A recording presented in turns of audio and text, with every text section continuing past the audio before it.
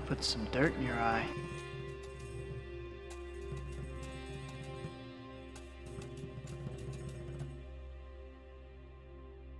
Take my sugar! Take anything you like!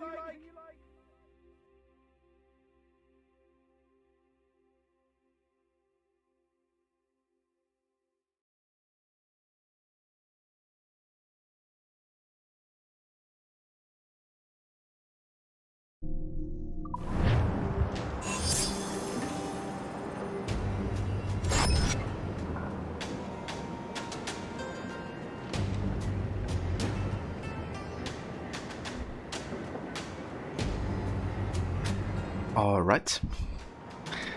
Welcome back. Hey Verrot. Welcome Insanity. Hey Edward. Yeah, it's kind of funny. I found a way to position the camera so it like really zooms into his face. Inside the cabin. But yeah, welcome into it. Thank you for joining. Hey Max, thank you for the lurk. And yeah, going pretty good so far. Have a nice day. And definitely looking forward to play some Black Flag. Continue with the main story and a whole lot of side stuff.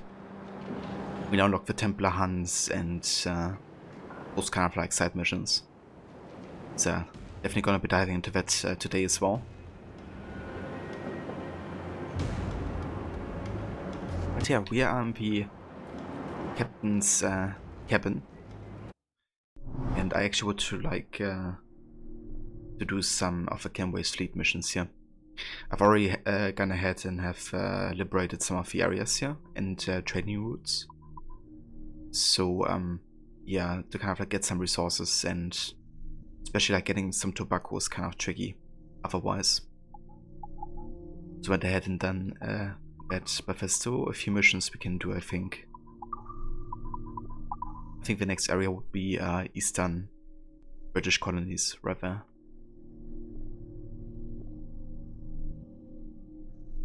That's a rather awkward look for Edward. Yeah, just a little bit. Those beautiful face animations outside of cutscenes.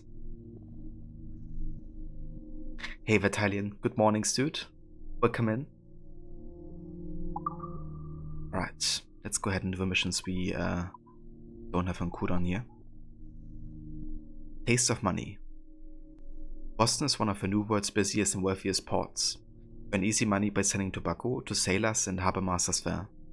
Trade 15 crates of tobacco there for a nice payout.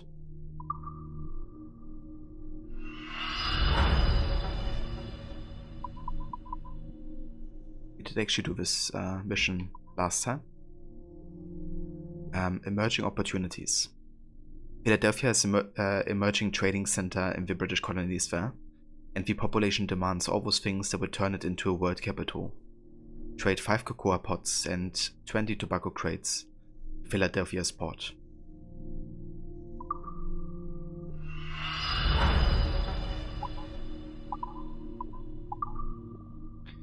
Right, and then we have Eastern Canada. At St. John's, you can earn easy money trading with restaurant owners. They will pay well for good resources. Trade 30 bottles of wine and 25 sacks of rice to St. John's.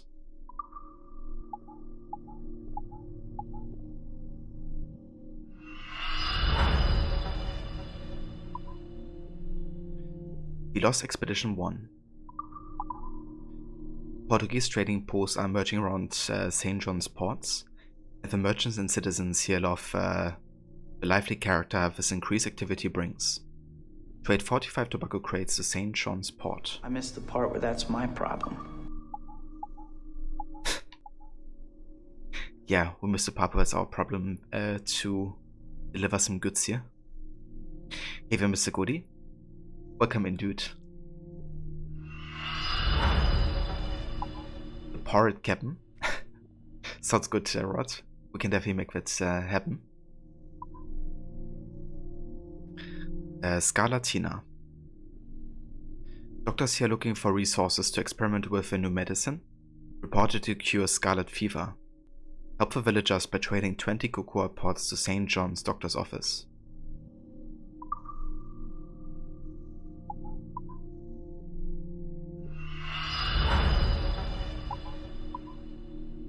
The Lost Expedition 2. The Acadian population is growing, and new families hope to settle down to populate the area. Sail the Atlantic and trade 45 sacks of rice to Annapolis Royal Market.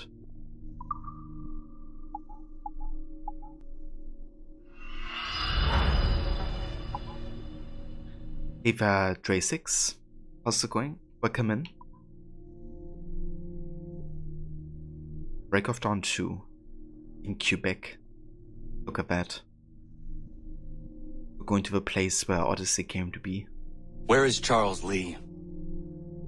And yeah, maybe we also have Charles Lee over there. Ava Barney, welcome in. Traffic along the St. Lawrence River is growing. Secular priests, Jesuits, and Ursulines are working hard to build a new French colony. Help them by trading 30 sacks of rice and 15 olive oil carafes to Quebec's local hospital.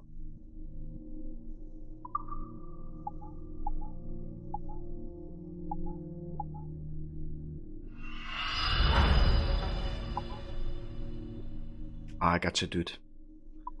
Thanks for coming by. I hope you enjoy some Black Flag today. Worst AC protagonist ever? You mean Edward or Connor?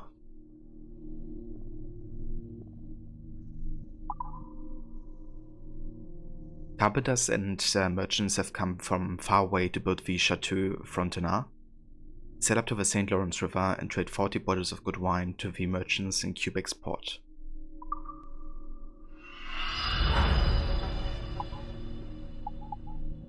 Okay, we're missing tobacco again. How about we secure some more trading routes and see if we can get some tobacco that way.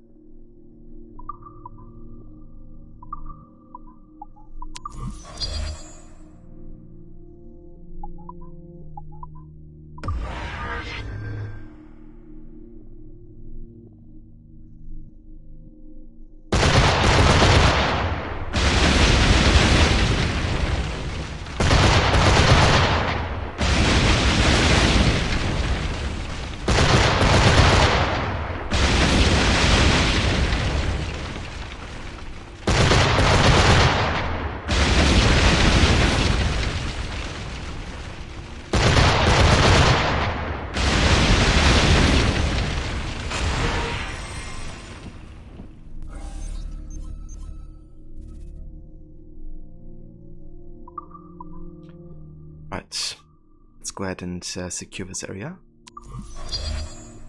Still haven't got any tobacco wool.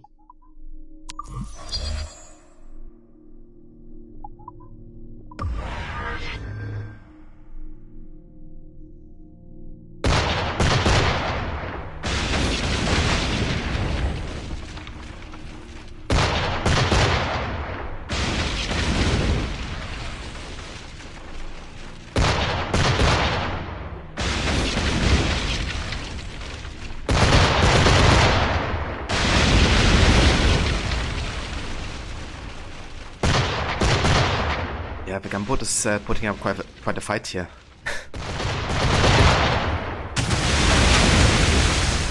Doesn't give up easily against 3-man wars here.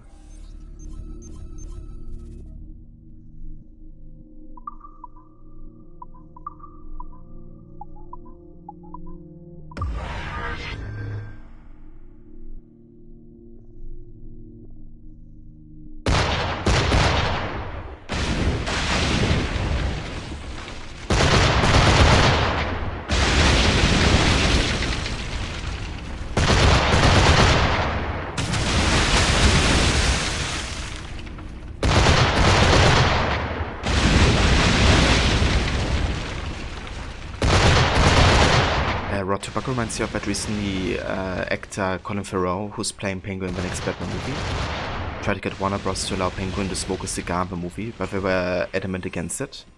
Meanwhile, that scene when Batman repeatedly smashes someone's face with multiple hits is fine. Yeah, you really ask yourself, like, where's the logic in that, right? Like, you won't allow smoking, but you will allow, like, physical violence. Like, surely physical violence is worse than somebody smoking a cigar. But I guess not for Warner Bros.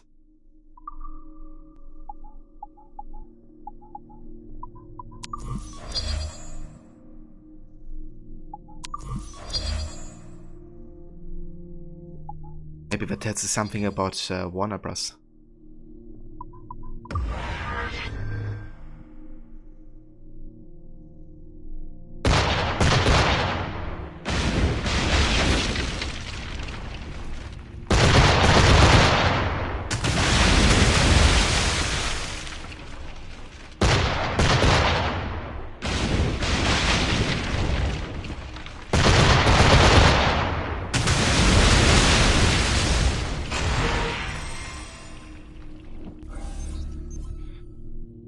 You know, things like that are kind of a reason why I like the movie so much, called Thank You for Smoking, because it actually talks about cigarettes and smoking in movies as well, but it's mostly about kind of like the public perception of something at the time, right? Like for ages, you know, cigarettes and cigars and stuff have been part of like movies to actually sell cigarettes, but when cigarettes started becoming more of a problem, and the general awareness in America was against kind of like smoking in public and stuff, they had to kind of get rid of it.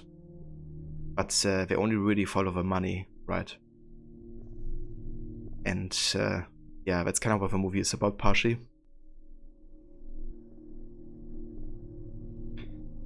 And hey there, Cider. Welcome in. Howdy. And ahoy.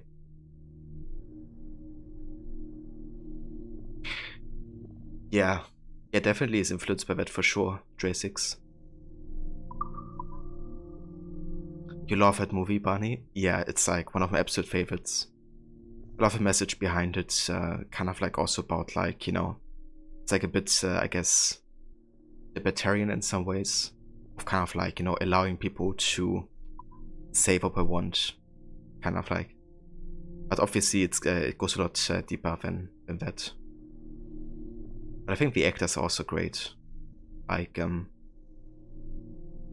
actors that got cast and how they perform the roles.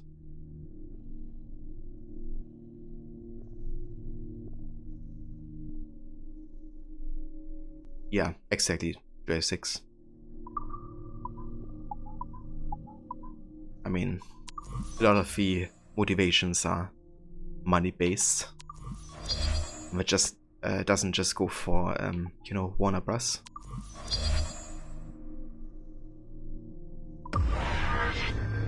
Looking at Ubisoft.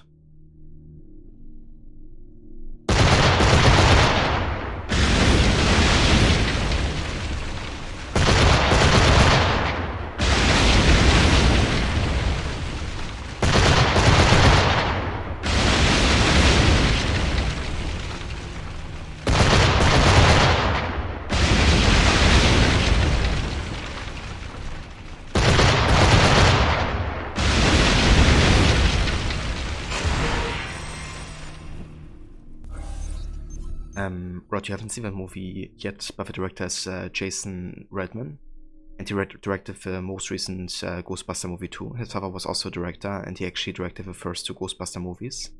Sadly, he passed away recently. Ah, damn, dude. I didn't know about him passing away. I remember you telling me though that the director was a son of a Ghostbuster director. That's kind of awesome that, you know, he's like following in his footsteps. And even, you know, directed the Ghostbuster movie himself.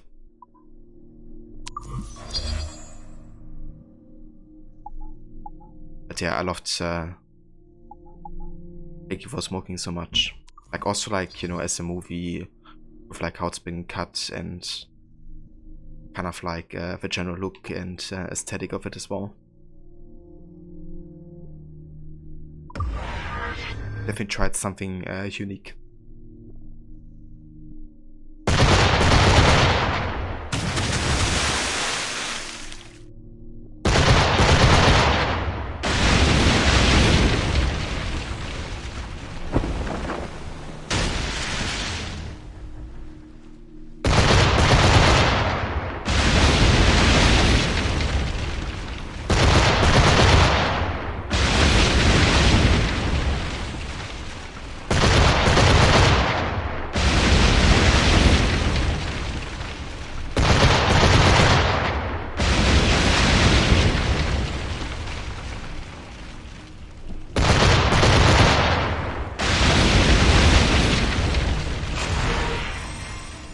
Garrett, I would imagine so too. Must have been a really, you know, great and unique experience being able to, you know, have father and son time in, you know, such a way. Okay, so we actually have enough tobacco now to do some more trading. So let's go for the next one, with partners. French ships are clogging the port of Annapolis River, as French colonists bring numerous missionaries and soldiers.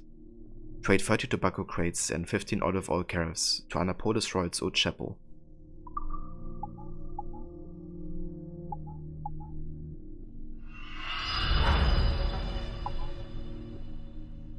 Ghostbusters 1 and 2 were your first movies?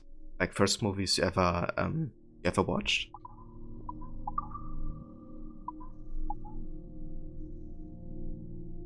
Okay, so next we have Northwest Europe. Homeward bound. Bristol is a crucial center of trade for the rest of Britain.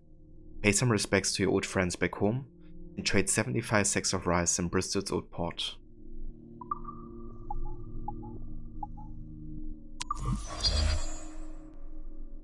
Eva Anonymous, welcome in.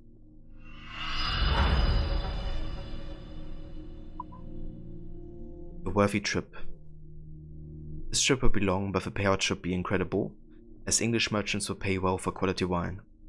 So prove your skills and be the first to bring them their precious drink. Trade 60 bottles of wine in Bristol.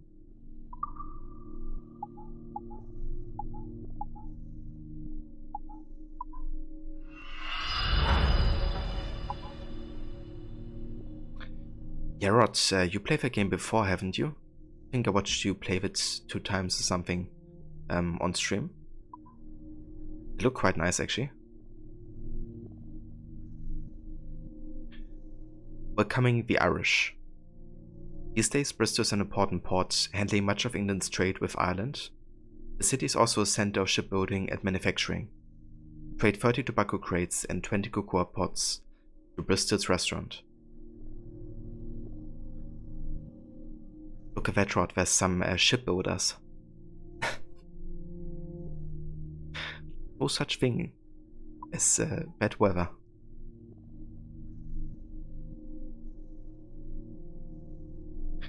That game is awesome. Yeah, it looked really good.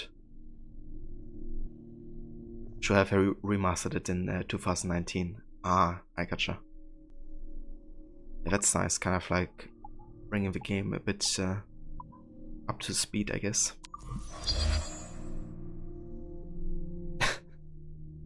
Yeah, exactly, dude. I've also sent that clip to Levy and she also had to laugh.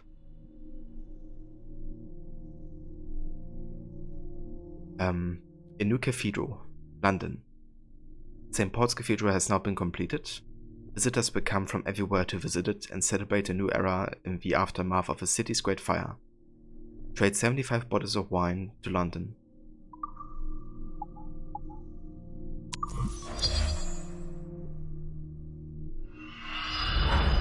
Oh yeah, you should have. Okay, so we don't have... We have 40 cargo here. We could do this mission. The Corsair's request in Bay of Biscay. The settlement of St. Malo has grown fast and the people were looking for new exotic ingredients for their food. Let's earn a small fortune by trading 40 cocoa pots to St. Malo.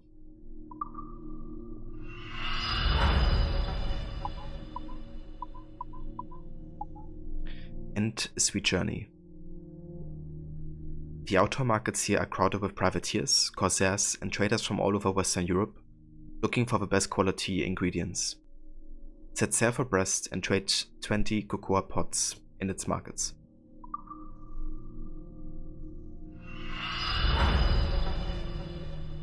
Right, that's all the ships. Send out.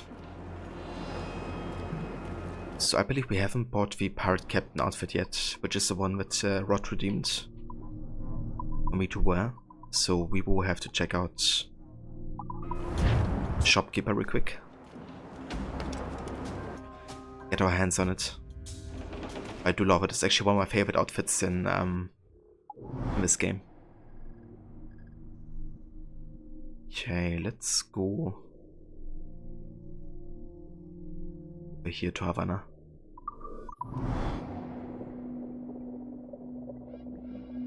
Hey there, Grammy. Welcome in.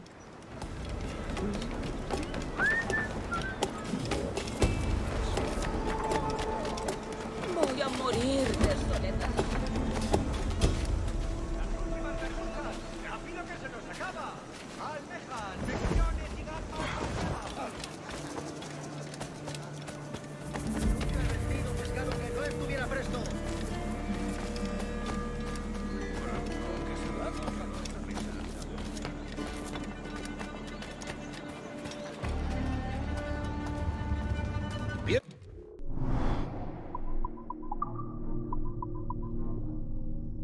Pirate Captain. A black and red outfit used by pirate captains to distinguish themselves and establish their authority.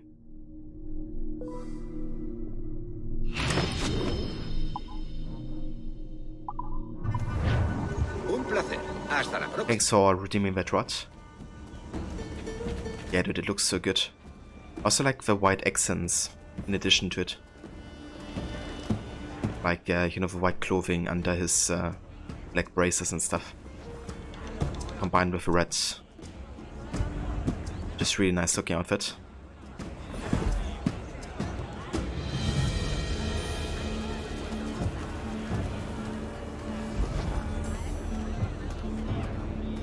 Barney Random, you know what annoys you about a lot of streamers? They like to talk through cutscenes and then ask, wait, what's happening? What am I doing? It's in stream close to unfollow for you. Thank you for not being one of those streamers. Yeah, that's understandable, Barney. And that's no worries. I can definitely understand why some streamers do it, if they are really about, you know, talking to the audience all the time and kind of like having the community and themselves be like the focus of the stream. Which I think is fair, you know, if streamers want to do that. But I don't know, like for me it's really important to kind of like showcase the game that I'm playing, and I like the game to be the focus of my streams rather than myself.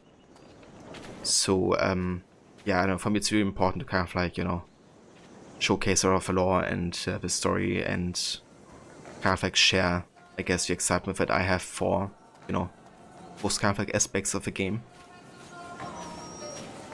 But yeah, I guess, you know, it's just like a different style of playing or streaming the games. And I think, you know, both is valid and reasonable, depending what kind of like streams you want to do. But it's also fair as a viewer to kind of like, you know, want to decide, okay, what do I want to watch, you know? A lot of people, they wouldn't like, you know, just watching somebody not talk as much as other streamers do. Because they need to be like, you know, entertained 100% of the time or something. But yeah, that's also fair, I think.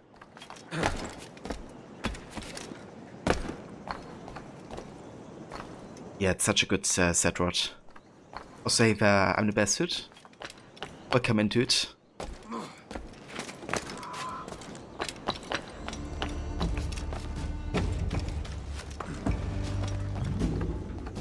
Cheers, Cider.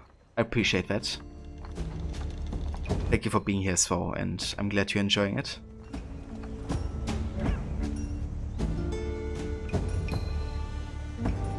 Love that you can pet the cats in this game. Meow.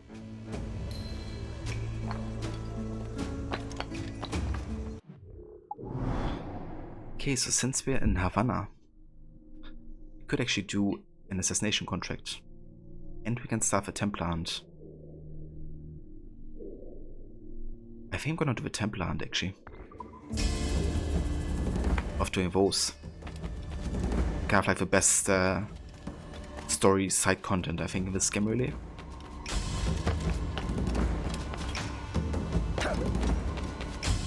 There's not a whole lot of like cutscene, heavily story focused side quests. So the Templar hunts are like a good change of pace.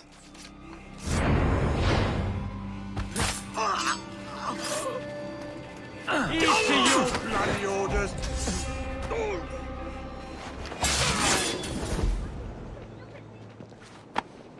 Thanks. Kenway, isn't it? I'm with you. Kenway, isn't it?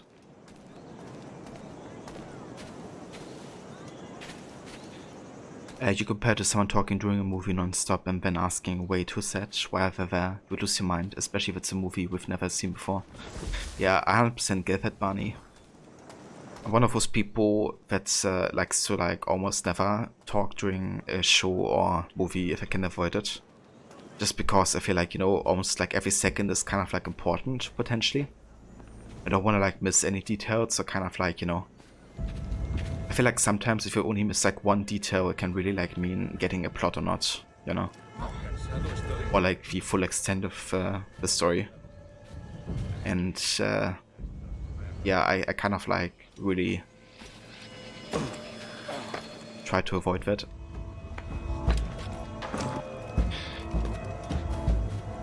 So I definitely get you know, that sentiment, that's for sure.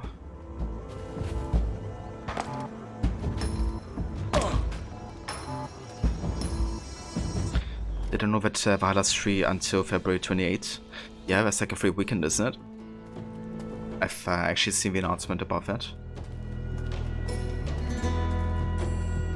I think it's nice to let people like, you know, get access to the game and try it out, see if they like it. And I guess just before the Dawn of Ragnarok DLC, it's also a way for Ubisoft to kind of like get more people to potentially buy the game, I'd assume. You don't talk during movies or shows, but you still lose the plot. I mean, that's fair as well, I'm in a bearsuit. I definitely don't always get the plot either, even if I try hard.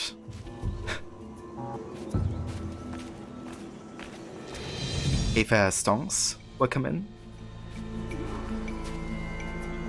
Right, so we have the first Templar hunt in Havana with Rona, called Bureau Under Attack. It's Rona, right? Kenway, looking for trouble, I assume.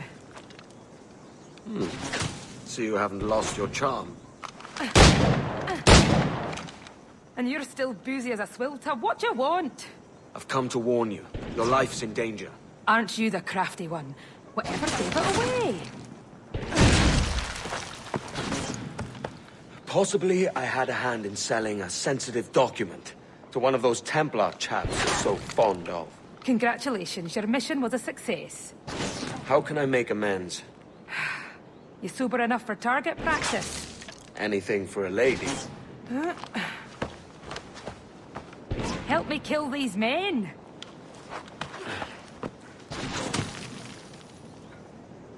Love her accent. Oh, they're coming from the left. Come on, then! There's more than enough powder to take care of them. I find it hard to follow a lot of movie games too. That's definitely fair side as well.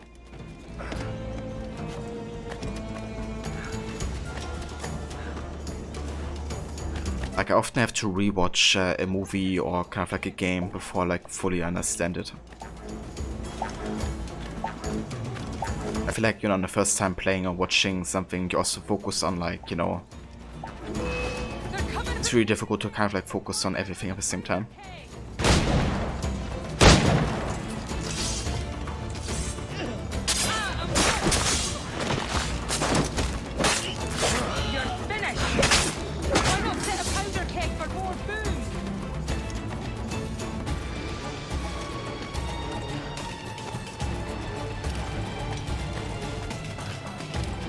Yerot. Why not set a powder keg for It's like stating the obvious. Oh,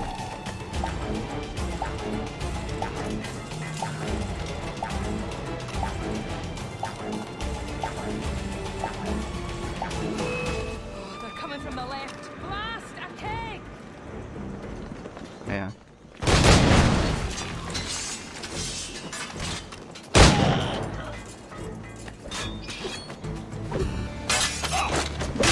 Tried a powder keg over there. A powder kick.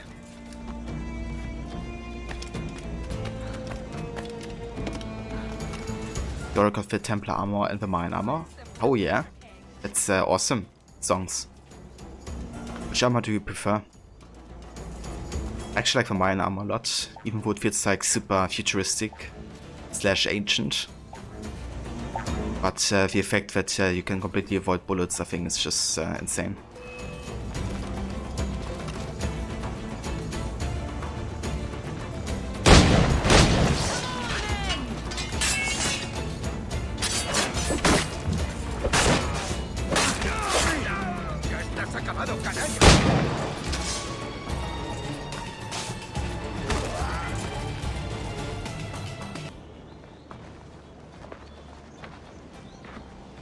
So, is this your new persona?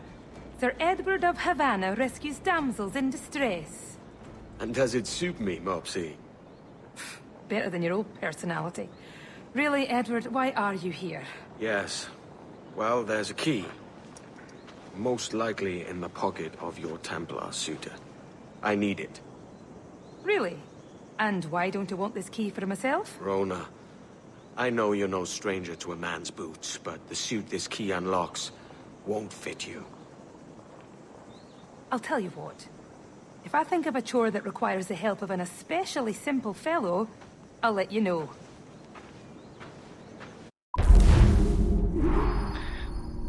Oh yeah, you got a backstory, alright. I think it's funny how he caught Mopsy. Kinda like a nickname. But that's what's great about a rewatch or replay. You gotta notice more of the subtle things that are going on which went unnoticed. Exactly. And if you know what's like happening and where the story is headed, it's much easier focusing on those little details rather than trying to understand the you know, rough plot of what's like going on. Like, you know, so many things in Valhalla, for instance, where I was like, okay, I don't know, or I guess they just said by tier or something like that, you know, because they pray to these gods. But no, there's obviously much more going on when Sigurd says by tears, you know, rage or whatever. He's talking about himself.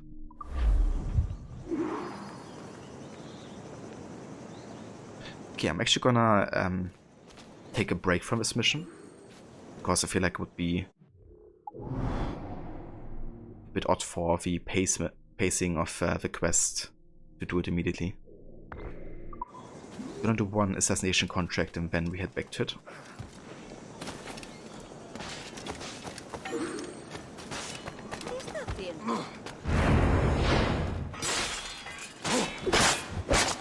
Go for the gate with the devil strong so.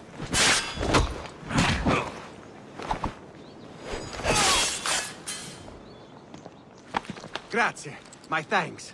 I'm your man now, Capitano. Yeah, dude, me too. It's great when you kind of like get to notice those kind of details and realize, you know, how much they actually add to the overall story.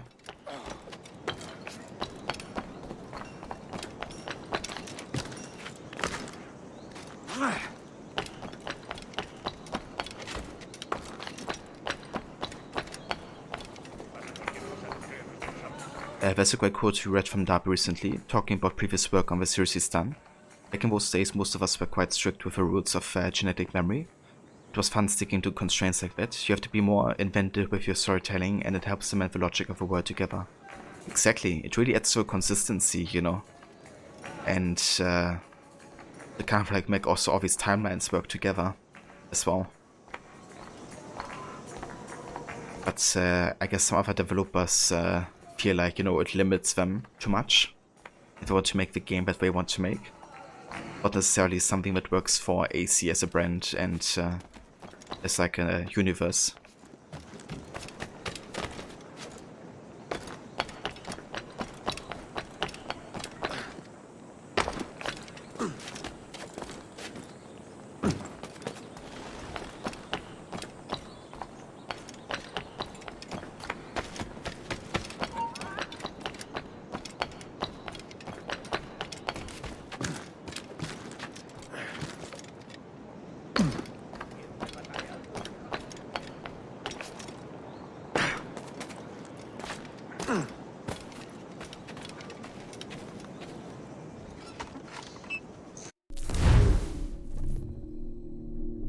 Yeah, exactly what. The Spanish commander. A military camp has set up in Havana's commercial district. The target is a Templar captain of his military reserve. And we gotta stay out of combat for this one as well.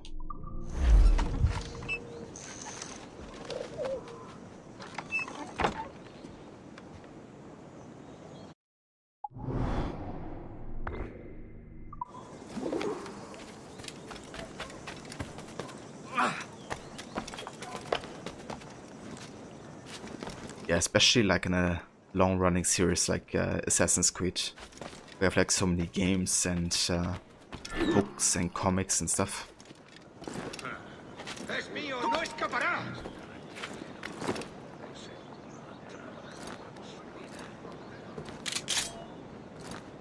Lo veo directamente.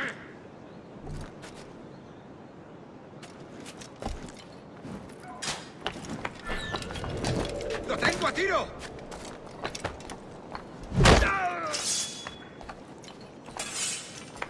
I wanna have that knife here. Es mío, no escapará. Can't grab it from Vervo.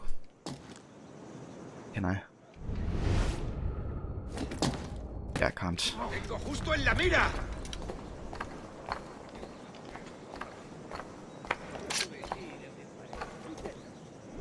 Lo veo directamente. That's the guy who's supposed to be here. Or maybe it's like this entire group being marked. But even something that is fantastical needs to have its own logic. Otherwise you would just make anything happen by saying that. It's not real, therefore anything unreal can just happen without explanation. Yeah, like, you know, everything has to have like some form of logic. And I mean, if you look at like, you know, fantasy settings or series like, for example, Lord of the Rings, you know, like how much effort the writer has put into creating the words and its own kind of like logics within it, you know, and it really adds to like it being so successful and popular because it's just consistently thought out. Lo tengo justo en la mira.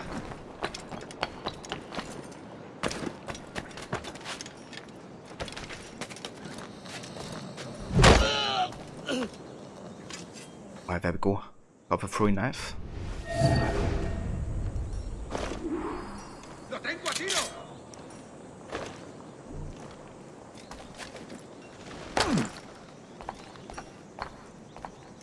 Lo veo directamente.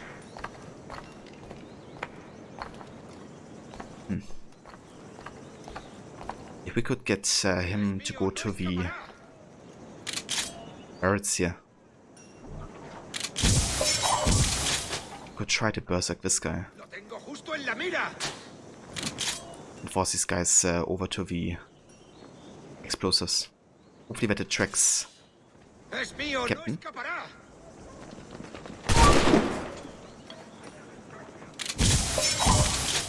It didn't.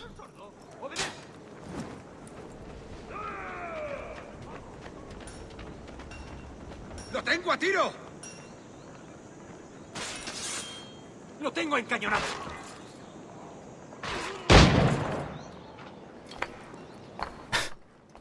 Was so much that.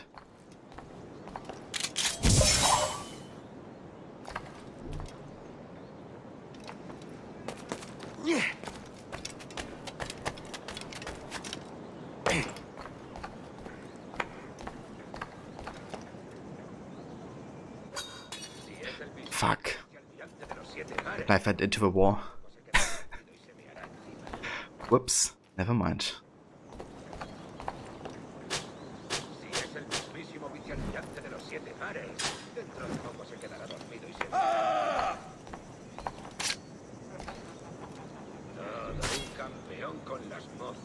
¡Tengo línea de tiro! Oh, that worked. Kinda want to lure him out there with a berserk dart, but it works as well.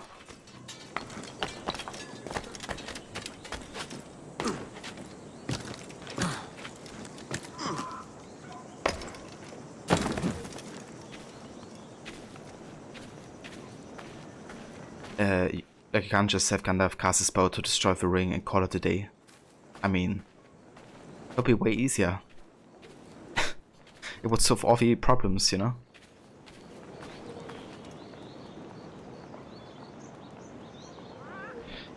Barney, Star Wars, remember that stuff that happened in previous shows, movies, books, comics?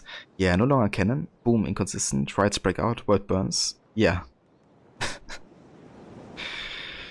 Yeah, I mean, that's basically what Kubrick wants to do with AC Infinity, right? We want to, like, rewrite what happened before. And kind of, like, declare a lot of the things not canon, which have been confirmed canon before.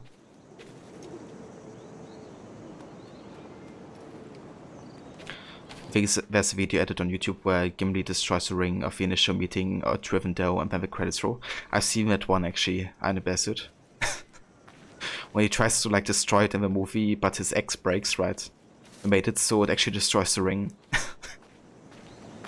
We can even see the ending scene when the actual ring gets destroyed. And, like, the effect it has on the world or something. It's so damn funny. Rotating games when the reticule turns red, yet you shoot and it hits something obstructing you.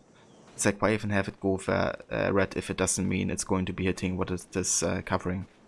Yeah, that's true as well. That can be a bit irritating sometimes.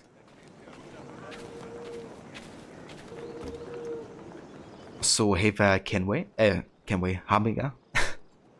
Welcome in.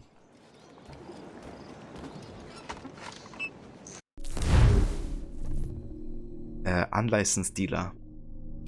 Antonio Rueda, a Templar associate, is trading weapons and explosives in Havana's trade district. Find him, end his business, end his life.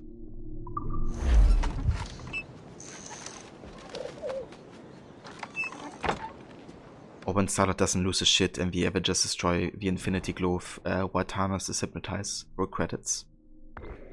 Yeah, it could have been so easy. I probably should have done that.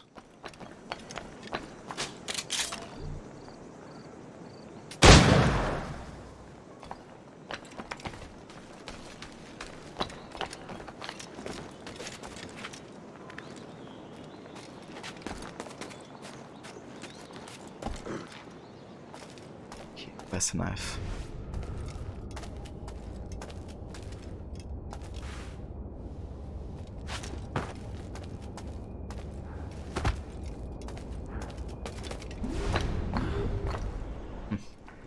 Oh dear.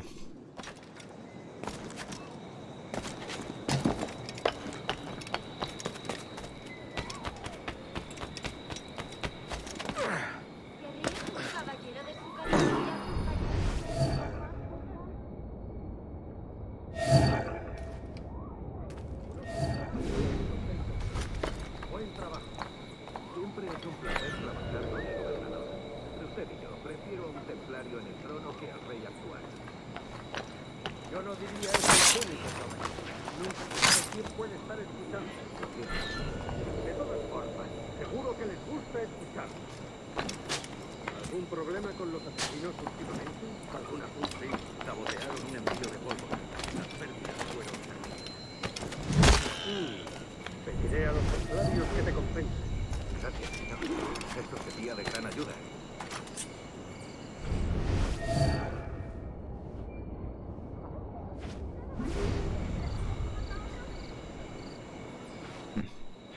wonder if he goes towards the explosives there.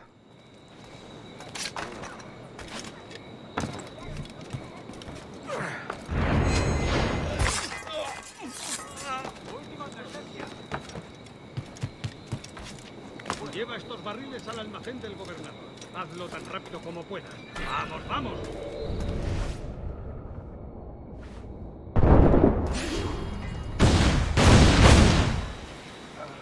Oh, that worked.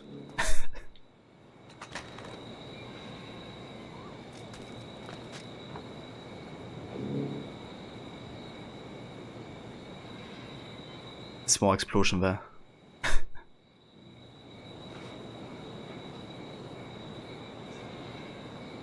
Yeah, when people say you can't crouch in this game, you sure can. You just can't move by crouching.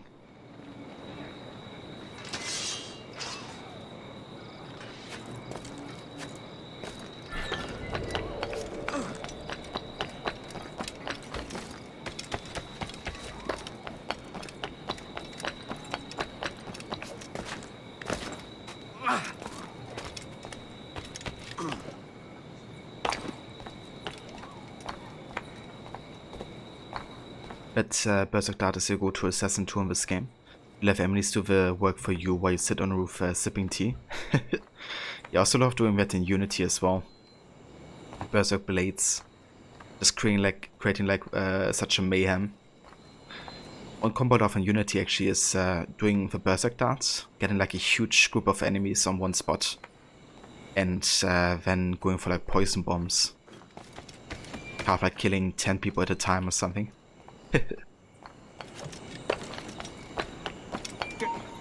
Oh fuck. No te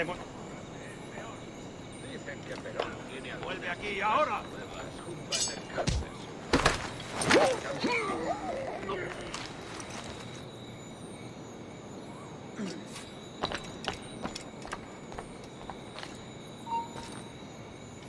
Apenas les quedaba un puñado de polvo de todos los carros están aquí.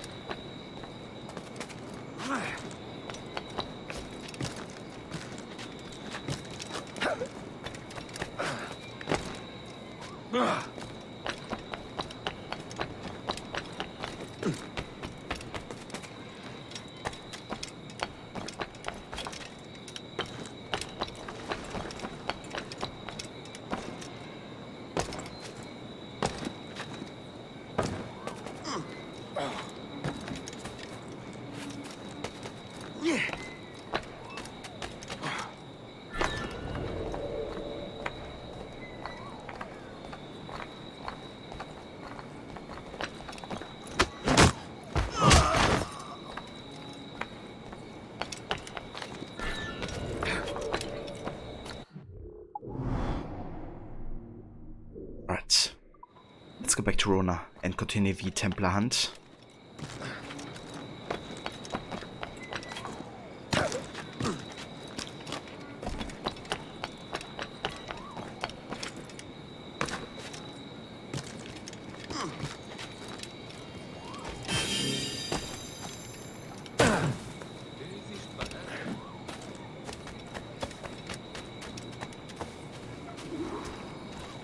A thief in the market.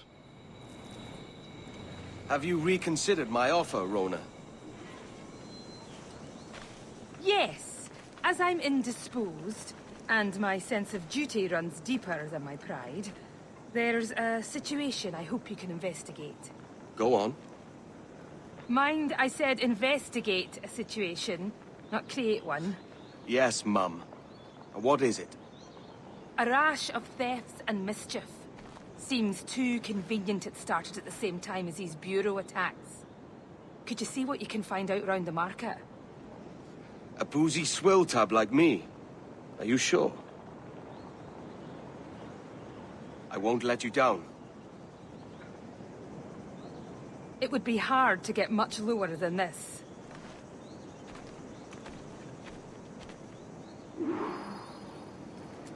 The burns. Let's actually have a look into the database here. There's some new entries here. Let's start with Rona. Born in Scotland, Rona Dinsmore was made for adventure. After suffering the loss of a depressed household, her father absent and her mother an alcoholic, throughout her childhood, Dinsmore left her home in Glasgow in her mid-teens. At 19, she found work amongst merchants in Bristol and remained at that post for nearly 2 years. At 21, Dinsmore was trapped in a terrible marriage. She fled again and sought refuge in Boston, where she remained for 6 months before moving on to the warmer climes of Jamaica. There she found it exceedingly difficult to find work among farmers and finally took to the sea, ultimately finding her calling within the Assassin Brotherhood. Notes: rumored terrible marriage. Look at the facts. All her patterns after that are those of a con artist, even if her independence is a little inspiring. Notes: anyone find confirmation of romantic ties to Hilary Flynn yet? No, but there's a lot of sarcasm. There's still room for love in that. The opposite of love isn't hate, it's indifference. Are you a poet? See? That's exactly what I'm talking about. So these notes are of course the Abstergo guys, right? Like MO is Melanie LeMay. Not sure about RO and JM currently though. Atabai. Name for the Mayan god of hunting, Atabai's given name remains a mystery, and very little is known about his earliest decades. We're still searching for a direct descendant, but fear this would be impossible. The only child he is known to have fathered died before the age of 10. Note: a ready-made tragedy. If we can find the right footage, keep looking. What little else we know about him comes from his own mouth, from the stories he told those who knew him. When speaking about his own past, he often avoids personal details in favor of abstractions and hints. He frequently speaks of his love and admiration for the tragic history of his people, and often uses these stories to illustrate the complex intersections of cultures and religions, frequently pointing out the fact that from within and without come enemies and allies alike. Nothing in life is guaranteed, except surprise. Note: aloof mentor figures can work, but only if they have a soft side, a redemptive moment. It is not known how early Atabai acquired the title of mentor, nor how large his impact was on the assassins of the West Indies. We do know, however, that he maintained semi-regular contact with the assassins in the British colonies in the north, in various parts of Europe and Africa, and in China. We also know that he was instrumental in opening his branch to men and women from all walks of life, mostly Europeans, Africans, and those native to the area. I wonder if he actually brought the rope dart to the colonies, with his ties to China, because Achilles is talking about in AC3 about how the rope dart came from Chao Jun, and this story takes place before AC3, so maybe Atabai, had those ties to China and to the tools the Assassin Brotherhood was using there. As a native Mayan himself, rumors and stories of the ancient observatory were not foreign to Atabai. So in 1713, rumors of a new sage began to surface. Atabai took it upon himself to locate this man for himself, believing the assassins should be the protectors of his ancient and mysterious place. Atabai sent word far and wide, to as many assassin outposts as possible, hoping the network of spies and informants would lead them to the prize. But after 2 years, there was no word. Then at some point in early 1715, an experienced British assassin named Duncan Warpo arrived at Atabai's encampment, initially expressing a desire to train under the mentor directly. Atabai found the request odd but flattering, for Warpo had already achieved a level of mastery few assassins ever reached. But after many months of intensive training, Atabai came to consider Duncan Warpo as one of his most trusted colleagues. Training montage: would love his footage. Yeah, can't miss a training montage in like an action movie where somebody acquires certain skills. It's like, how do we put years of training in 5 minutes of screen time. Then in June of 1715, where to arrive at the Templars had located and imprisoned the Sage on Spanish lands in the far south. Seeing an opportunity to cripple his arch-enemies, Atabai entrusted Duncan Walpole with the task of rallying various assassins around the West Indies and leading an assault on the Templar prison ship en route to Havana. Duncan Walpole agreed to this task and was never heard from again. It was only after Edward Kenway's disastrous meddling in Havana that Atabai was made aware of the full extent of Walpole's betrayal. Because he was actually given the maps of the assassin bureaus to the Templars, also the blood vials and important information. He was about to betray the Brotherhood. But yeah, of course, Shay is still the only one that became a Templar, or wanted to become a Templar after being an assassin first.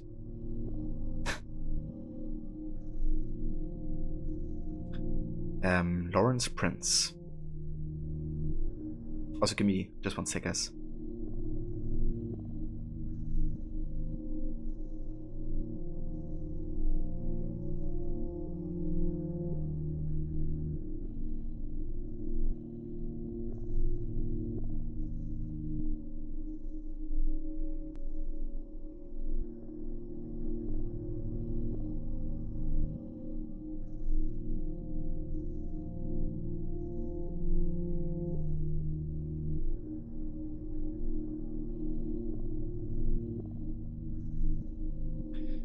Right. Often anglicized as Lawrence Prince, was a Dutchman from Amsterdam who spent the majority of his life in and around the West Indies. Operating out of Port Royal, Prince saw an incredible amount of action and adventure in his long life. Sailing as a privateer in the early days of the golden age of piracy, around the 1650s, he developed a reputation for courage fighting the Spanish on behalf of the British Crown, sometimes bearing a letter of marque, often without. He even played a pivotal role in Sir Henry Morgan's infamous raid on Panama in 1671, for which he was roundly celebrated. Prince eventually retired from privateering and settled in a large acreage of land in Jamaica. It must have been around this time that he entered into the slave trade as a means of bolstering his wealth, an occupation he pursued well into his 70s. In 1717, his flagship slave galley, the Widder, was attacked and captured by the pirate Black Sam Bellamy. Prince managed to survive the encounter and fell back into his old occupation until his death some months later.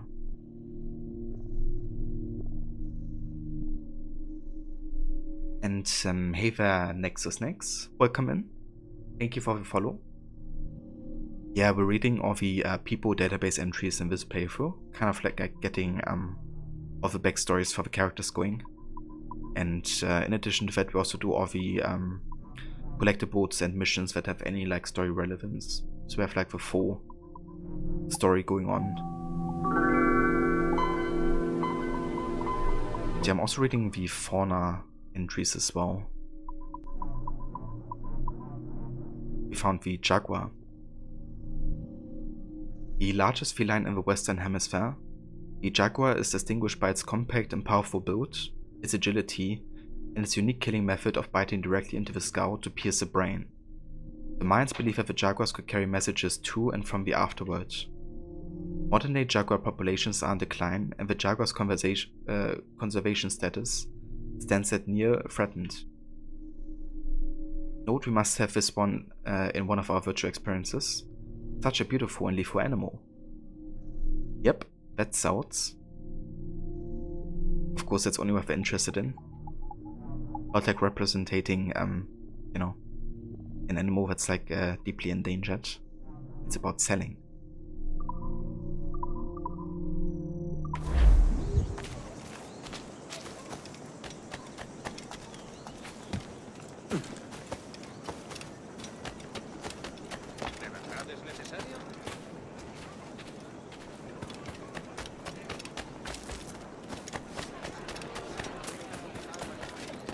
A letter? For me? A letter. I missed the part where that's my problem.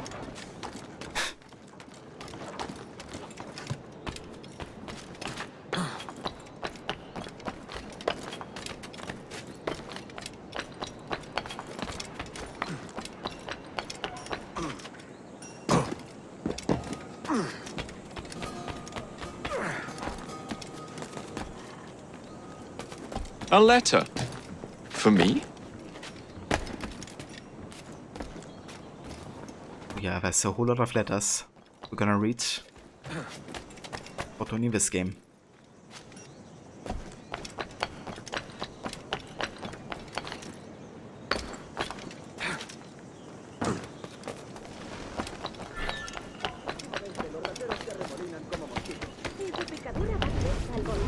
Si fuera más joven, los aplastaría como los insectos que son. ¡Al ladrón! Oh boy. Si tiene...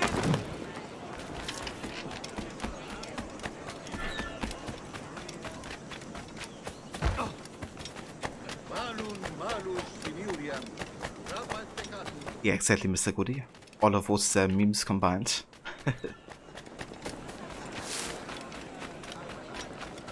Yeah, Barney. I definitely have been there as well. Hey, can you catch you? Thanks. ¿Qué ocurre? I got the letter. Yeah, and I heard, Jacob say it all the time. I was like, hey, where's the freaking letter? I didn't realize it unlocks sequence 8 if you kind of like do, 3 districts and do like all the conquest activities in it. Definitely confused me.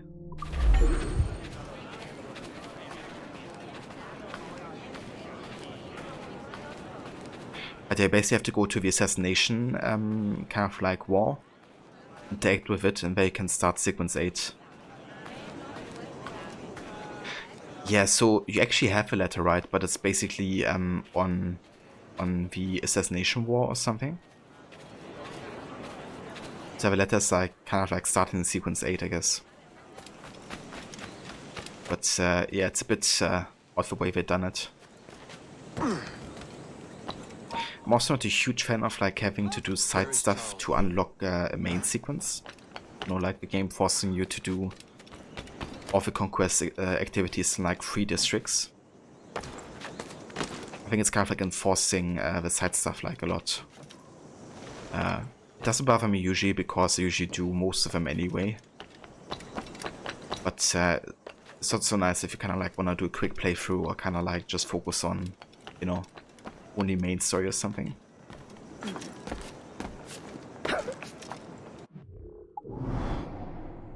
Evie would say something like, a letter has arrived for Jacob. That's true as well, yeah, she does say that.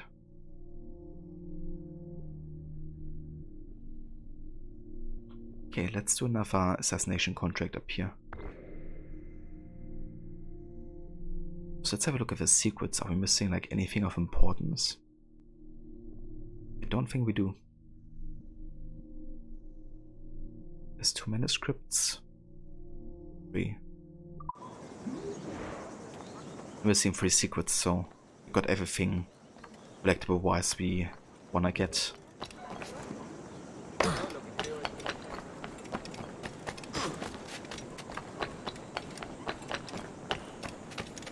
It limits challenge you did where one thing you can do is use the grapple and then accidentally using it and having to start the game again and do those 3 burrows again. Dude, that would be so damn frustrating. I haven't thought about, having to redo that as well. But yeah, like honestly, I would probably never finish a playthrough because it would just happen to me on accident. Like sometimes I even press left bumper when I want to press left trigger by accident. And then also the amount of times I would just press it because I'm so used to using it. Especially when the game is kind of like doing the pop-up for it. And my brain would just like AFK press the button. I think that wouldn't be a playthrough for me. Or just forget about it after a while or something.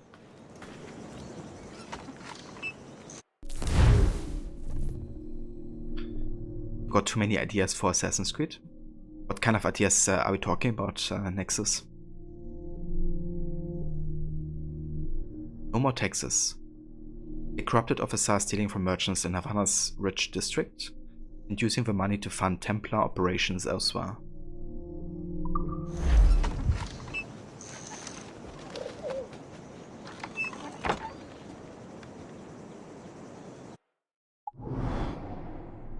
Yeah, that's understandable, Rod. Kinda like have to get your finger away from a button as much as possible. I probably try to start like kind of like a program on PC that would disable my left bumper button for the game or something, or remap it in a way that it wouldn't be like possible of using it. That way I could still press LB by accident, but it wouldn't like do anything.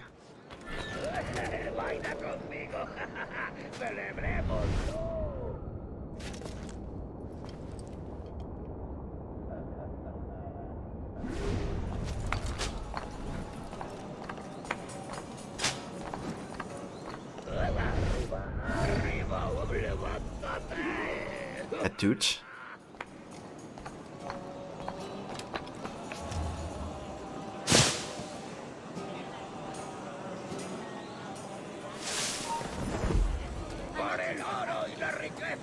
Aunque hoy ando bien servido. Niño tonto. Debería.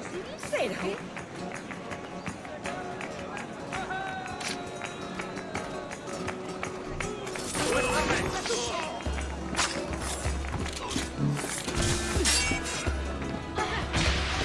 ¡Rápido! ¡No se escabullan!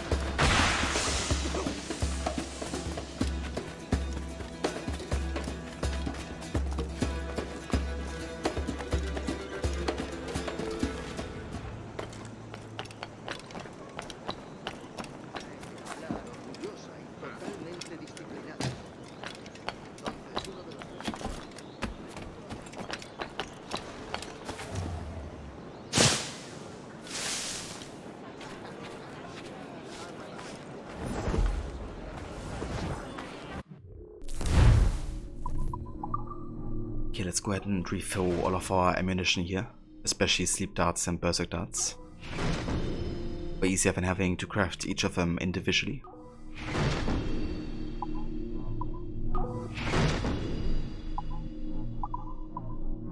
And I think I'm also gonna buy another sword set here.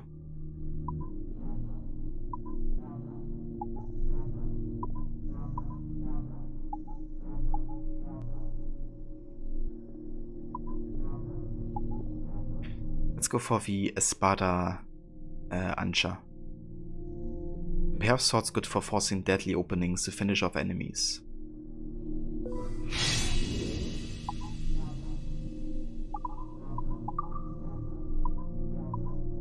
And then we could get the Spanish officer pistols. They have like a better stun.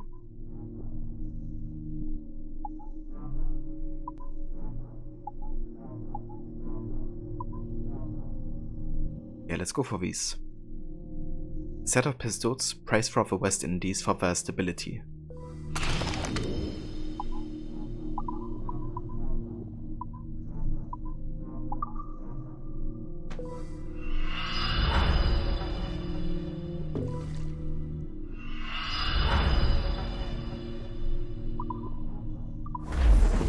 Gracias. Vuelva cuando quiera.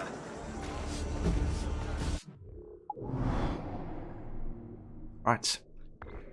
Let's do the last assassination contract, I would say. In Havana at least.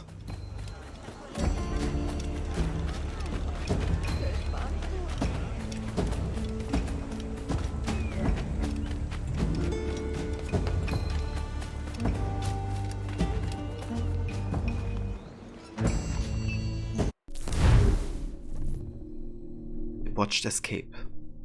Some murderous criminals have escaped from the fort and are hoping to flee from Havana at the first opportunity.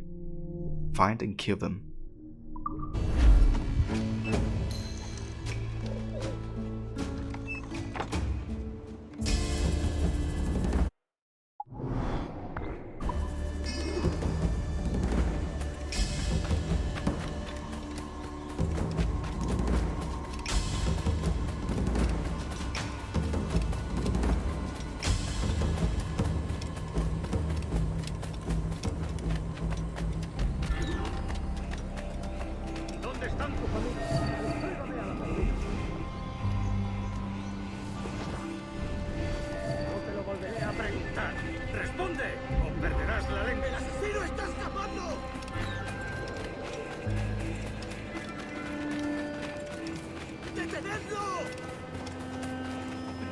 Dress your eyes out!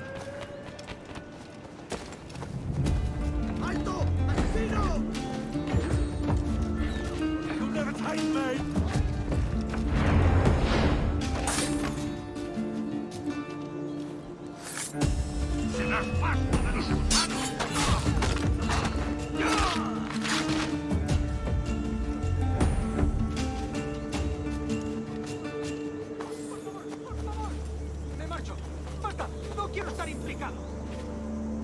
Oh, nice Nexus.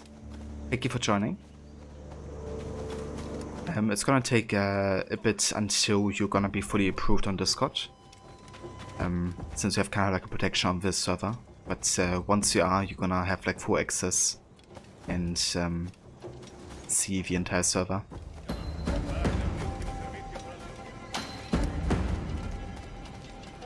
What's wrong with you? You were hungry and watching breakfast burrito videos? I've been there, dude. The amount of times I like late night watched, you know, food shows on YouTube or something, when just getting incredibly hungry. Too many times. ¿Persiste en su actitud maleducada?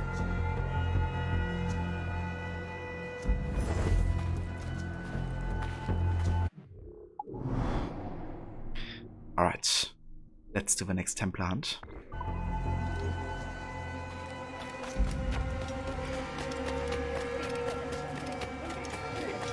Aunque a la semana de partir, el mismísimo día.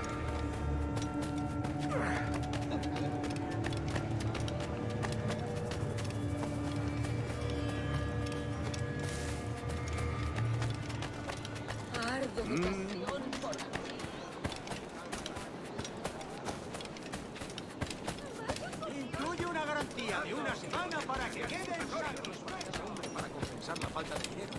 Yeah, first AC had a really good combat system actually. Love the small mechanics that you had in there to give you an advantage. What I really love though is how the hidden blade counter works and kills like anybody. There's like quite a few hidden mechanics in Assassin's Creed that a lot of people don't know how to pull off, because the game never really explains it too much to you. That you can like use it.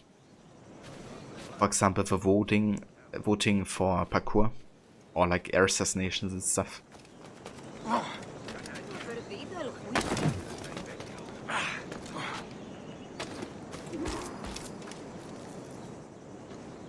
What'd you find out? Managed to nab a pickpocket. Slyboots had a map. Something about storehouses and gunpowder. I did some research too. It's clear as day. The whole operation's run by that Templar scoundrel Hilary Flint. That's the same name from the map. He's using pickpockets to run an arms race. Against who? Me. He's in the lead, I take it. Yes, but with your map, we can destroy his weapon stores to catch up. Let's waste no time.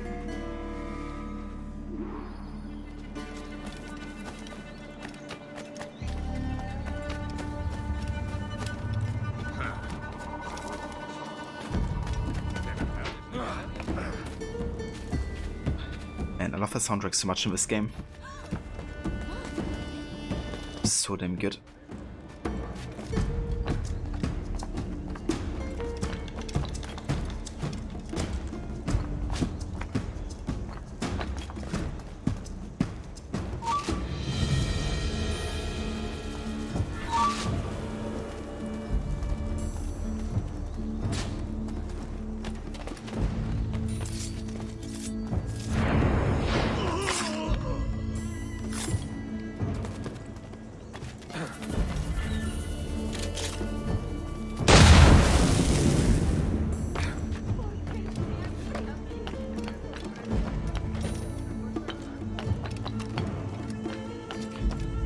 That's the first AC game got air assassination. It does, yeah. Yeah, you can air assassinate out of movement if somebody's like running in front of you, for instance. But the easiest way to pull it off is kind of like going into a hanging position, focusing on your target, and then if you have like right positioning, you can press high profile and attack for an air assassination. There's also some tutorials on YouTube on like how to do it exactly. I could recommend checking that out if you wanna learn a bit more about AC1. Do you have a voting? Also, is another like really tricky to pull off mechanic, but it really adds to the like parkour system. And honestly, it makes it like one of the best in the series because of it. Because it's a very like controlled way of doing voting, whereas in other games it's like a bit more automated sometimes.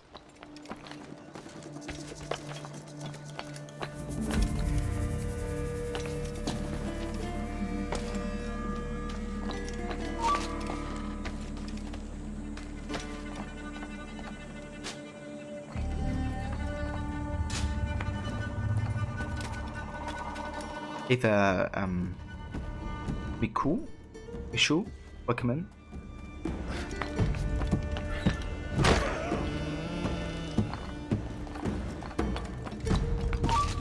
What the fuck? Why did you move? That. Get down.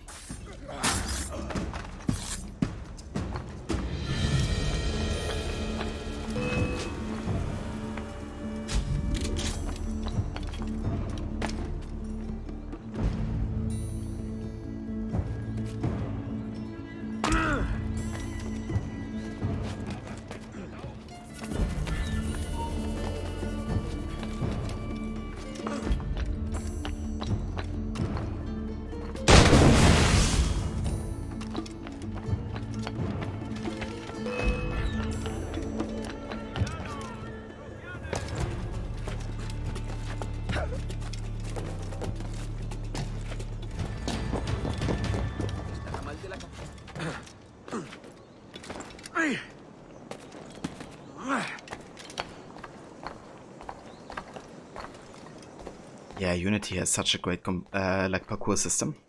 Just so damn smooth, you kind of like get used to it. The whole parkour down and up stuff.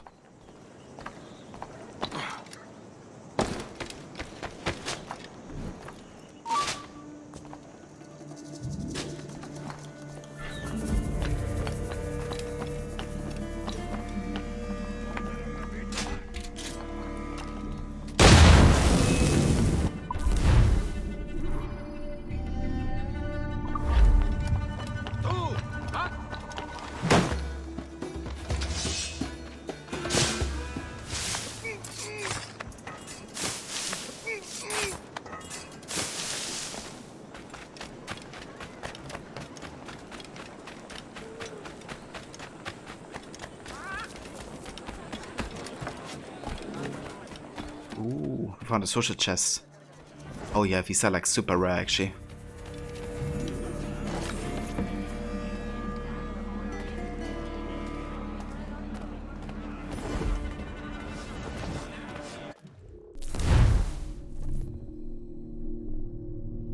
Didn't know you could show them off roofs. You just ran up and said bonk. Yeah, if you do like a high profile kill on enemies standing on an edge, but sometimes just like kick them off Sparta kick wise, or you know, do like a bump into them or something. It's sort of funny of doing it. Que la fortuna le guíe. Alrighty, let's go for the next Templar hunt, which I think is also the last one for Havana.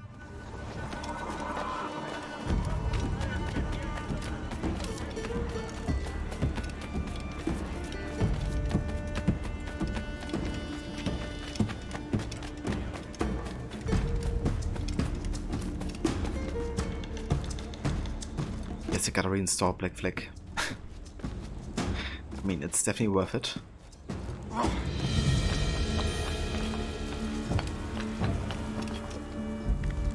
Also for the shanties. Hard miss foes.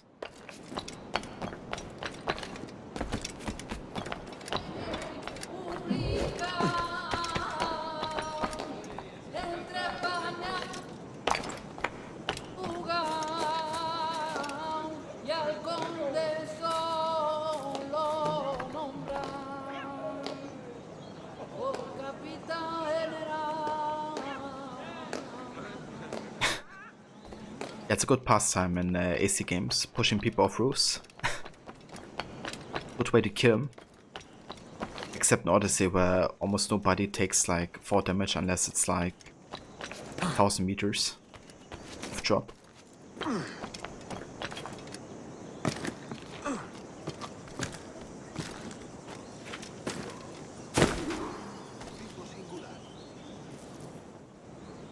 Edward, we've reduced that Templar cad Flint to a fraction of his power. The only thing standing between you and your key now is Flint himself. You have an approach in mind? I'll engage him in combat. And you... circle around. Carefully and, well, you know the rest. Suddenly squeamish, Rona. Can't quite bring yourself to kill him. Of course not. I just don't want you to feel like I'm telling you what to do. I think that injury must have left you with a touch of fever. Can we go now? Let's. Oh, he won't be hard to find. Cheeky bastard. Wonder if you have a database entry about him yet. Okay, we don't. Strutting about like the cock of the walk. Admit it, Rona. Deep down, you like the walk of that cock. I can arrange to have you in Thumbikins if Floggin's too kind, Kenway.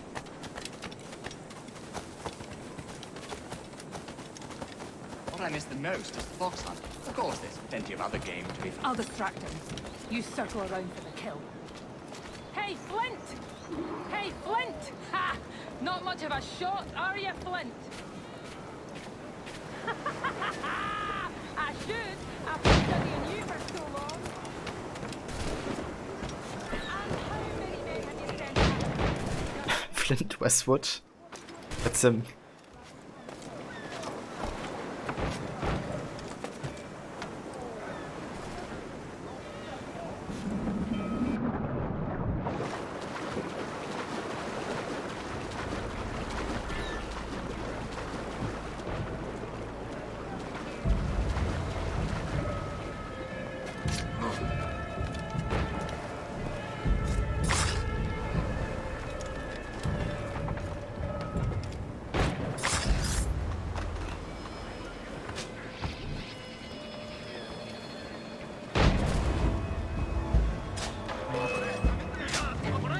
Oh, what if I turn around?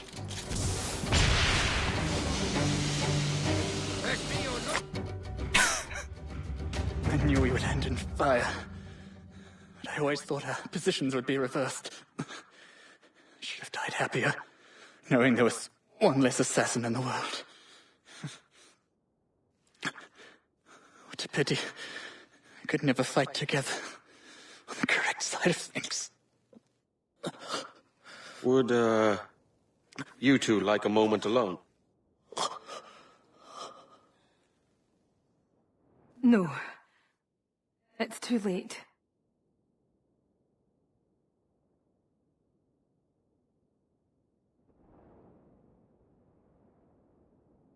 Take it. His charm's all used up. Let the memory of him be locked away for good.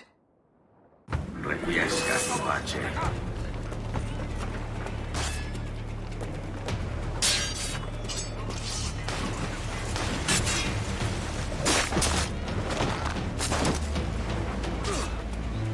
on, take me. 2 people at the same time, please.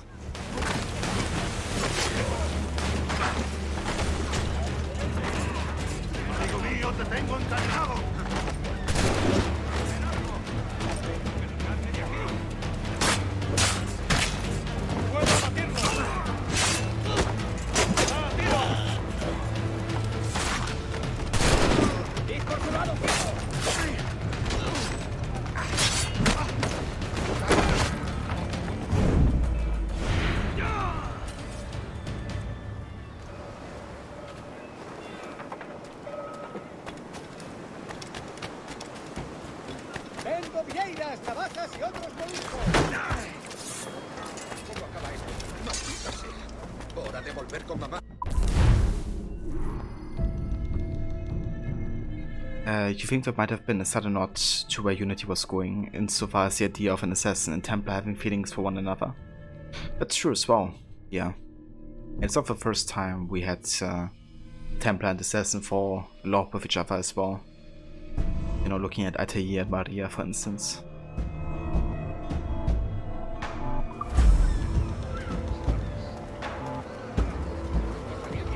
But yeah, I always enjoy those kind of stories. When they kind of like, you know, go beyond the Templars and Assassins. And maybe even find, you know, some form of like truce between the two factions process. Like Unity tried.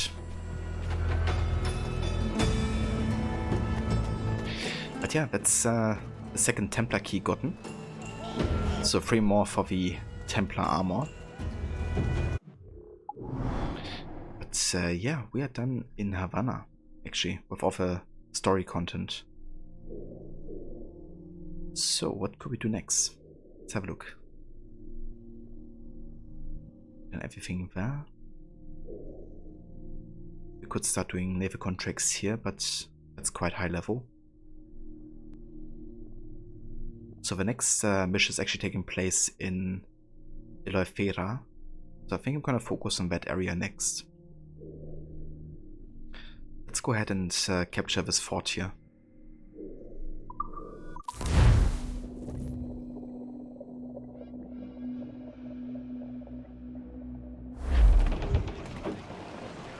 Yeah, the whole Haven and Connor part was also quite interesting.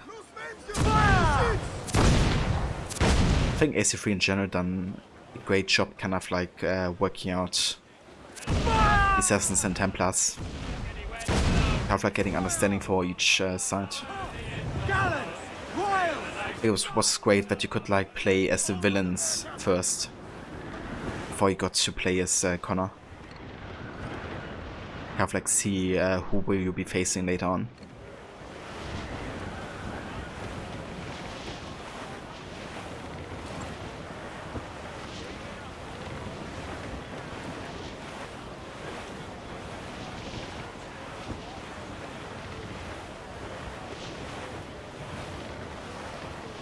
Yeah, what I learned about a game coming out that would focus on somebody being a Templar the whole game, I was kind of like eternally wishing it would be about Haven and his backstory.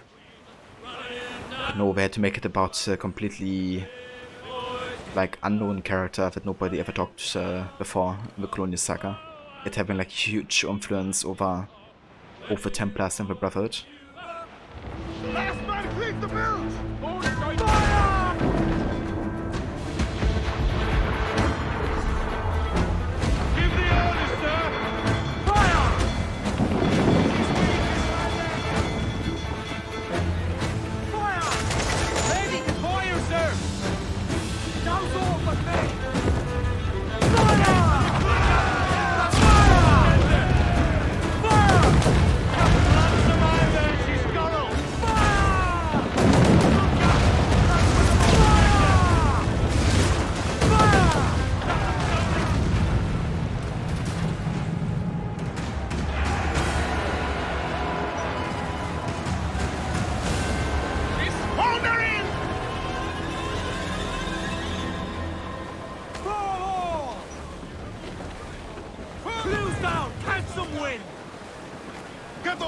Yeah, that's true Nexus.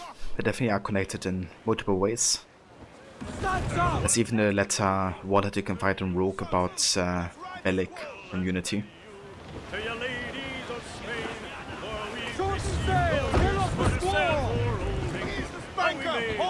Get everything they need to use for Haven in the second novel, and then add some extra stuff too. Yeah, exactly. Would be interesting to learn more about, you know, why he became a Templar in the game as well. Annua didn't focus on Shay. Yeah, that actually has a development reason.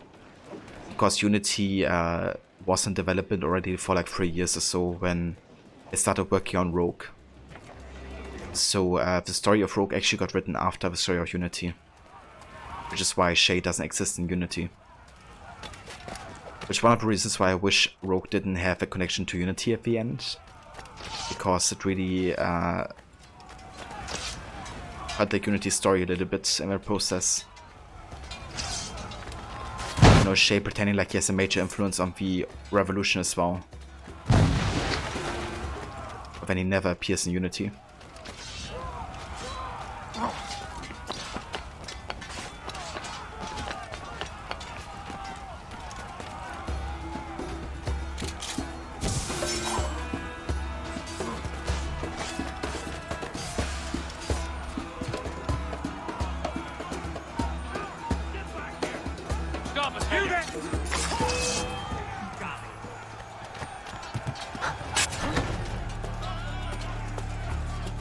Faster! We'll not be losing him!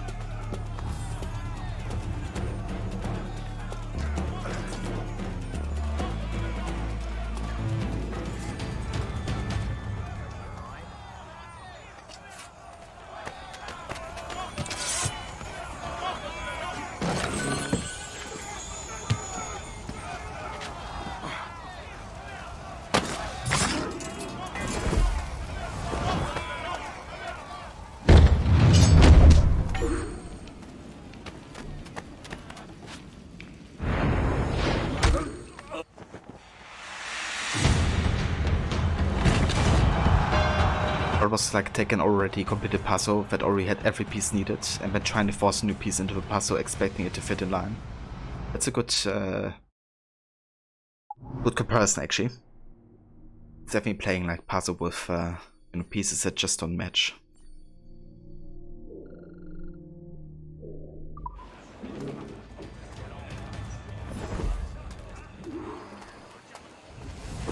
Yeah, the Revelations was great. I love that ending as well, where Altair, Ezio and Desmond kind of like come together.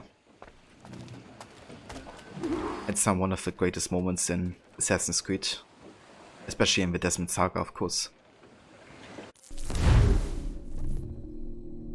The Spanish Plague. The plague of Spanish ships confounds the pleasant waters my merchant vessels navigate in the name of freedom and goodwill. Rid the sea of menace, and the Van der Graaf Company will reward you handsomely.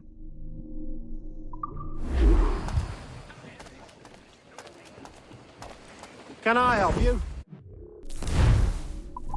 Yes, you can.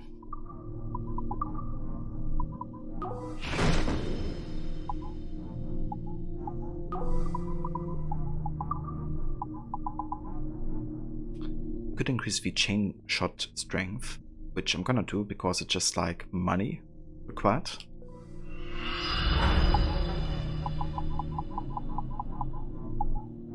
Let's also increase the cruise quarters, I think.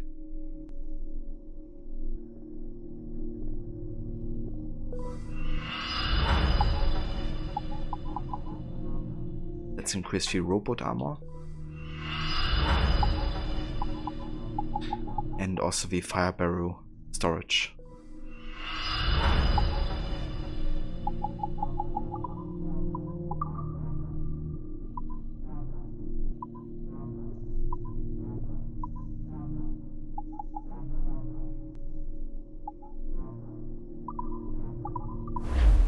My thanks. Is all Assassin's Creed storyline connected? I mean, all of the games are definitely connected in some ways to each other. Stop a moment. Not all of these connections work well, of course, but most of them definitely do. But if you're talking about like everything that has the name Assassin's Creed on it, then no, because some books and novels actually, or comics are considered non-canon. So they're just like telling stories in and of itself. But they're not like actually considered part of the official storyline. Hey there, Seraph, welcome in. I'm really interested to see where the first civilization story arc goes. Me too, actually. I feel like also with Valhalla, they really set up a lot of potential for future games to go in depth with the first civilization. Since it's kind of like established now that there's like different nations and factions of Isu, I can help you depending on where you're going. So I would definitely love to see like a Asian Assassin's Creed focusing also on the first civilization there. I think that could be really interesting. Hey, friend.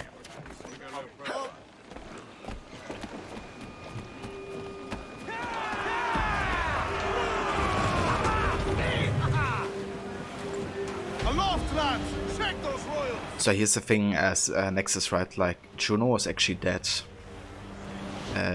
Nowadays, the modern day at least. So, yeah, she's not coming back anymore. She got killed by Desmond's son, actually. Yeah, that only happened in the comics, so that's why it never got shown in like the games or anything.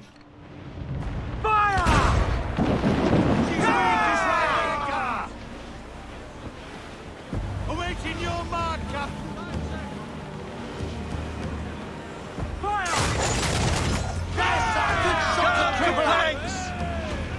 Not by Desmond, but by Desmond's son. Down to the drink. I think his name is Elijah. I don't remember. I haven't actually read the comic. There was like a huge shitstorm going on in the AC community when they resolved the Juno conflict in comics and not in the games.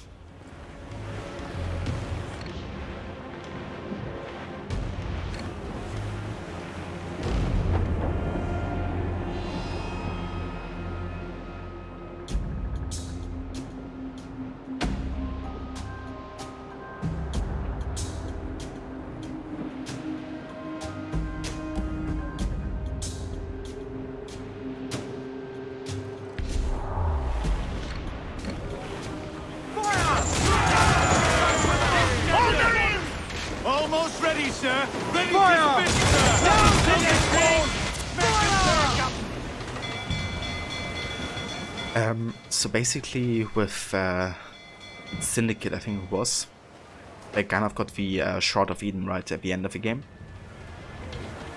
And with the Shroud of Eden, they kind of like managed to rebuild Juno's consciousness into kind of like a body or something like that.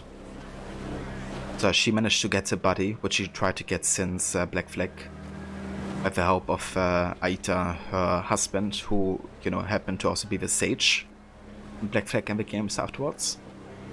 So they tried to actively work together to get Juno into a human body, which they succeeded in, with the help of some Templars as well, that were kind of like programmed by them to do the bidding of any Isu they talk to.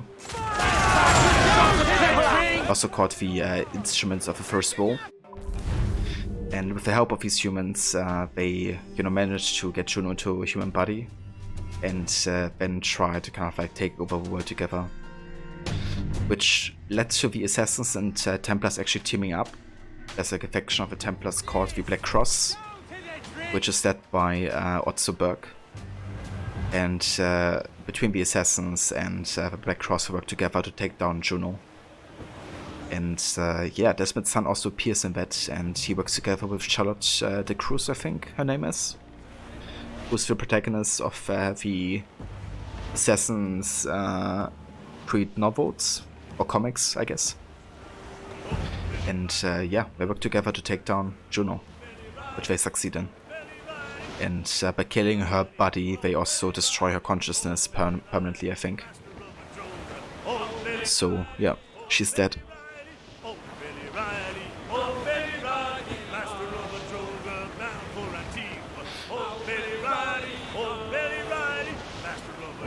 Yeah, like, if you just focus on the games, you know, then it's very easy to miss out on all of that stuff, because you gotta do a lot of research yourself to kind of like even understand what's going on there. Like, I just went on the AC Wiki and read a summary of a story of a comic there, and kind of looked into some YouTube videos as well.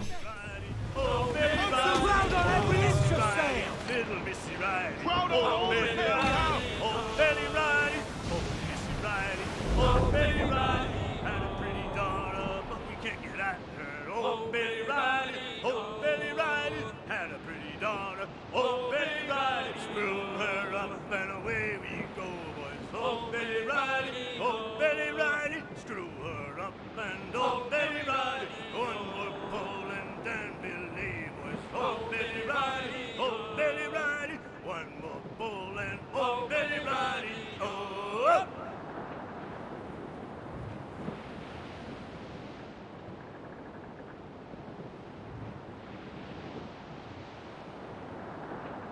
Yeah, Connor starts a family at some point after AC3 apparently. And he also has a daughter who has the same ego vision that Bike, Cassandra and I guess Eivor have with Sinan, in a way. Like she can access the vision of an ego, I think. Even. But I haven't read that comic either. I've only read the first Templar comic, and I'm still on the first Assassin comic.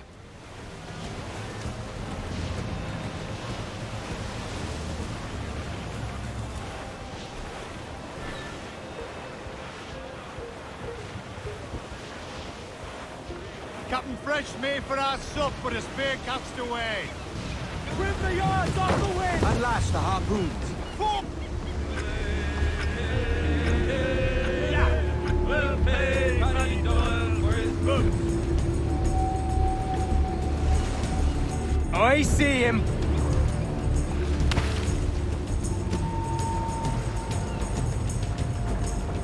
Anyone hear that?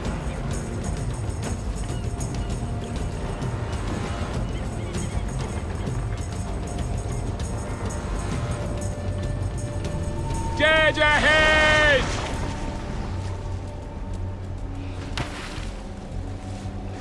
Pocket! He's a slippery bastard! Off we go! The sea dog's hit! Where is Barney?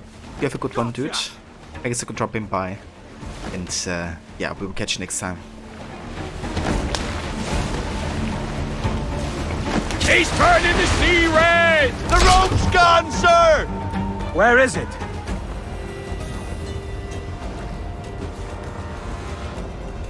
Look out! Forward! Oh shit. Hold on! This guy is cycling. I don't think he likes us, Captain!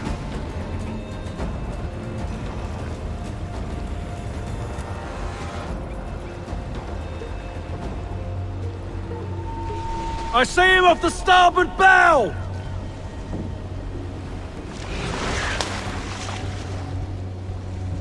Finish him off, sir! He's trying to see red!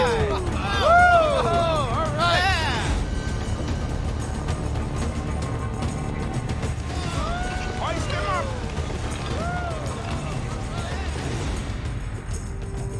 Agreed catch, Captain. All sails, he'll take it! We ride the wind, for all's his worth! Eberford and Apple of Eden with Connor found.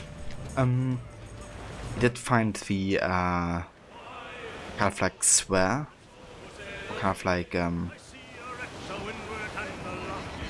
it's not actual an Apple of Eden. It's just like kind of like a communicator orb, I guess, that allows you to access the Nexus. It's actually called like that. The room where we used to talk to the humans through time. And so it's only like a means of communication. It's not an actual Apple of Eden. But yeah, he does find it. And he also gives it to the Mohawk people, which explains why they have it in AC3.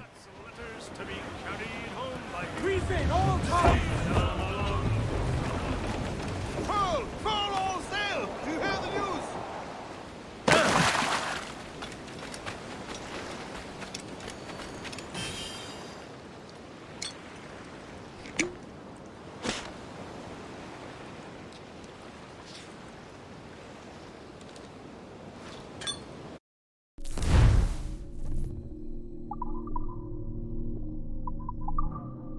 Ah, now we got an entry for Hilary Flint.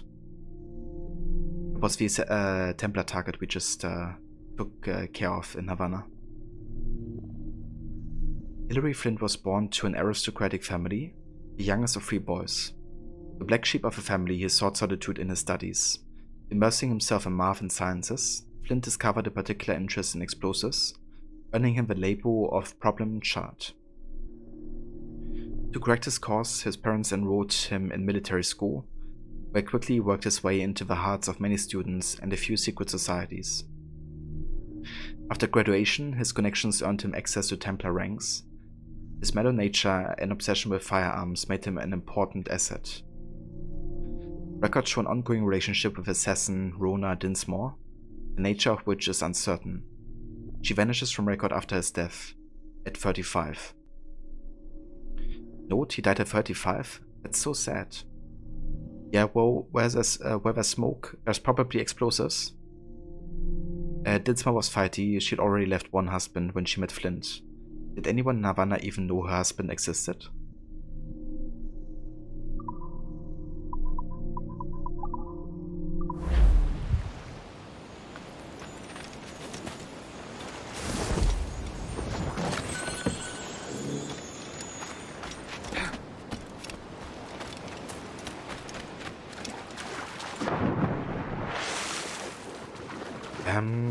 Yeah, there's definitely a Japanese modern-day assassin that I'm aware of.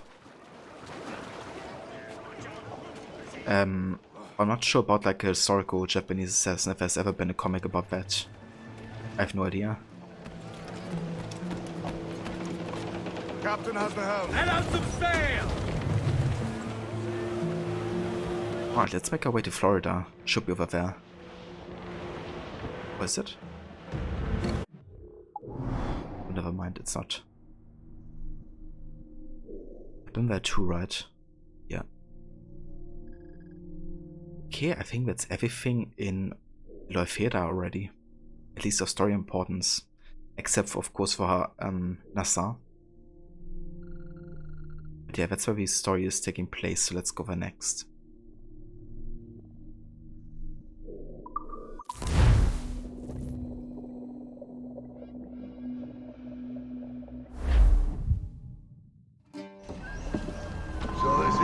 Libertalia, eh?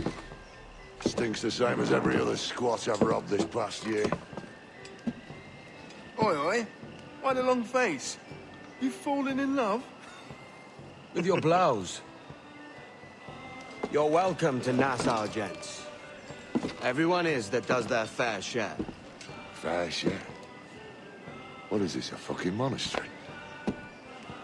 We was led to believe that Nassau was a place where men did as they pleased. Safe keeping others from doing the same. Aye. Captain Thatch, as I live and breathe. What is this magnificent muzzle you've cultivated, eh? Why fly a black flag when a black beard will do? What brings you two gents this far north? The word is, Cuban governor himself is fixing to receive a mess of gold from a nearby fort. Until then, it's just sitting there, itching to be took. Governor Torres himself, eh?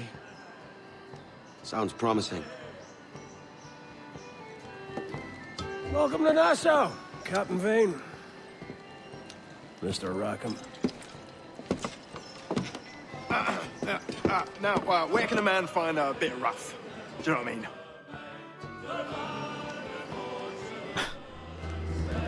Bit of rough.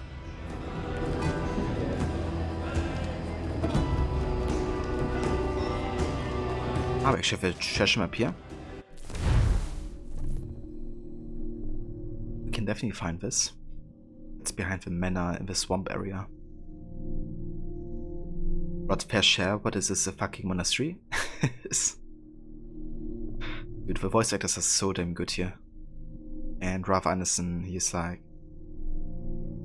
every time I hear his voice I get just a craigism. Just so damn good.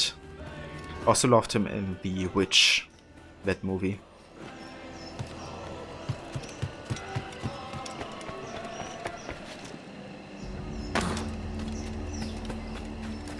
Alright, there's the villa.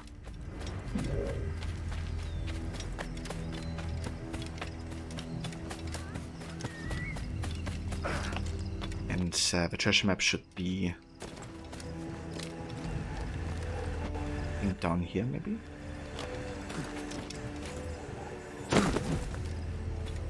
Yeah, it is.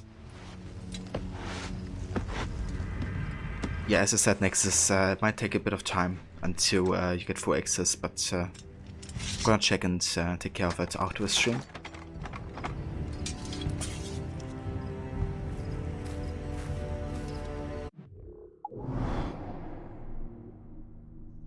Alright, let's actually get the shanty. Do love me some shanties. The more the merrier.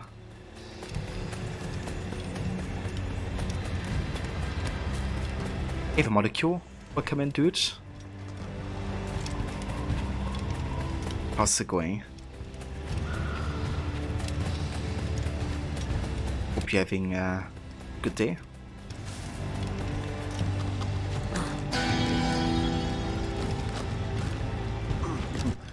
How to shebate shanties there.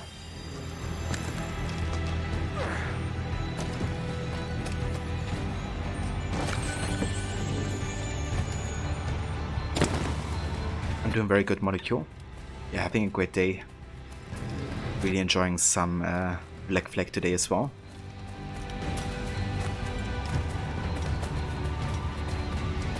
Oh, nice, some Ghost of Tsushima. Excellent stuff. Where in the game are you with Ghosts?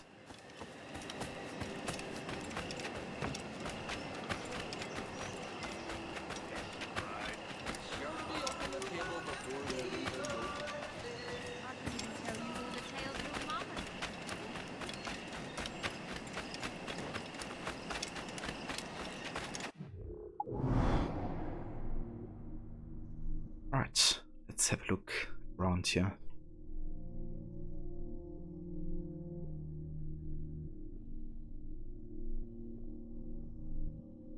Yeah, I think we can start the Templar hunt here as well, Nasa.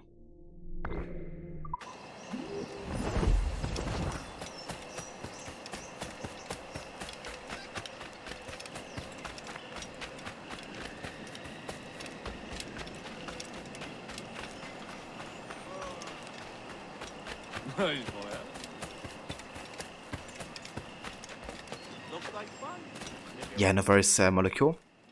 I was just asking where you are currently in Ghost of Tsushima. Like, what part of the game are you up to? Travers? What tide brings you? You dress the part of an assassin, yet I don't know your face. Name's Kenway. I'm here to warn you of a threat to your bureau. Yes, I have noticed some suspicious men lurking about. I believe they work for a noted Templar called Upton. Could you eliminate him for me? Oh, I may be persuaded. For a price. You wouldn't happen to know anything about a Templar key, would you?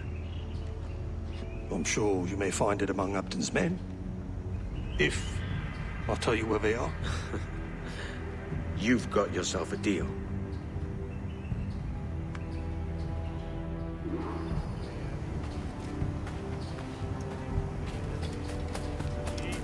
Oh, that went a bit too easy, didn't it?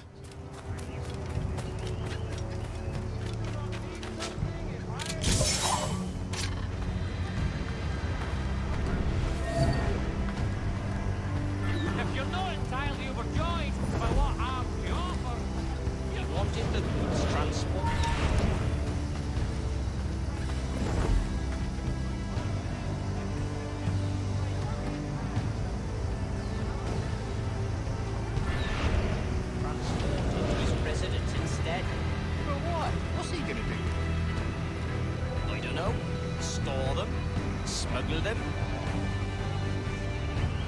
Smuggled them away from his own smuggling route. I know. It sounds ridiculous, but a job's a job. I suppose you're right. Smuggling from a smuggler.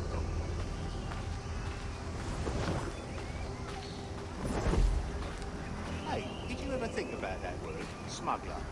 Rather funny, ain't it? Whoever thinks about words. Me, certainly. My name is Captain King. I thought I could blend in with the pirates there. Guess I couldn't. Smuggler. You're right. It does have a kind of a funny ring to it. Smuggler. Here, wait, mate. Maybe we shouldn't be saying it quite so loud, though. On account of it being smuggling? Right. Right.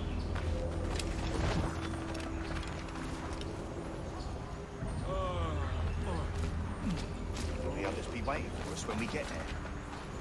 Yes. This should be easy. So we move the goods, then we go to the inn. Oh, we should be so lucky. That smuggler conversation war. That is again.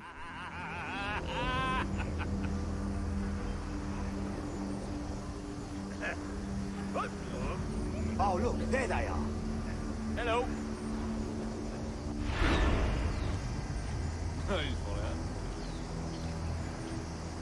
I thought in Act 2 went to a fort and well, no spoilers, anyone knows someone important died.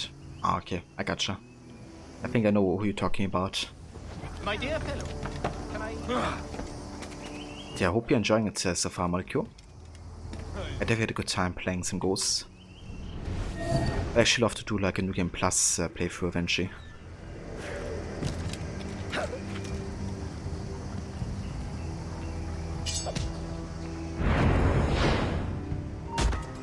Hey, I want to talk. Stop! I am Upton Travers, Bureau Leader. What? Is Vance your... My blood brother. We work together. And those were not Templars that you killed. They were my workers. Don't blame me. Your brother ordered it. Does he mean to usurp me? I don't know, mate. I'm only after a Templar key. A what? Please. I need for you to tell me everything. And why should I trust you? Meet me at the Bureau. I'll show you. Oh, bother. You mean brother? Smuggler. You got the director's cut from your sister as a birthday gift. It is no joke the best game you have ever played. Oh, that's great, you enjoyed so much, Molecule. Yeah, it's definitely a really good one. Hey there, Robespierre. That's right. I didn't recognize that until you said it. That's awesome. Wish this gets a PC port in the future because the console are really holding back this game's beauty. I think it's confirmed, isn't it? That Ghost of Tsushima gets a PC version, I think. I think it's already as a placeholder in some stores as well. I think it's even supposed to launch within the next 3 months or so, if I'm not mistaken. I mean, definitely take what I say with a grain of salt, but I think it's the case.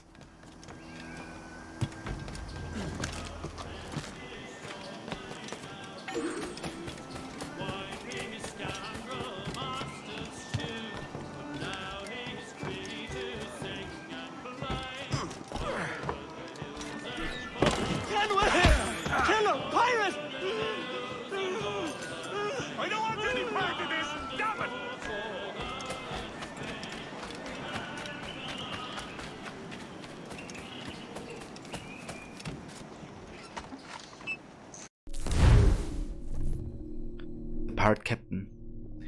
A group of Templar privateers recently ransacked merchant ships off the coast. They're hiding with stolen goods somewhere in town.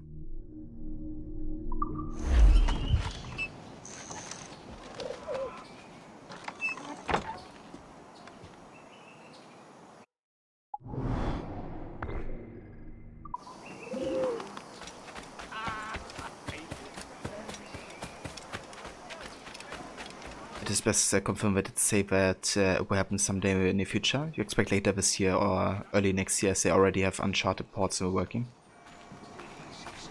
Yeah, I'm not sure. Read like from multiple sources that they're expected to release in the first half of this year. But I guess you just have to wait and see. I think most of these speculations come from the fact that they had already placeholders in stores, which usually happens a few weeks to months before the announcement. But yeah, we just have to see, I guess. I mean, I appreciate any PlayStation ports coming to PC, to be honest. Make it more accessible to a wider audience. Nobody mess with man from Seafood, for I'm the fiercest rogue to sail these West Indies. Captain Seafood's coming, the women will say. The trail sounding somewhere between fear and lust. Oh yes. I'll never surrender and never back down. And these shankers run the eye, do so only because I haven't yet objected. Who dare challenge me? I can't imagine such a man. I don't believe such a one exists. I'll rise up when I'm good and ready. Take the island for myself. Then all the world will know my name. Captain Mancomb Seagood, terror of the high seas. Nobody mess with Mancomb Seagood, for I'm the fiercest rogue to sail these West Indies. Did he say the fiercest rogue? I make my own luck. The women will say, the trail sounding somewhere between fear and lust. Oh yes. He sure likes to talk a lot. I'll never surrender and never back down. Right. Why is repeating himself? So only the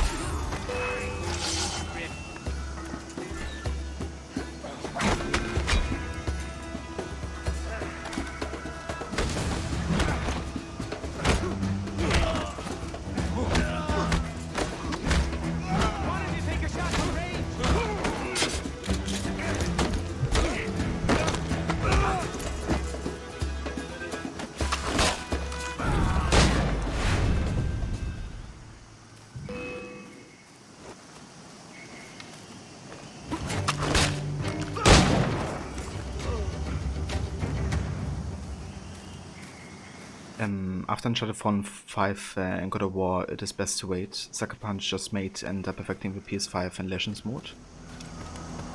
Yeah, but I mean they've already released the PS5 mode for quite a while, right? And Legends I think also has been mostly, I think, finished. But yeah, we just have to wait and see.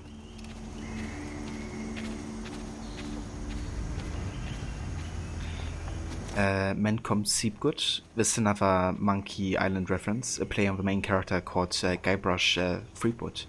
Ah, I gotcha. That's cool. All those kind of references. Yeah, I've seen it as well, that it's going free on PS Plus multiplayer mode.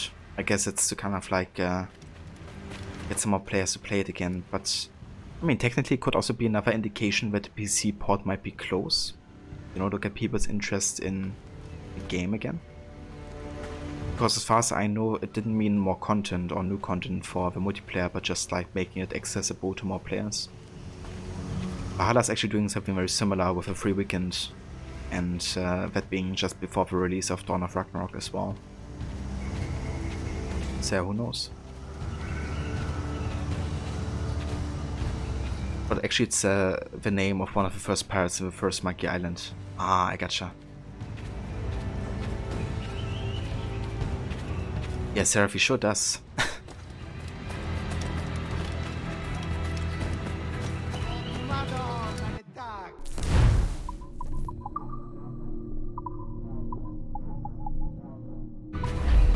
All right, Utrecht.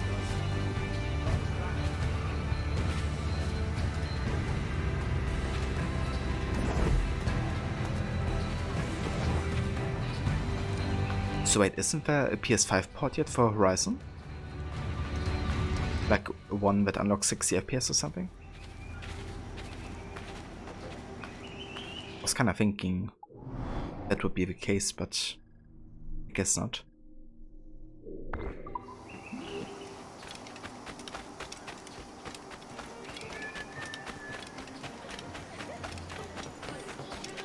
Ah, okay.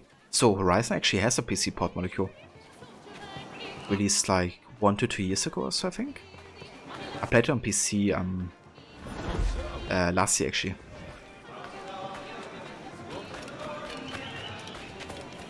What do you mean? Ah, you probably mean the New Horizon, right? Not the first one. Ah, okay, I gotcha. Fair enough. I hope there's gonna be PC port as well eventually. It would be great to get that game, you know, also. But I think it's likely to happen, considering, you know, it runs on the same engine and they already had created a PC port for the first game. So I hope there's a good chance for that to happen. A group of outlaws is responsible for a rash of violence and mayhem in the city. They often congregate in the swamps just outside the city, kill their leader, and end their attacks.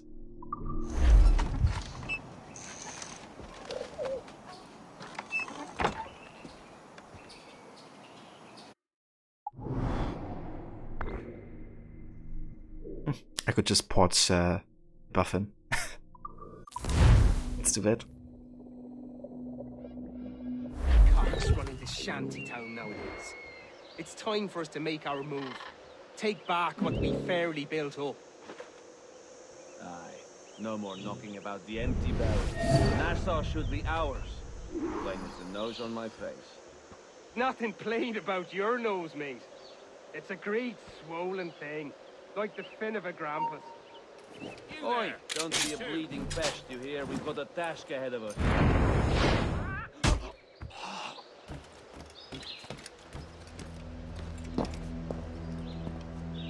Okay, let's see if he says more.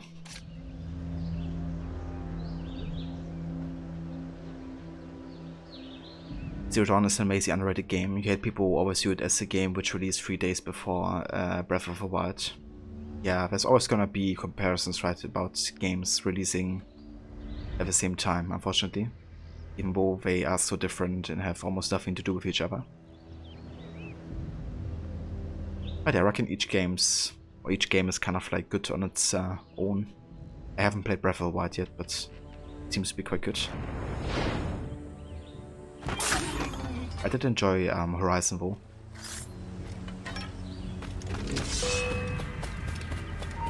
Thought it was a pretty solid game.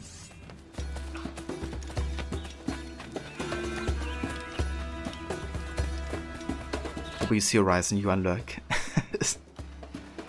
Hey there, Kobe.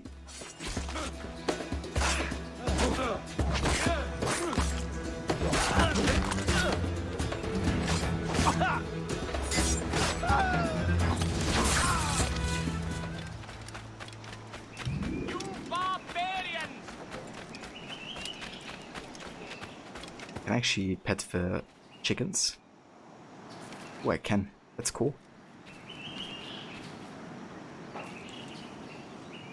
If this was autosave, I would already be attacking me. And My sugar! Take anything you like! And yeah, it's going really good, Kobe. Having a nice day so far, playing Summer Black Flag. Really enjoying it, but also taking my time for sure. Just going and doing some Templar hunts and Assassination Contracts.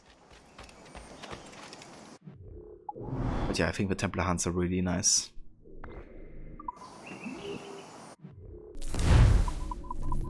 Let's actually have a look at for new... For me? People database entry. Do actually. A letter. Smuggler Vance. Born in England, Smuggler Vance found a life for himself amongst the Assassin Brotherhood in the West Indies, where he ran a successful smuggling enterprise. Note: I understand that every minute in the enemies can't be productive, but we have to provide much deeper research notes than this. Please update, at least find his last name. Note: sorry, smugglers are a little lacking of the formality side of things. I'll add the last name as soon as I hear it. Yeah, of course they haven't provided too much information for the plot twist of him, you know, being revealed a Templar or an assassin traitor.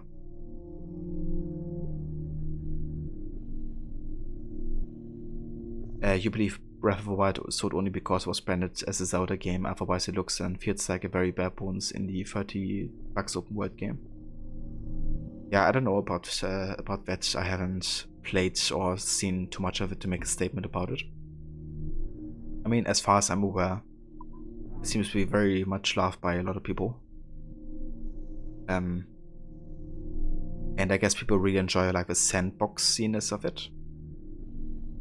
But I also have read like a lot of people's opinion of like not being too drawn into it, and I guess it's kind of like a hit or miss scenario.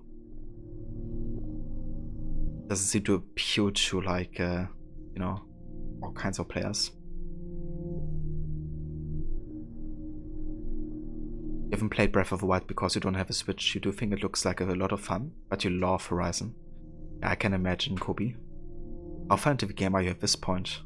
Are you already close to finishing, or is there like still lots to do for you? Seraph, a letter? For me? This early in the game? Indeed.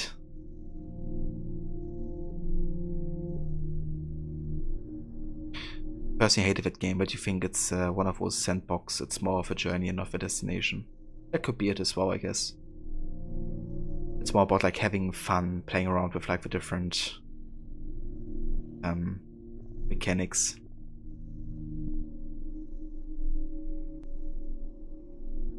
So I don't know why Edward Wedge was unlocked again as a not read entry, but we already had read it. We didn't read Charles Vane entry though. A common refrain in any biography of a Golden Age pirate goes something like this. Very little is known about this man's early life. And with Charles Vane, it's no different. We don't know where he was born, or where he grew up, or when he first took to sea. But maybe that just as well, for it further heightens the mystery of a strange, unstable man. Surely one of the most ornery and unstable of the flying gang, the band of pirates who caught Nassau their home for a time, Charles Vane began his career like most pirates of the era, honestly as a privateer sailing for his king. Likely living in Jamaica in 1715, he was one of those many aboard Henry Jennings' Sword on a Spanish expedition to recover the gold from the ill-fated wreck in 1715 off the coast of Florida. Tight, yeah! Pop-up is annoying now lol, even though I subbed again a few days ago. Hey there, Infinity. Welcome in, dude. Thank you for the 26 months of resubbing with Prime Gaming. Yeah, dude, I was like, didn't you sub just a few days ago? But I guess that's the difference again between resub day and like anniversary day.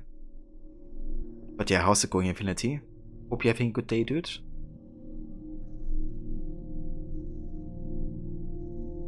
Citizen! You're pretty much before the last mission, but only have like 50% completion of the whole game yet. You want to finish yesterday, but then did other stuff, so maybe today is the day. That's fair enough, Kobe. I'm curious to hear your opinion once you finish your playthrough, and how you would compare to the first game.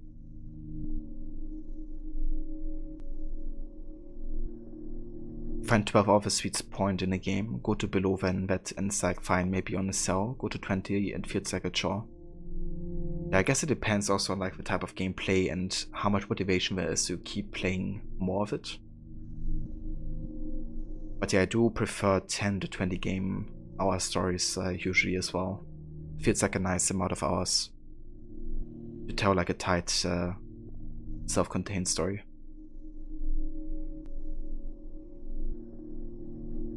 Yeah, 26 months, like it's a few to say the least.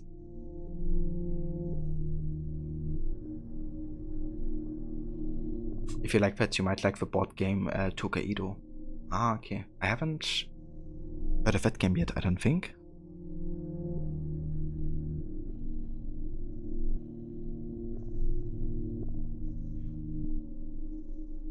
You don't know why Twitch does it weird like that. To be honest, you've been enjoying Forbidden West as well, more than the first. But Elden Ring as well, but haven't touched it till you finish Horizon. I gotcha, Infinity. That's great, dude. I'm glad you're enjoying Forbidden West. And yeah, it looked really good. like all of the changes they've made, you know, both environment-wise, but also mechanic-wise with the movement and all that. It looks really nice. I do like that there seems to be more of a focus between movement and like combat and bringing the two together, from what I've seen at least. I'm not sure how it plays out when you actually play the game yourself, but it looked really promising. But yeah, Elden Ring though, like the amount of 10 out of 10s that game has gotten is insane. I wonder how many people would still say it's a 10 out of 10 when they have finished the game. But yeah, the amount of reception, like positivity it has gotten is insane.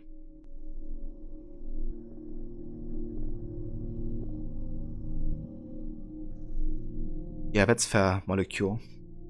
Actually, I felt like a bit burned out after 30 hours in Ghost of Tsushima, funnily enough. But that's also because of like a completionist and a lot of the side activities felt a bit repetitive after a while. But one thing that always felt fresh to me in Ghost is the combat. Never got tired of it. It's a board game that is more about the journey rather than getting to the finish. I gotcha. Yeah, I definitely enjoy those types of things, I think. I mean, obviously it depends on the medium, but I do like having just, you know, fun playing something rather than winning or, you know, getting to a finish or whatever.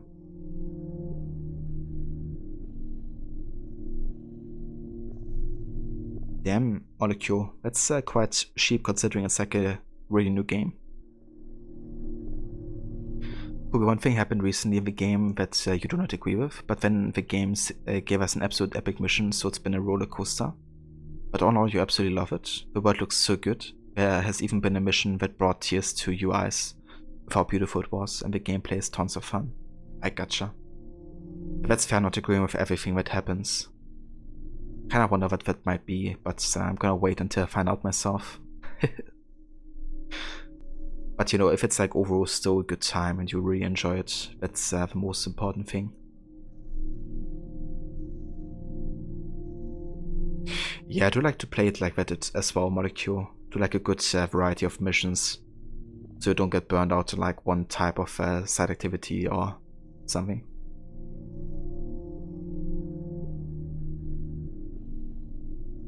Infinity God side stuff was boring in your opinion, way too much of the same thing and nothing really refreshing. It's one of those things you have to force yourself to do per each area or end up not wanting to do it in the end. Yeah, at the end it can just be super overwhelming. You know, if you just have like a whole map full of like the same activities. That's why I usually like to focus on areas as well if I want to do completionists and finish them one by one. This way I have like a good variety of content and I don't burn out too quickly.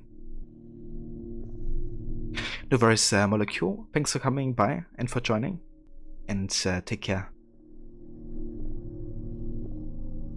If the story just keeps surprising you, you mean you feel like you knew all the fan theories leading up to the release, but they still partly managed to surprise you? This time what you do actually impacts the game world more than in the last one? I mean, in the last one you had different dialogue and stuff, but this time there can be visible differences, and the side characters are so cool. Nice. I think that's really nice if a game world is affected by your choices and what happens, you know. Kind of like helps create immersion, I think, between your character and the world you're living in.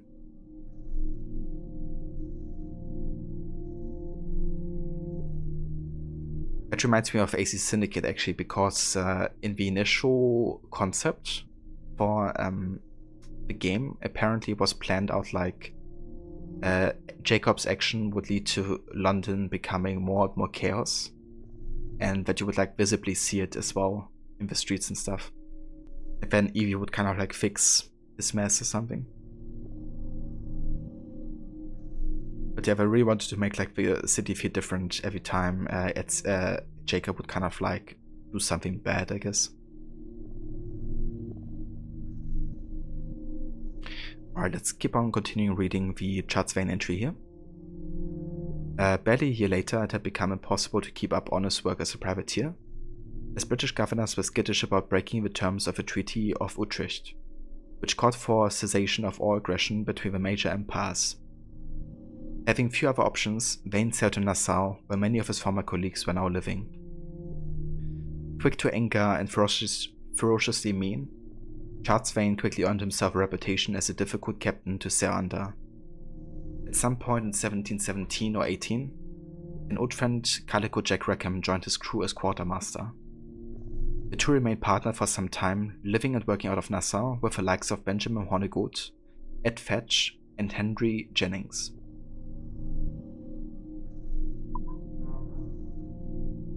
Smuggler Upton. Upton was born in England in 1688 and took up with the assassins in the West Indies as a young man.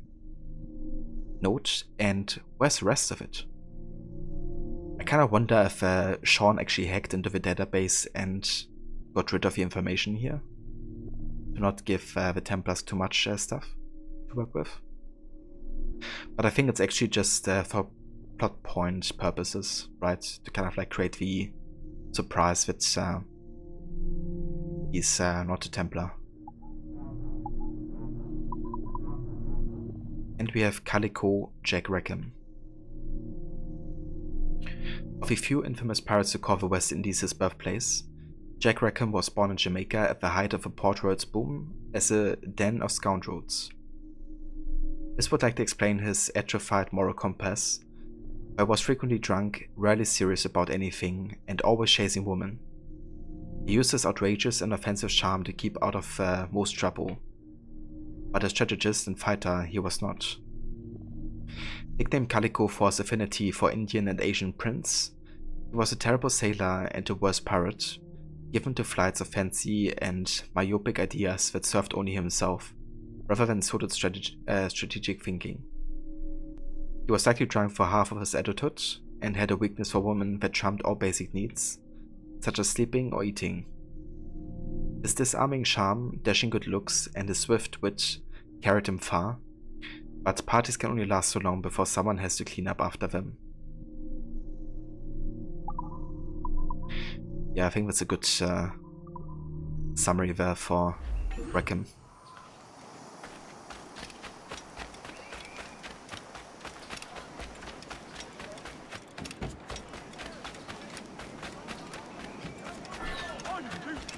It's Kenway! The pirate! Pirate.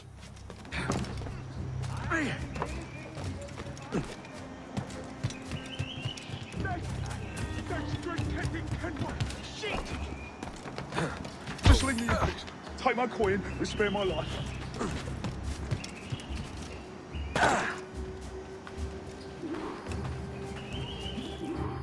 My lovesick idiot of a brother has misled you. Start from the start, mate.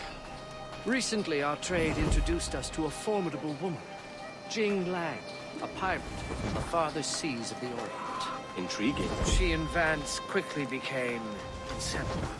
Any reason he should have thought your men were spies? Well, there is the treasure. Oh? A pirate sold us a map. We each kept half. Come, I will meet him now. If you follow with discretion, you may hear it for yourself. Follow me at a distance. If anyone sees you, tell them you are my bodyguard. There are thieves about who would stop at nothing to secure either half of the map.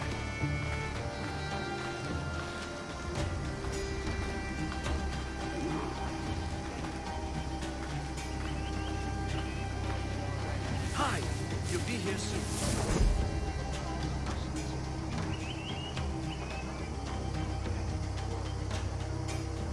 Good day, my brother. Good day, brother. I may still call you that. Why? What else would you call me? Ranger, perhaps? I barely knew you anymore. And if the whispers around town are to be believed, you would have me gone and done away with. Upton, come. You know better than to give it to gossip. Nassau is too small. Local tongues turn everything to sentimental comedy. It's domestic tragedy I'm trying to avoid. Well said, brother. No stronger bonds than family, except business. Goodness knows we have more than enough of that between us as well. That is true, brother. That is very true. And what a business it is. I'm sure neither of us would ever do anything to our balance. Why? Why? Now tell me. Brought it? My half of the map? The map. Of course the map. The map to the treasure. to our legacy? That very one. I have mine. Where is yours? Vance, you know I feel we must protect that treasure with utmost caution. On the contrary, that map is our protection. Its treasure, our freedom. All the more reason to keep it buried safely. But have you no imagination? Can you not imagine the luxurious life that awaits us once we unearth its bounty? I really don't think. The Travers estate and plantations. No more smuggling. No more organizing men. No shipments. No risk. Why not begin now? Vance, are you sure your future will unfold so easy? What do you mean? What are you implying? I'm not implying, I am merely asking. Do you really imagine Jill as the lady of mistress of servants, brood mother? Why should I not imagine it? You question her love, her fitness? Of course not. But knowing her as you do, you must appreciate that she is a woman of action. She needs the sea, challenge. How will she adapt to a quiet, domestic life? Jing is none of your concern. Vance, do you intend to marry her? Of course. It pains me to tell you, but I do not believe she will consent to it. Oh? What gives you such insight into her heart? In addition to her nature, I simply do not believe she is exactly what she says she is. Jealous. Jealous? No. Yes! I only worry for your safety. You always said to be the favourite child, the golden boy. I can't stand it that you would give her heart to me, but she can't even give you a second glance. So you hate her. I have no hate. Only concern. I'll tell you this. I will. I'll kill you if I must. I will have your half of the map. Then the world will see which brother has more honor. And I'll bid you good day. Oh, that escalated quickly. That's not today. But no more smuggling. Calm down, Architector. That's right, actually. With so many voice actors that are reappearing. I didn't realize it was the Architecto voice actor. Even though it's like so obvious, but I don't know. I just didn't realize.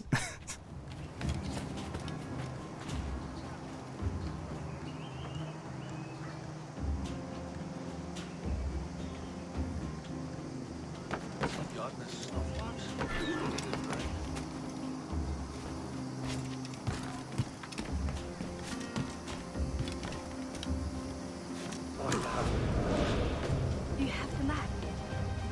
Not yet. Not yet. What am I to tell my order? You know we can't leave until I have it. I'm taking care of it. Give me time. More time? Your loyalty makes you soft. I think you're not man enough to see it through. My flower. It's all but done.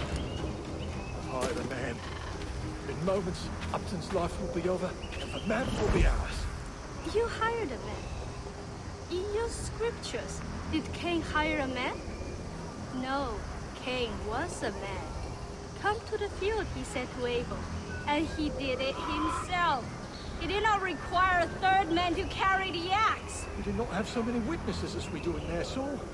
Trust me, he's doing it now. Right this moment? Nothing can save him now.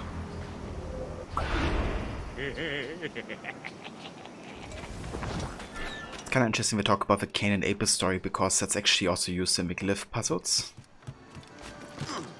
Because Cain is actually the first one to murder out of greed and for power, which is what the Templar stand for. And then the mark of Cain also becomes the Templar cross as well. The symbol for what they stand for. Killing, you know, even their brother, their family, their blood. For power.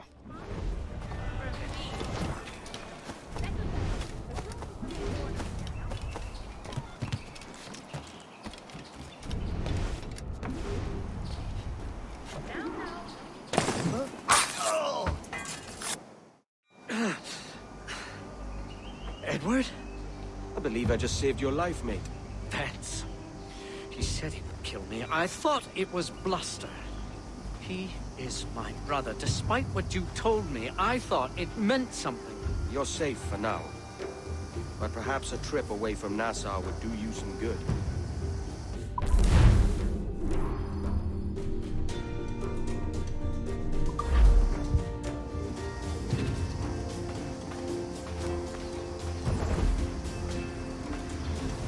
I think it would do him some good. But he's not leaving so easily.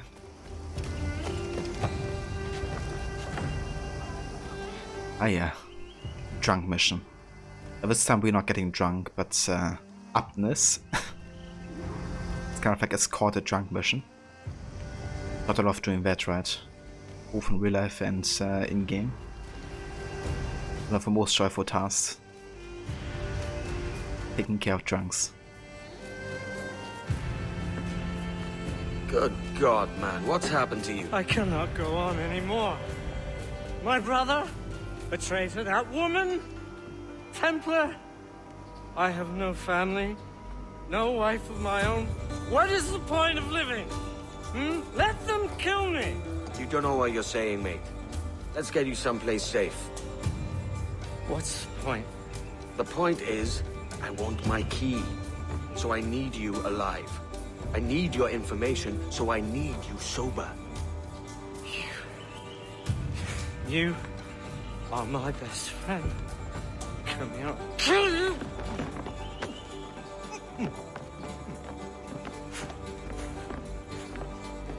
What are you looking at? Looking at you? What was that you said about my mom? I said she's a lovely woman, inside and out. Oh, and how would you? I thought everyone knew. That's right, I said it. I'll fix that myth. So Stokes talk about Moss.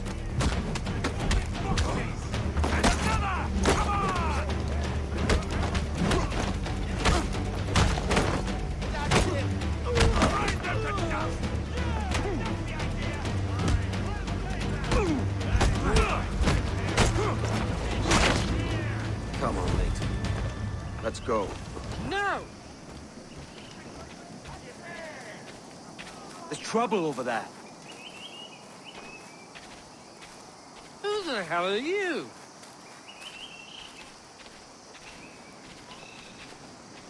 The church! In the name of the Father, the Son, and the Holy... Mate, the Father, the Son, and the Holy... What's the third one again? Let's just keep it moving, yeah? The Father, the Son, and the... Let's keep it moving. No, that's not it. What does it matter? It doesn't matter. Nothing in this sour life does. Let's keep it moving. Keep it moving. Voice actor for Jane Lang's another in the series, also in Deus Ex Human Revolution. Ah, nice. So I guess she's also based in Montreal then. They all look like that woman to me. Are they muses or furies? I can't tell. Lazy. What happened to your teeth? What's the matter? Do you not enjoy female company? Come with me, kind sir. I'll make it worth your while. Edward, give me your purse. I wish to commune with these angels. Please, my lord. My children are sick. Spare some coin for a glimpse of Venus. They have the appearance of beauty, but smell of spirits and rot. Wonderful. Your breath is no treat either, my lord. But I'll forget it for a price. Edward, please. Jesus. Sounds like a match made in heaven. You look beautiful, but they smell like rot. Let me take your mind off of me, my man, and on to others. The Father, the Son, and the Let's Keep It Moving. You wouldn't leave me here all alone. You beast. Yeah, got no time for the Holy Spirit.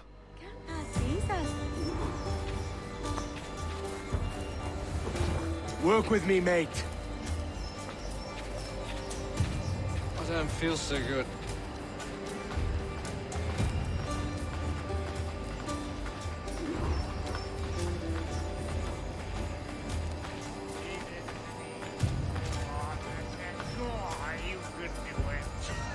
Upton, mate, no. Guards. There are guards nearby. Piss off! They won't stand for this. I said piss off! Oh, I need a piss. Oh, that's much better. Stop that! What? Why won't no one let me so much as take a piss? Put it away!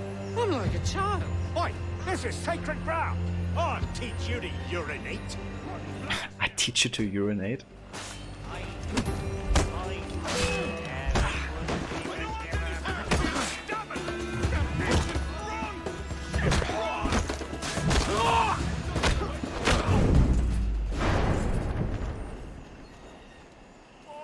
I don't want to be like a child, Edward.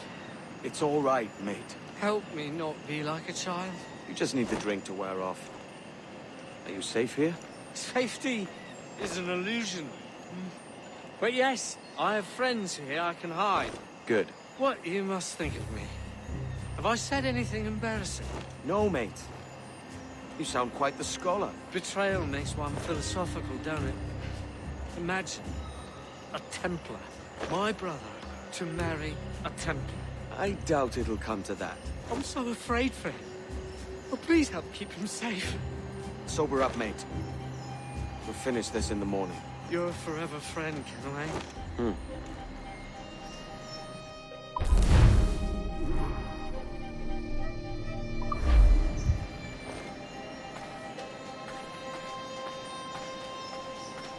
Yeah, let's go ahead and finish this.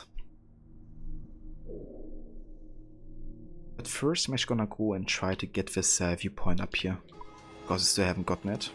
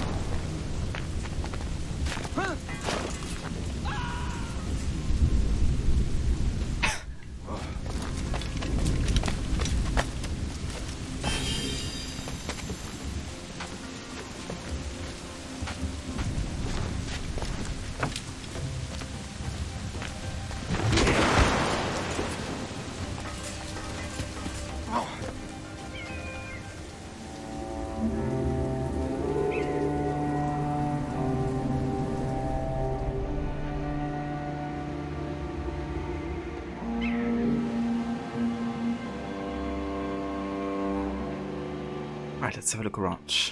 Are there like any secrets that we definitely have to get? Doesn't seem like. We have 3 missing. And there only seem to be manuscripts really. Yeah. Okay, cool. This is the last Templar hunt then.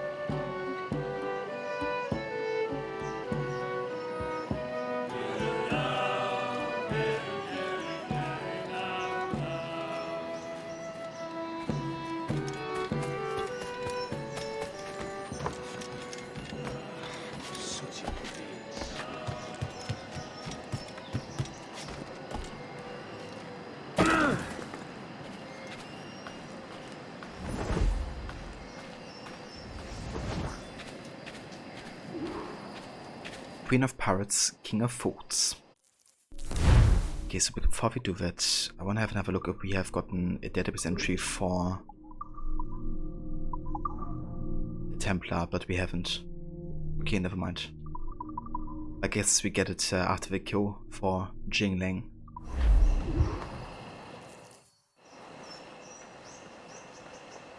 You're looking better than last we met. As I sobered up, I began to see it more clearly. Jing has led my brother astray, and must be killed. Vance has also betrayed me. As an assassin, his treachery must be punished by death. So either way, one of them has the Templar key. You're obviously distraught. Let me take care of it. I will tell you where to find them.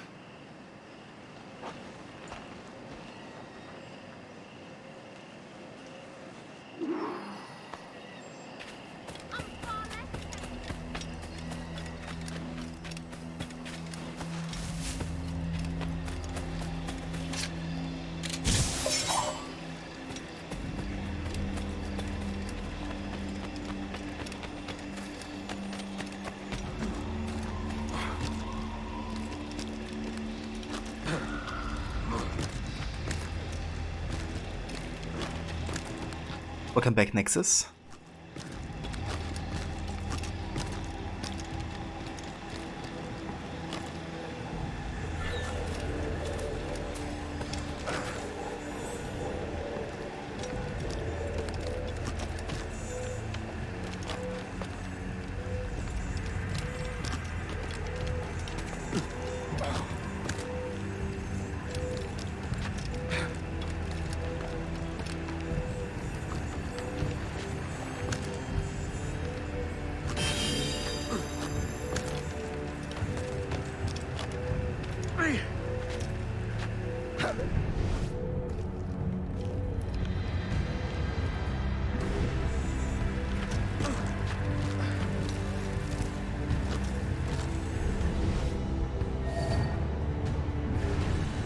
Yeah, I think the location's over there actually.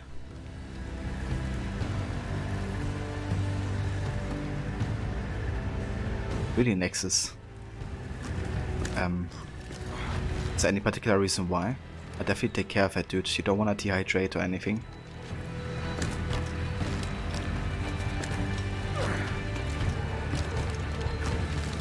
Water's important.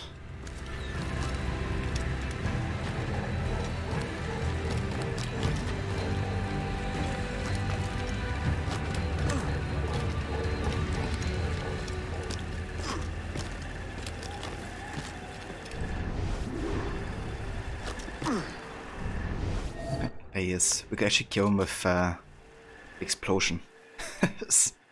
Shall we do that? It's so convenient. I think we gotta. Ah, that's good, Nexus. Definitely hydrate.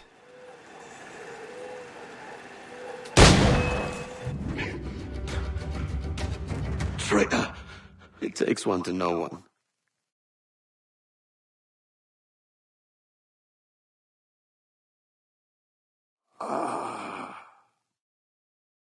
I love it. Come back from Edward there. Takes a traitor to know one. And the way he's just speechless. Jin Lang, as I live and breathe. I told him not to hire you. You traitor! I will not meet the same fate! Yes, you will.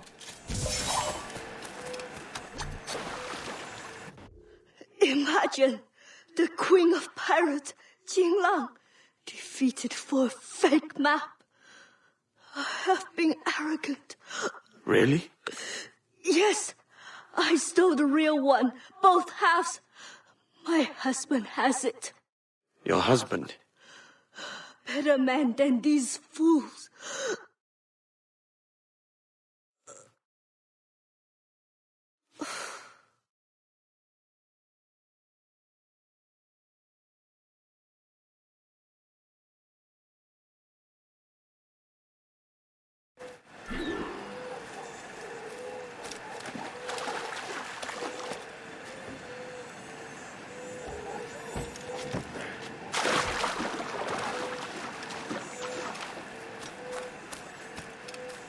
But, yeah, it's so funny how it's just like speechless with dying breath.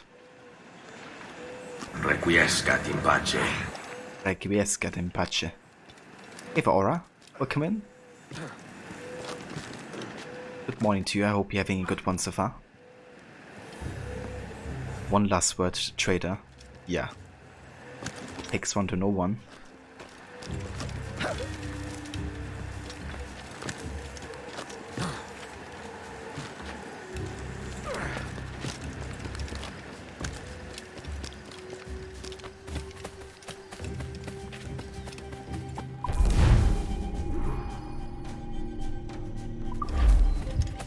Alright, that's 3 out of 5 keys.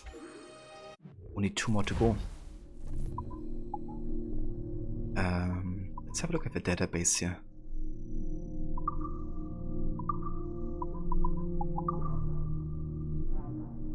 Jing Lang. Born to Chinese rebels, Jing Lang came into the world fighting, but survived to become a skilled diplomat with a flair for languages and a taste for discovery.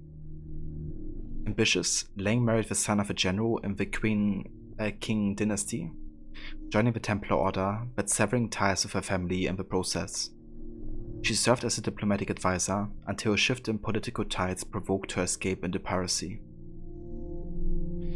Over the next decade, she crossed every sea, developing a reputation for brutality that preceded her into most conflicts. In the West Indies, she fell under the spell of a rumored cage of treasure and feigned a romantic relationship with one-time assassin Vance Travers to gain access to it. She might have been successful had it not been for Travers' brother Upton, an assassin who schemed to have her killed, betraying his brother in the process. She died at the age of 30. Note, I'm getting a whiff of sociopath from this one. Takes one to know one. Just kidding, please don't kill me. I wonder how many other fiances she had, and how many other treasures.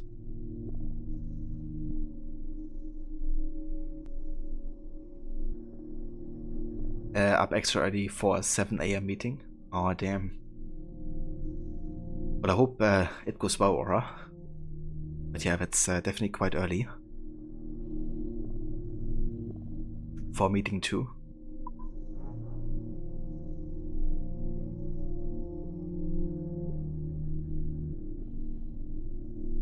Okay, so this is new here, this part. Business took a turn for the worse after he met and fell in love with the Templar Jing Lang, who persuaded him to divulge knowledge of the location of buried treasure, with which he and Upton planned to fund their retirement. Paranoid, Travers developed delusions that his brother plotted to steal his treasure in Jing's heart. He broke from the creed and, after a failed attempt at fratricide, was killed by Edward Kenway. Note, this is a soap opera. Maybe we could work it from Jing's perspective. Yeah, of course you would, Melanie. Templar.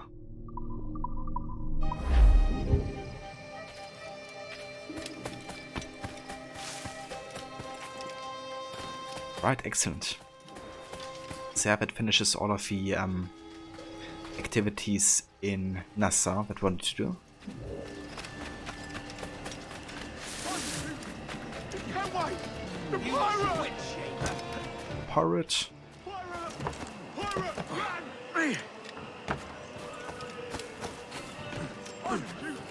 Kenway! The pirate! That's straight kicking Kenway! Shit!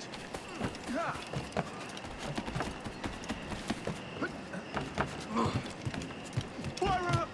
Pirate! Run!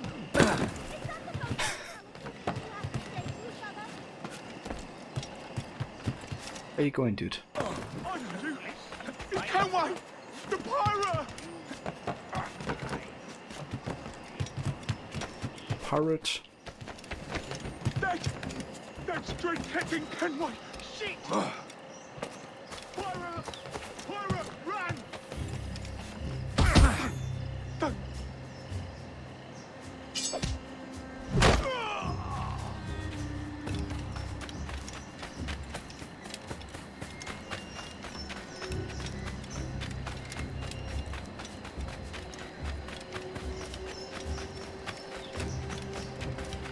yeah, right, especially in Nassau.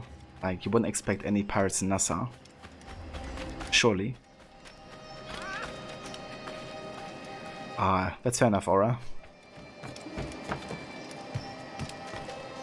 Yeah, that's the thing, right? If you work with people from like different time zones and stuff.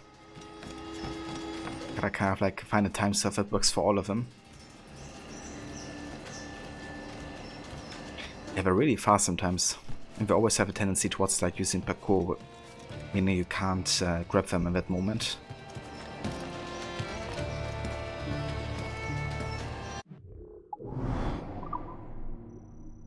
Okay, so what does our progress tracker say? We're currently at 36% in sequence 4. We've done 44% of the side missions, 34% of the main sequences, and 35% of the side activities. Nice. Right. So yeah, this is gonna be where we are going to take a break for now. But yeah, we're not yet done for today, of course. We're gonna keep on going for a couple more hours, and definitely gonna try to do a bit more main story as well. Let's actually have a quick look where the next main story is taking place. Okay, all the way down there in Punta Guarico. I believe we can actually go there. There shouldn't be anything story-wise. I mean, we could go to Great Jaguar and get the last secret there and the 2 shanties, actually. I think I might do that before.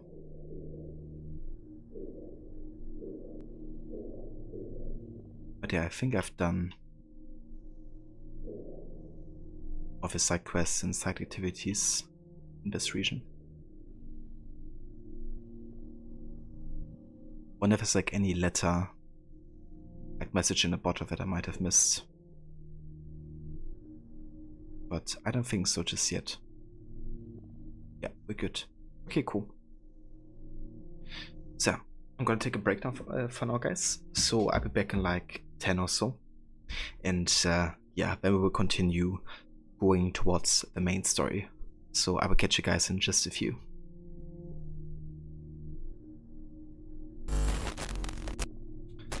However, before I actually go into my break, I want to also give some shoutouts.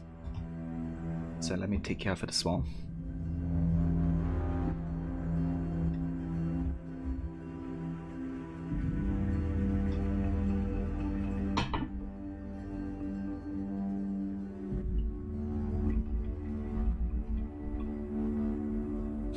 So if you haven't yet, definitely check out our good friend Rod.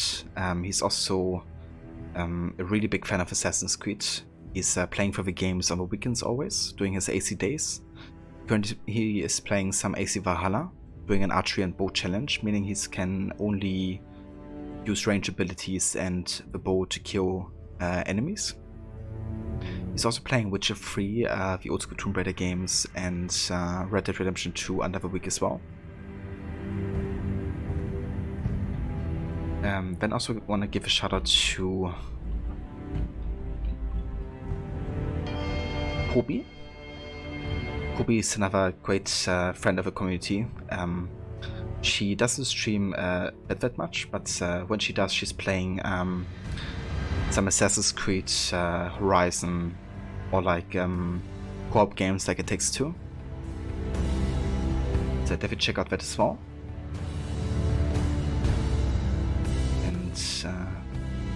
Up.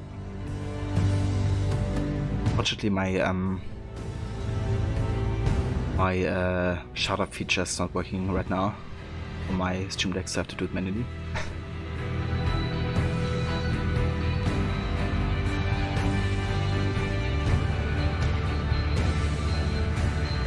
Yeah, that's alright.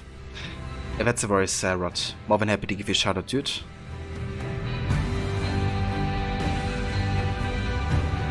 Power has failed you. I think the issue was that I didn't access the feature before somebody wrote something in chat, because if I access it now, I can see you and Rod as a potential option. But I guess I had to first head into the function before it tracks like messages and stuff. People I can give a shout out to. But yeah, now it actually works. At least for you and Rod. But yeah, how's it going, Mauler? Hope you're having a good day so far. And yeah, for anybody who hasn't checked out Mauler either, he's also a great streamer. He's also currently playing through Assassin's Creed with the Desmond Saga. Every Monday he's playing some of that. He just finished AC1 and is playing AC2 next. And on the weekends you can also catch him play Goose Goose Duck and community games, so definitely check out that as well. Just underway, but glad it's Friday again. Yeah, dude. The weekend approaches. Alright, but yeah guys, I'll be right back in just a few minutes, so catch you in a few.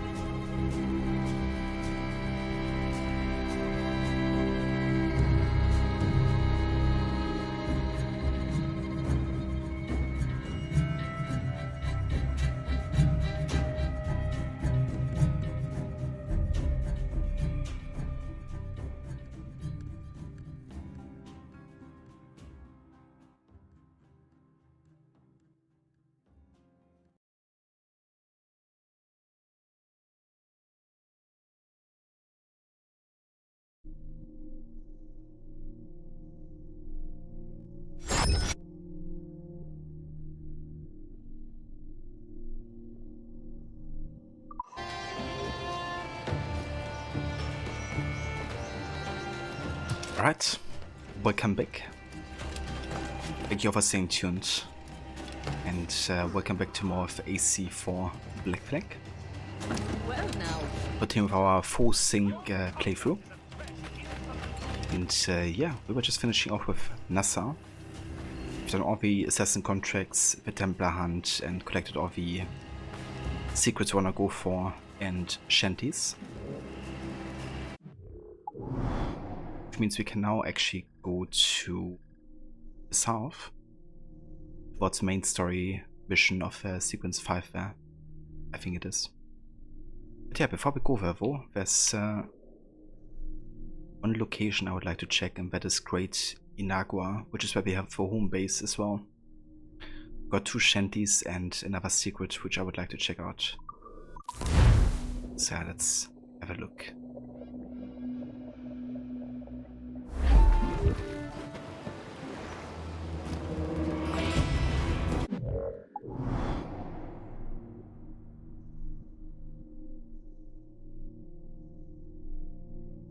Okay, there's no viewpoint on the other side here.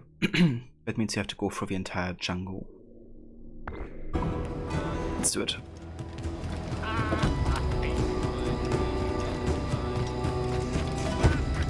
Take my sugar! Take anything you like! Take my sugar. Welcome back, Seraph.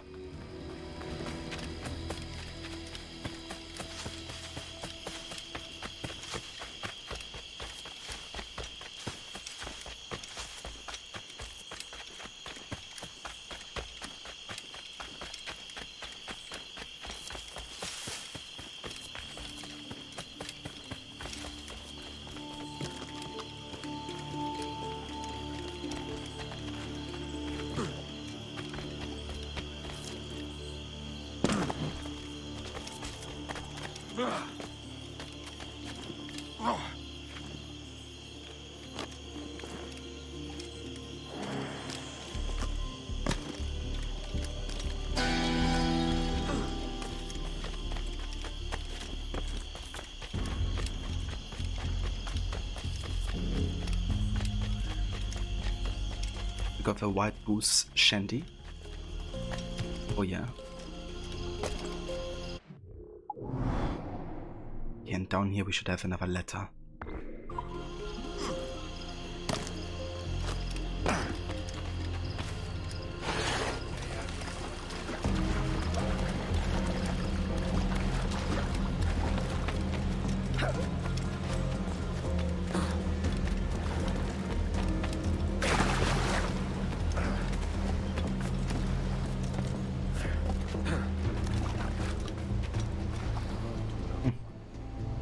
Looking for treasure.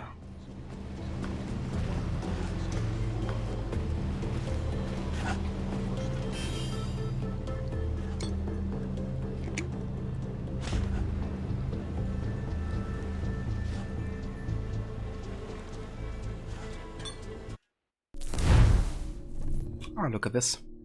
The first letter. On my name and origin. To any and all who may read this missive, know first that I am Tom Havana, born 1652, formerly of Boston, now of the world, living in the year 1706, taken to isolation long ago in the place of my ancestors, in pursuit of peace and steadiness of my spirit. My story is a singular one, for I make no claim to greatness or nobility. Yet there is such an amount of strangeness in my blood, it bears mention. With a wish that a better understanding may come from my situation, and with a hope that if there be any others in the world who suffer the same perturbations of mind as I have since birth, might find in me a kindred soul, and a friendly voice to guide them to the calmer shores of sanity. In plain words, I was born a creature of 2 souls, one being my own, newly minted and fresh upon the world stage, yet the other being an old and wise thing, a soul as old as the universe itself may be. 2 souls, therefore, in a single body, competing for supremacy. For as long as I have been a thinking being, I have felt these 2 tides stirring within me. How this mysterious incorporation should have occurred shall be the subject of future letters. So this is written by the Sage of Aita. was the same sage that also, or I guess the same sage base that the sage you meet as Edward is also. So Roberts that you meet later and have already met in Havana, he's basically another sage that got born shortly after Tom did.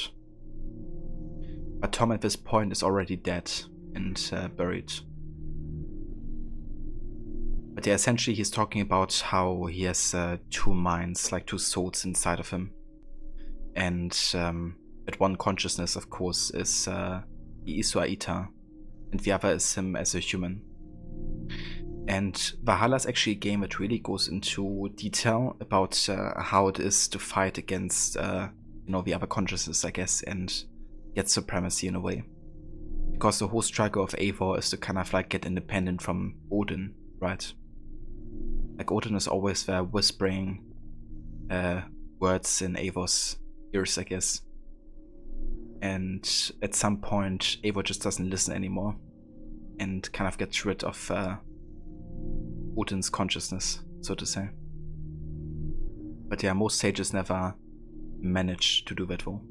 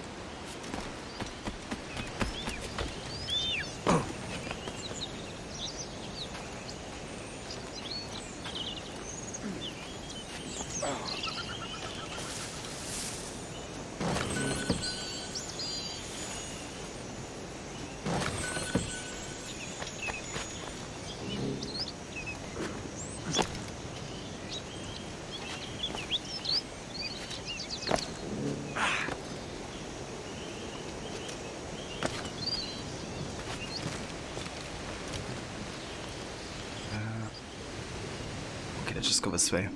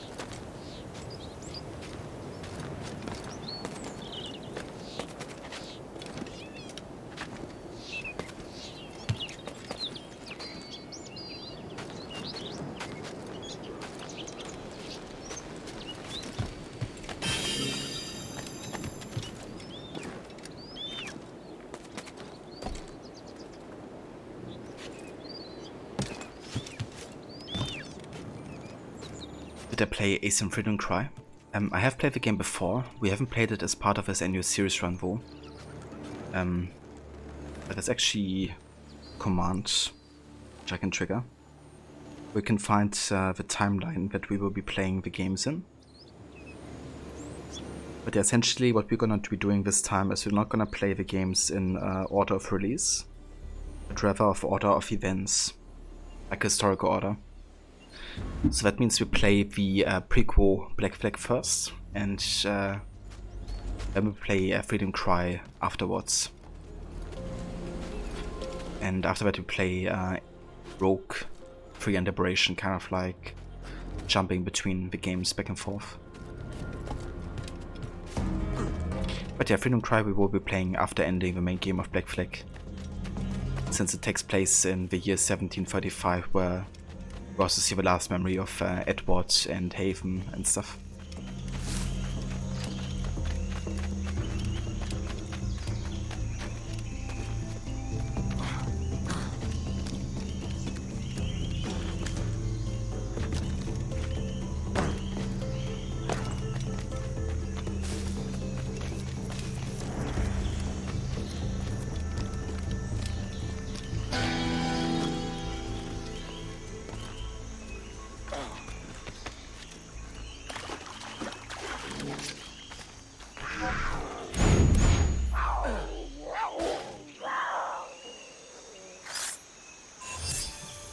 Nice. White Jaguar. Quite rare, this one.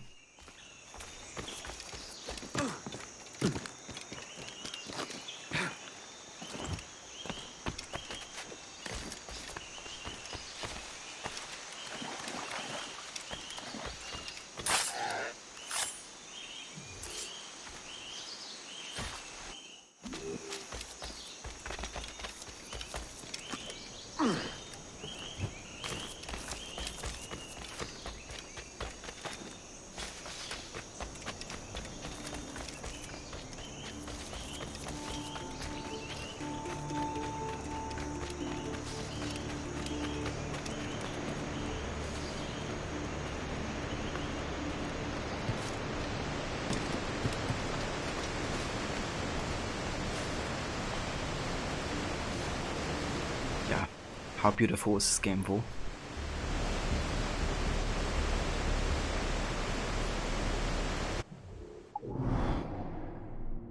Alright, so we actually done a Greater Jaguar now with everything we want to do there, except of course of renovations, which we will be doing later. We have locations in Gibara we should have finished already, I believe. And in Ilafera as well now. Nassau's done, Abaco Island is done. Andreas Island. And Cat Island too. So yeah, we can head towards the main quest now. Let's do it.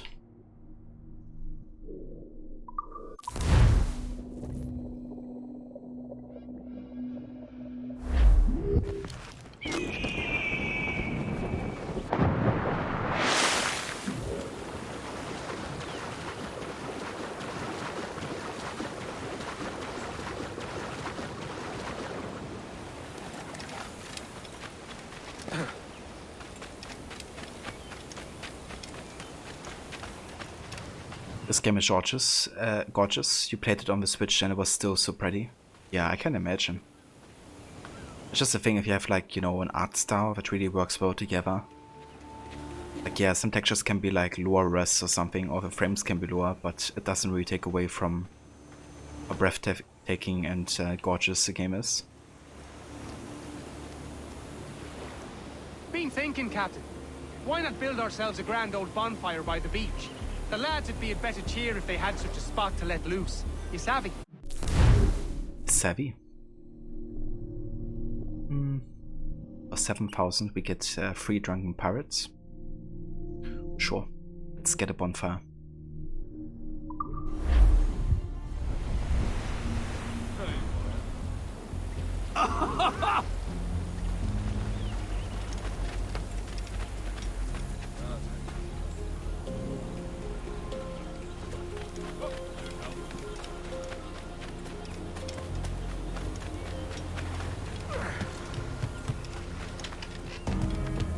Alright, let's have a look at our outfits here.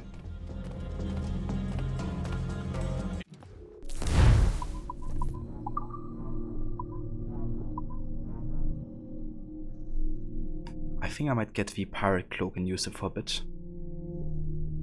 We haven't used it yet. Standard cloak many pirates once wore to express their pride.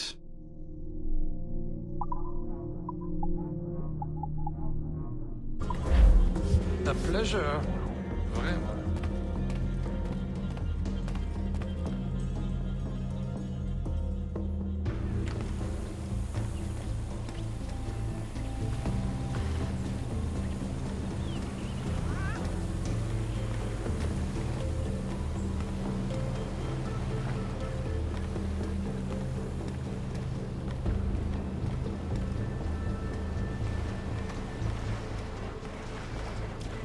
Quite like the look of it. I don't like the clothing too much on the bottom of it. It looks a bit wiggly, especially when moving fast.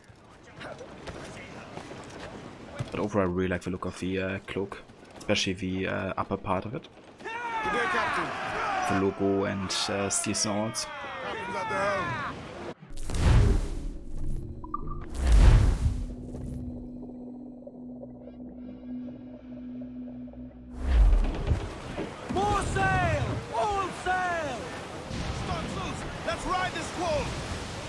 Red Captain! Human Fluxon, Captain! All in the stunsail! 4! Pull up all the beams! Oops, I can't go that direction. Okay, let's go around here. Life of man! You ride the wind! For all she's worth! Oh, it's the life of man! Whiskey for the darling! Lawman! I'll go adrift there, sir! I'll drink whiskey when I can! Whiskey, Johnny! I'll drink it out of an old tin can! Whiskey for my Johnny, oh! Whiskey gave me a broken nose! Whiskey, Johnny! Whiskey made me pawn my toes. Whiskey for my Johnny, oh. Whiskey drove me around Cape Horn. Whiskey, Johnny. There was many a month when I was gone. Whiskey for my Johnny, oh. Man, I just love the open sea in this game so much. It's so gorgeous. I love, one thing I love, like as a detail, is how the surface is usually very bright. You can see the sun shine through. In other parts where the sun doesn't shine too, here it's like way darker. They've just done such a great job with the ocean in general.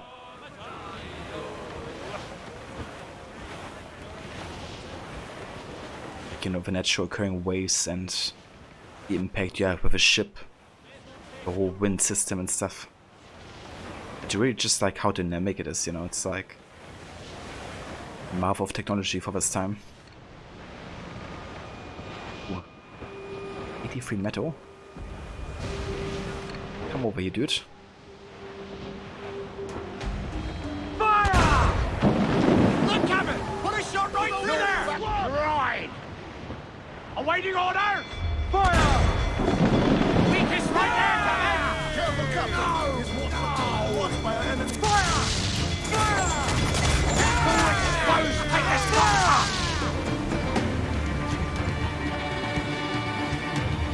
Fire! There's a good shot, Templar! On your fire! Fire! Who exposed? Take this shot!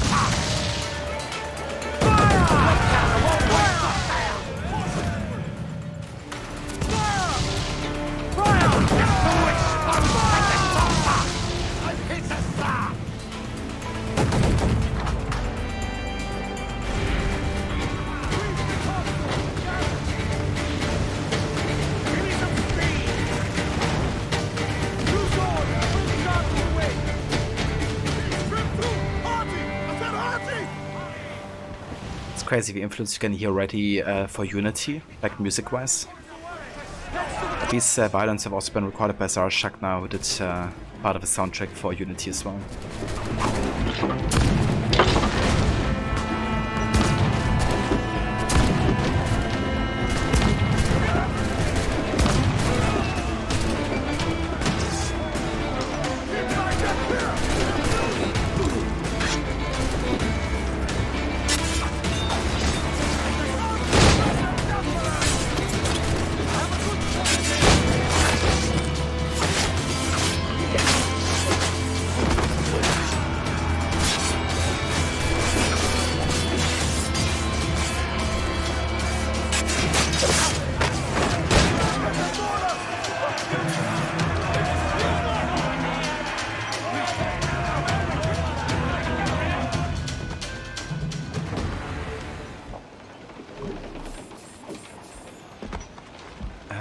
Let's go ahead and repair the Jaguar.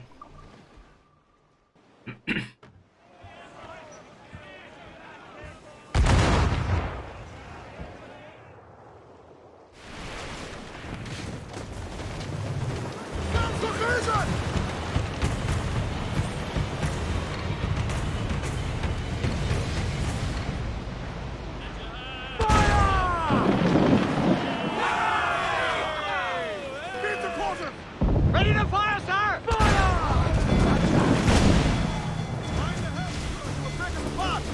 Brace yourselves! Fire! Ready to fire! Rouse the royals!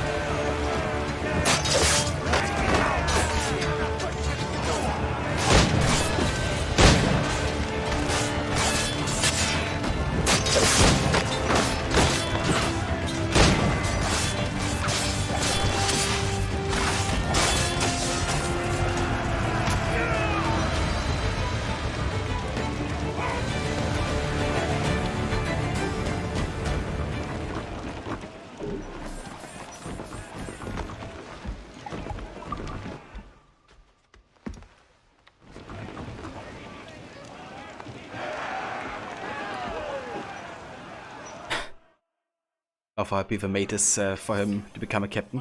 Prize captain, who's main sails? Alright, let's go ahead and dock here. We have Tortuga. Kinda got a bit sidetracked here, but that's right. Bring it all in. Captain overboard!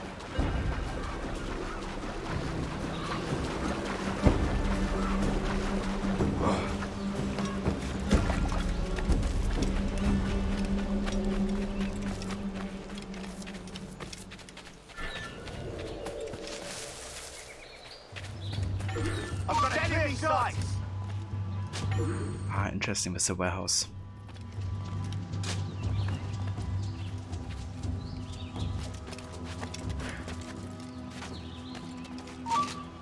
Come on, what? Looking up here. Being serious. Just refuse to go up there.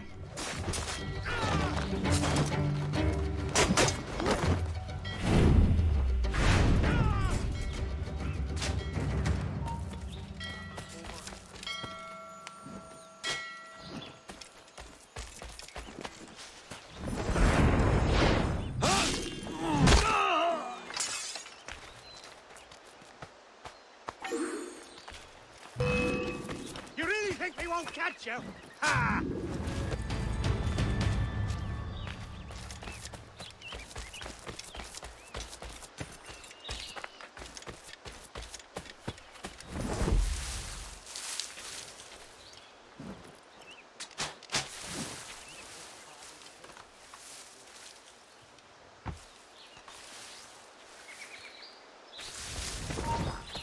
You there, hold. Jesus Christ, what?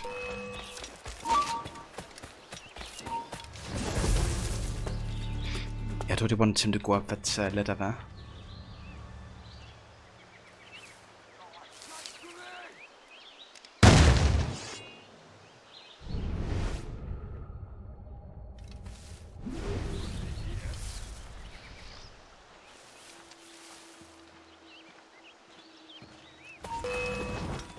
Gotta get away, Corp.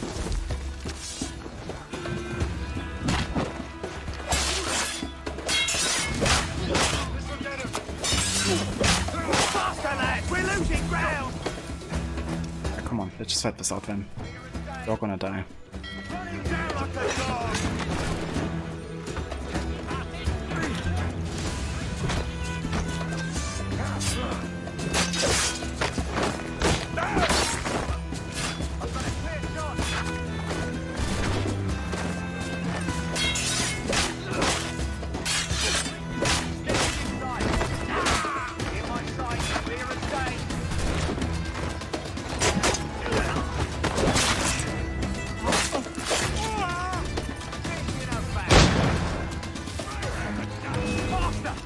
Losing him! Oh, well done! Pound them to meal! Alright, everybody's dead now. Are you happy?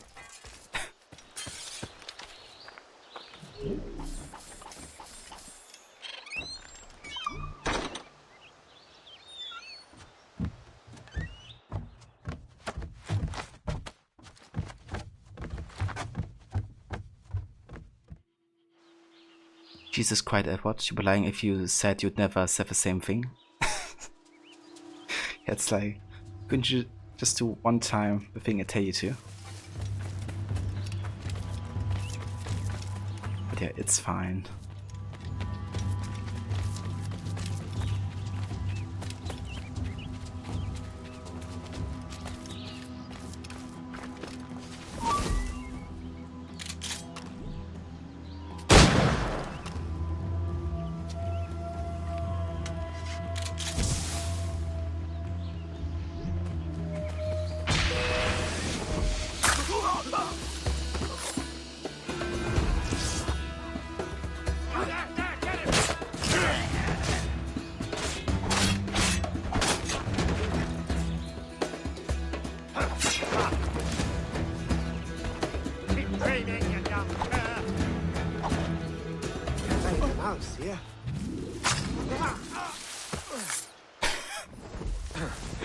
That logic. Or maybe he's just like stop looking after you.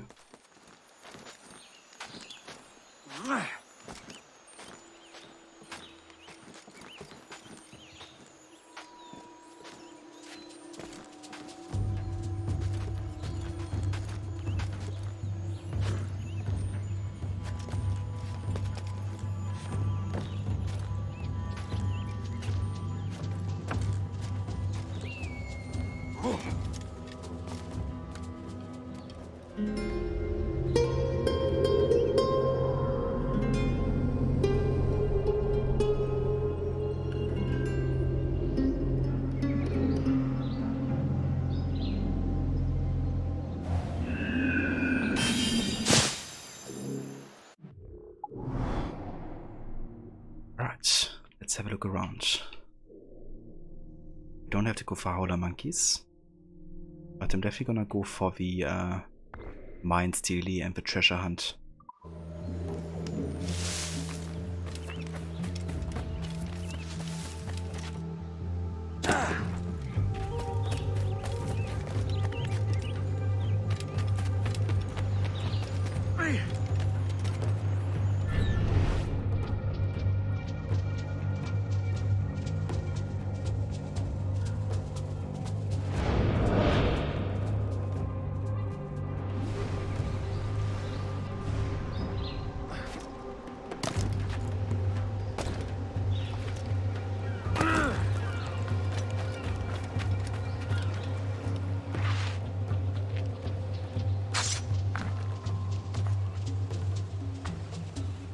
And one more stone.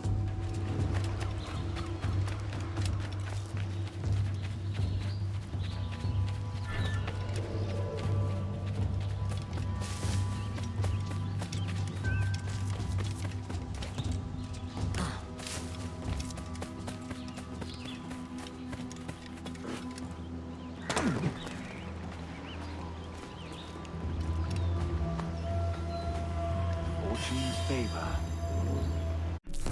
Fortune's favor. Oh yeah, Velita mortar storage. Very nice indeed.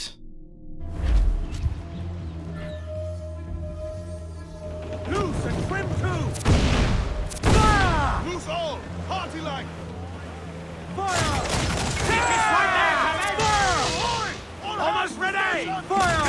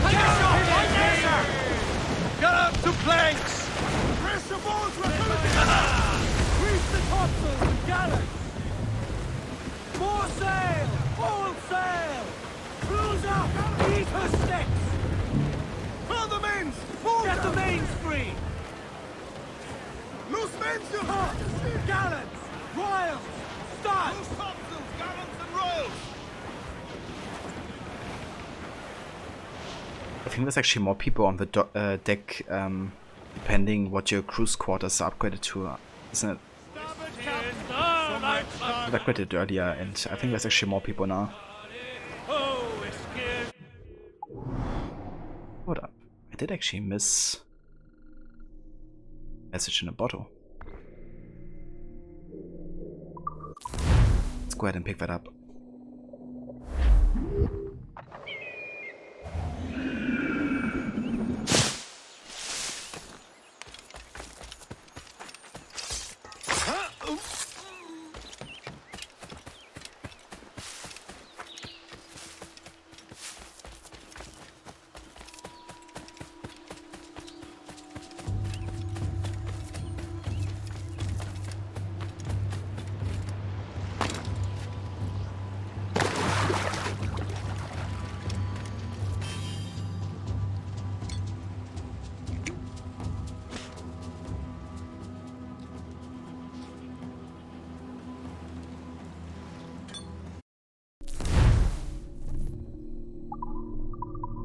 gonna wait until we have a second letter there.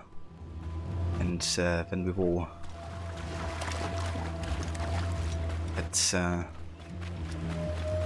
kind of like read rest of them. But yeah, I wanna do it in order. Okay. Let's go back to the ship.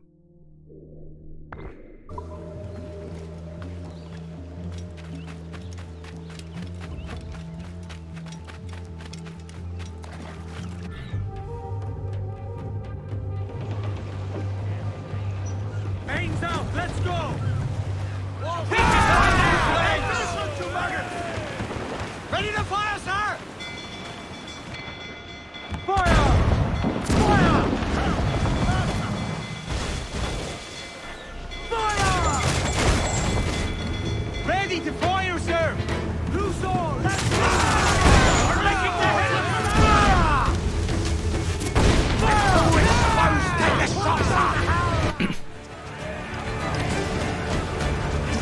Got permission to come aboard, Captain.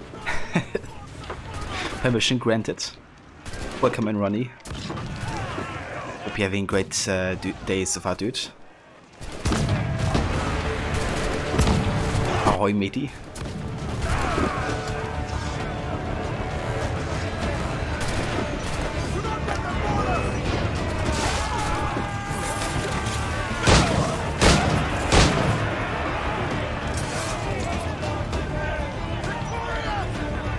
Well, that was quick and easy.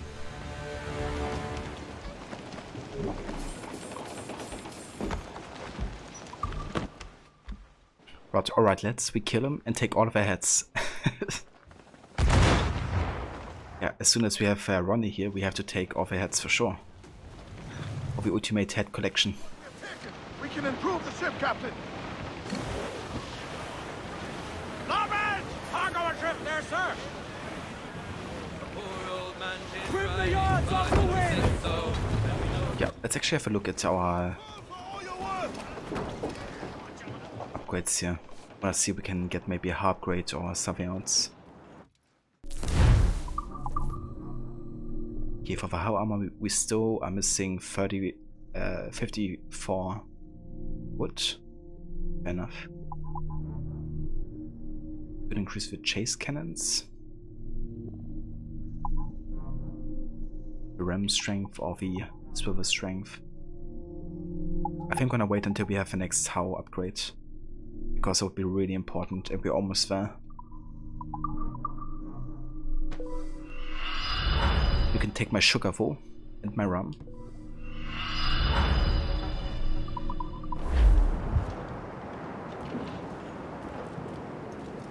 I think we also got some of our fleet. Take my sugar! Take anything you like! Exactly.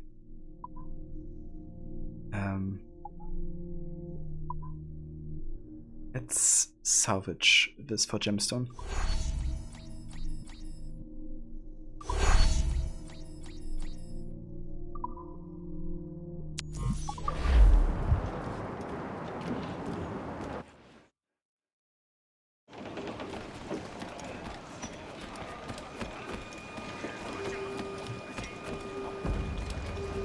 Captain's out there. Unfold, mates! Let's move!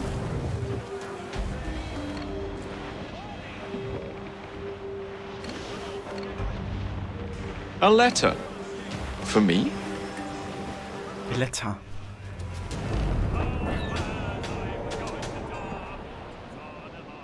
And how beautiful is this game?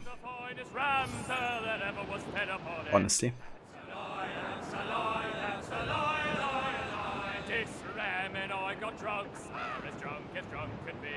And when we sobered up, so we were far away out at sea. That's a lie, that's a lie, that's a lie, lie, lie. This wonderful of rams. Anchor ahoy!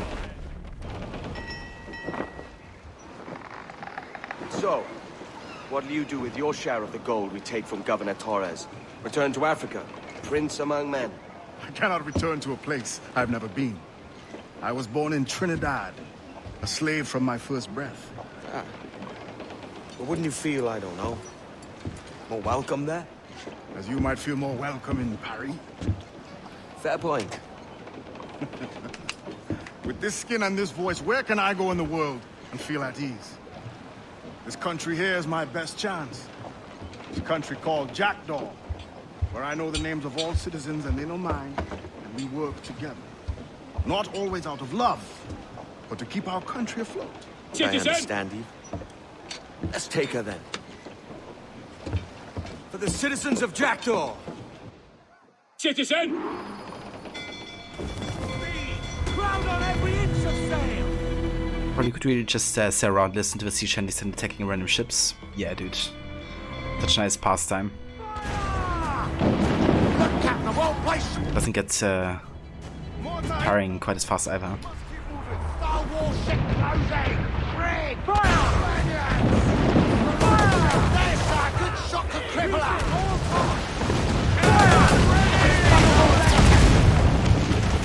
All in the stunson! Fire! To the left, sir! And away from out!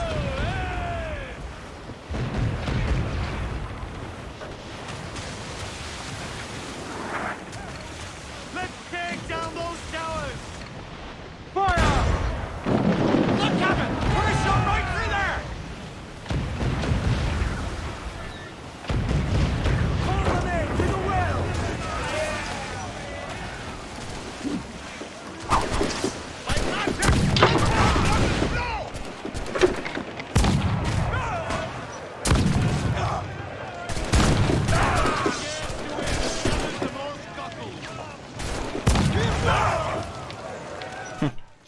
Didn't even have to go aboard there.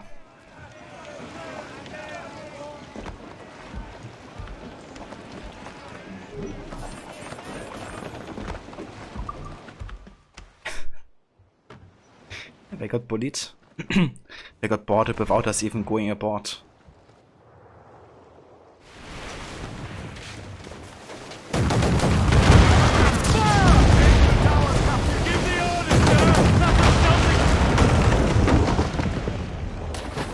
We should get closer! Hold her in! Sun's up! Let's get moving! I know she's a good sailor. Now prove it, my trumps! Clipper, ease off the wind! Starts up with a will!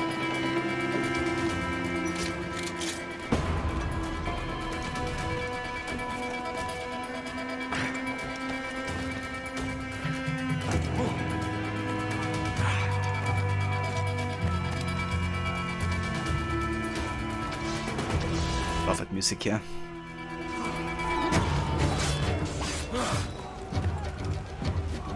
Okay, so we gotta use the running assassination to kill the officer of who's sink here.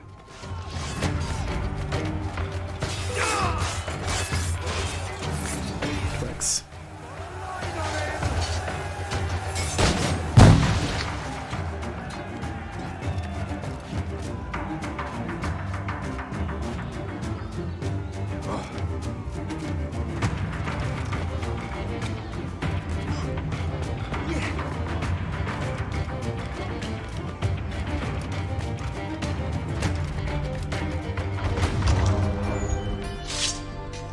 Well, hello, Your Excellency. I'd got word you might be here. I know your face, pirate, but your name was borrowed the last time we spoke. Ah, yes, I recall. Mr. Duncan Walpole. I missed that one. So, what's a Templar Grand Master doing so far from his Castillo? I'd rather not say. And I'd rather not cut your lips off and feed him to you. 2 years ago, we offered a reward for the sage's recapture. Today, someone claims to have found him. This gold is his ransom. Who found him?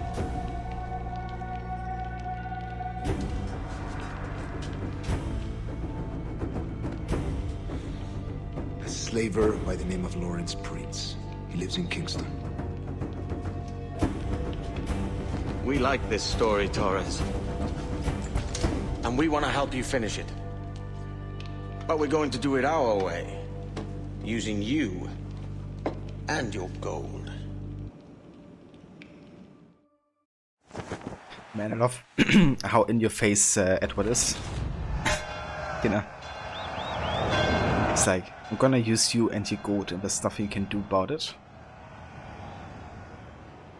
Also, thanks for the tea time.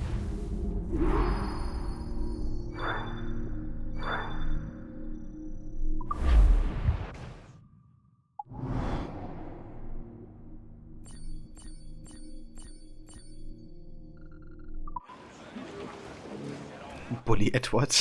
Yeah, no kidding, dude. How might I find your favor today? You might find my favor by giving me some mortars. How about that? You have my thanks. Enjoy your luck, Aura.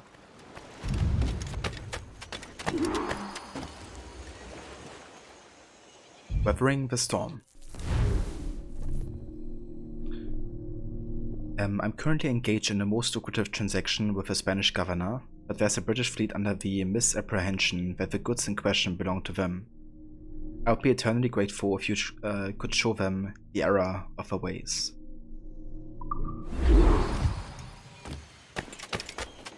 Is your Easter for sporting, gentlemen? I would help you lose the hounds, Captain.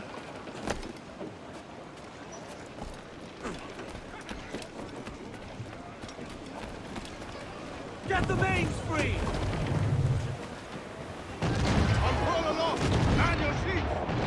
I love how we fought the sisters now to take down the pirate hunter here.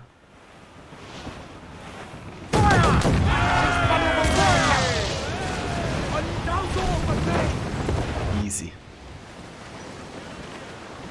Fortunately, there's no loot if the fort sinks though, so that's a disadvantage about it. But overall, it's nice they, you know, do help you.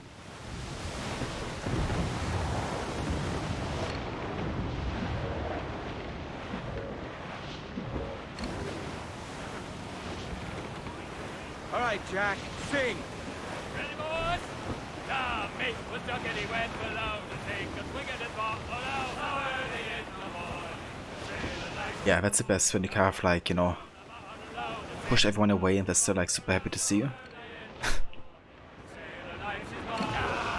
Not difficult to keep happy.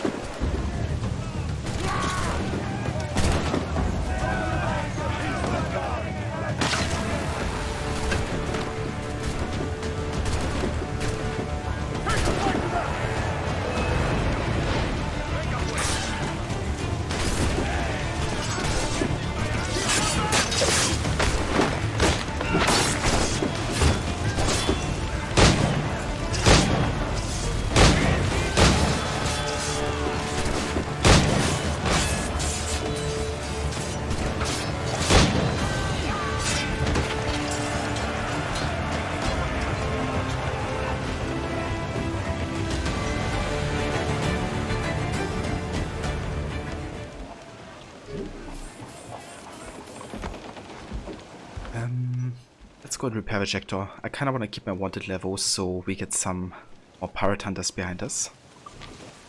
That's essentially like free loot.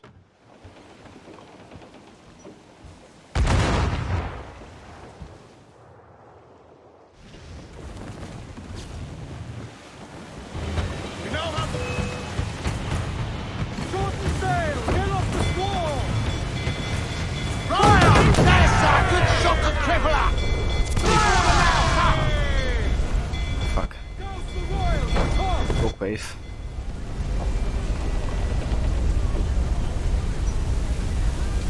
Clues down, handsome wind.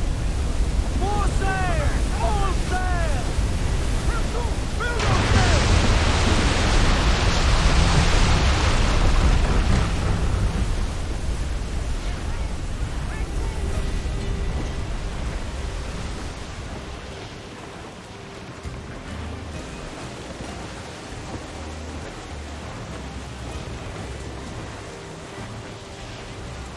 Yeah, with roadways you always gotta be careful, because if you don't pace them frontal, the damage is gonna be severe, to say the least. You can actually kill you and your crew in this travel ship if you're not careful.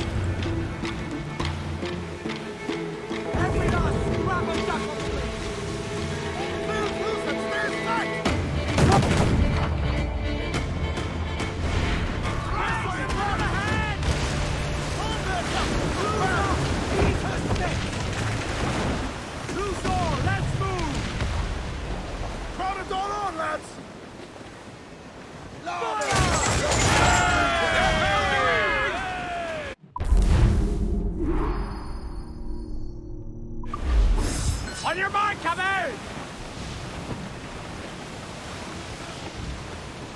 Nice. But yeah, we now actually have the next notoriety level, so pirate hunters are gonna be a bit trickier to deal with. Now's all but me! Mainmast! Bring in the top halyards! Pull! Tops! Gallants! Royals! Studs! Aloft, lads! Fire up, hunters!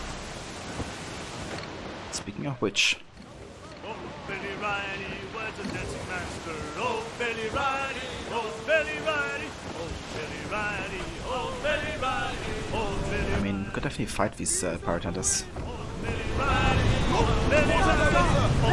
Shit.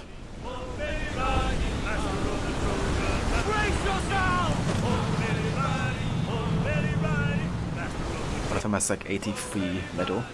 What the fuck? What's that storm? It's like circling back to me. It's still on me. What the fuck? Are you shitting me? What's that storm? It was like chasing me. What's that there? Loose tops and roll!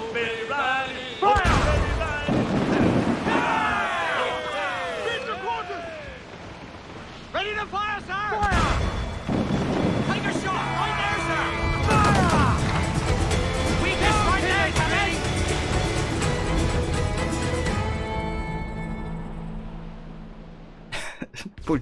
The Buddy McGuire song. Shanty. Yeah, dude.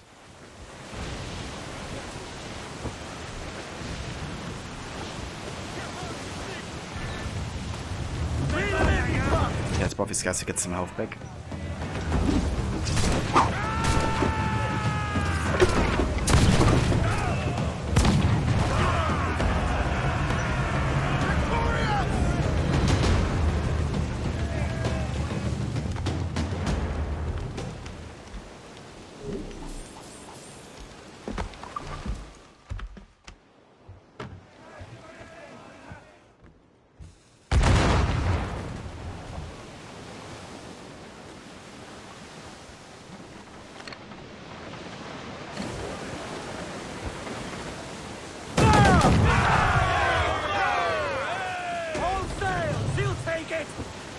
Another storm.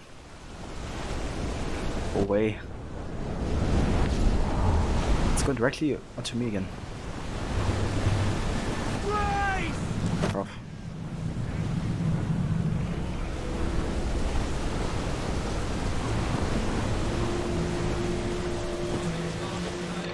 Starboard! Floating booty there for the... A royal convoy with 10,000 though. That's worth it. Fire! Look, Captain, a well-placed shot there! Cannon! Fire! Fire! Sir! Are you the word to let flight grapples, sir? Down there, sir! That'll wipe them out! Ready to fire, sir! Fire!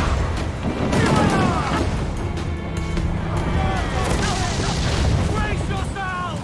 Taking some shot, Captain! Fire! Jack's ready to fire, sir!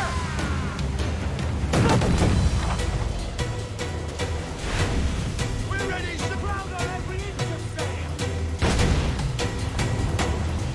Batten yourselves! Feel the loving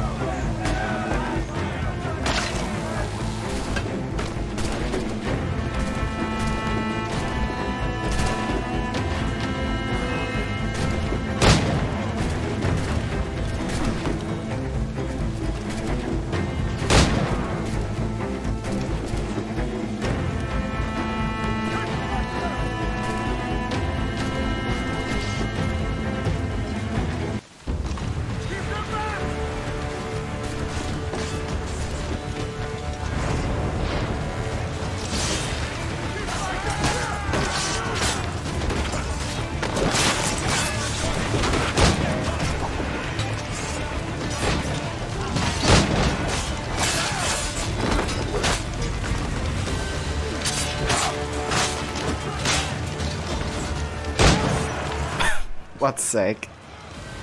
Attracto body flip. Amazing. But yeah, I take that 10k. Thank you very much.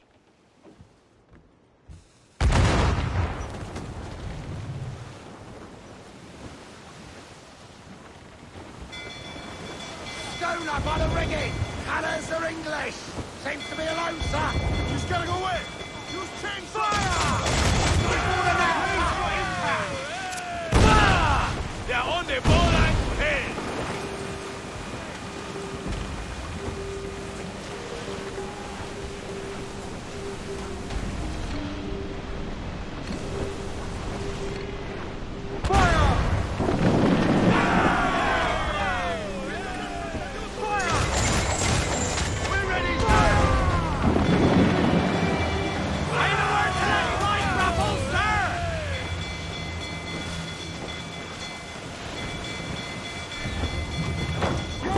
Director David Fincher's doing a movie called The Killer for Netflix, starring Michael Fassbender. It's a neo-noir action thriller, apparently. Apparently will revolve around contract killing. Michael Fassbender was like, well, if I don't get an Assassin's Creed sequel, then I'm just gonna make a movie about a contract killer.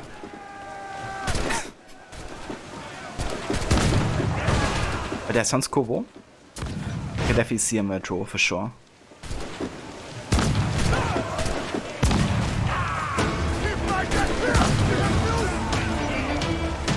Yeah, they're definitely quite ironic.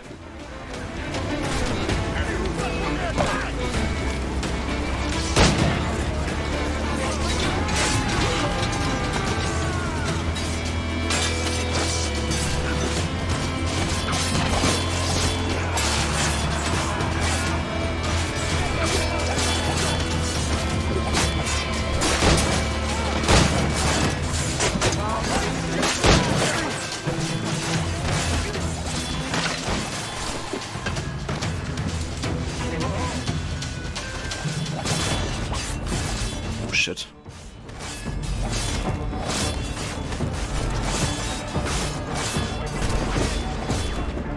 That's just such bollocks.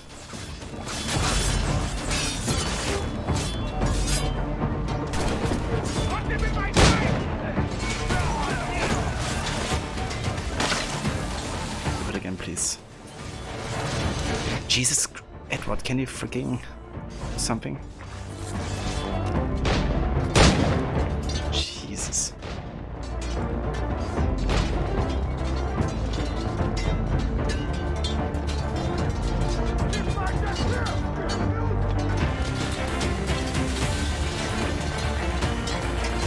Paris of Nightmares. Indeed, dude.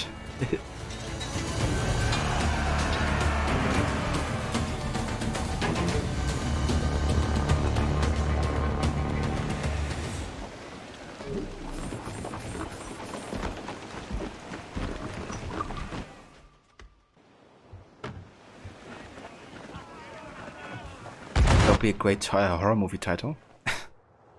Yeah. Imagine like the pirates being the horror element. Kinda were in the first Pirates of the Caribbean, right? Like it had like a bit of a horror element, I guess, with a curse. And the pirates are going after everyone with a medallion. But yeah, obviously you could lean much more heavily into the horror.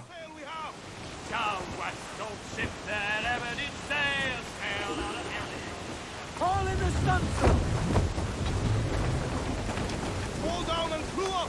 Furl those men! Dalton himself!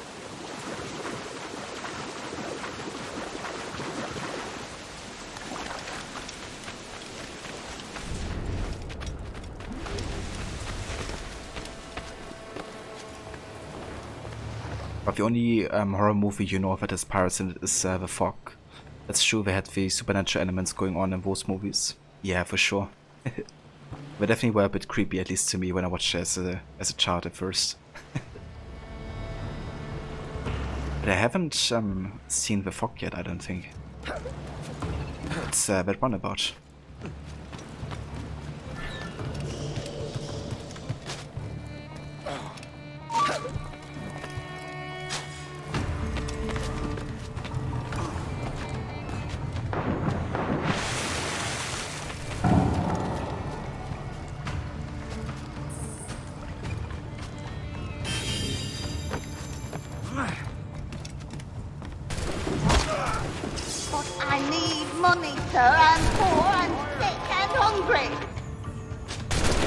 Sir, do you have any money?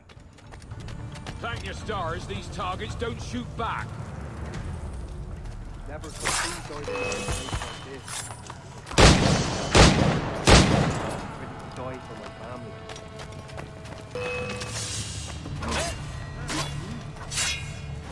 Hey, the Blood Moon. Welcome, mate. How are you doing?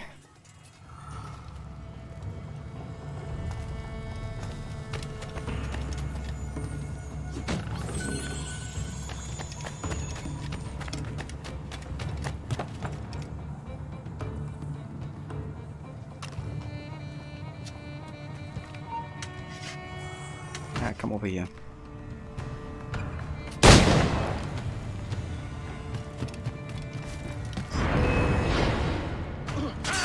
Seems like we're chasing Captain Conspicuous, lads! Captain Conspicuous.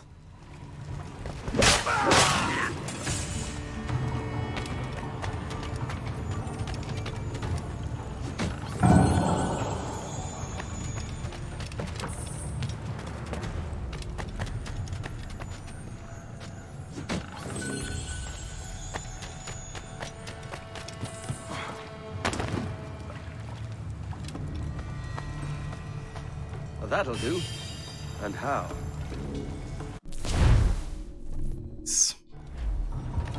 Have a treasure map.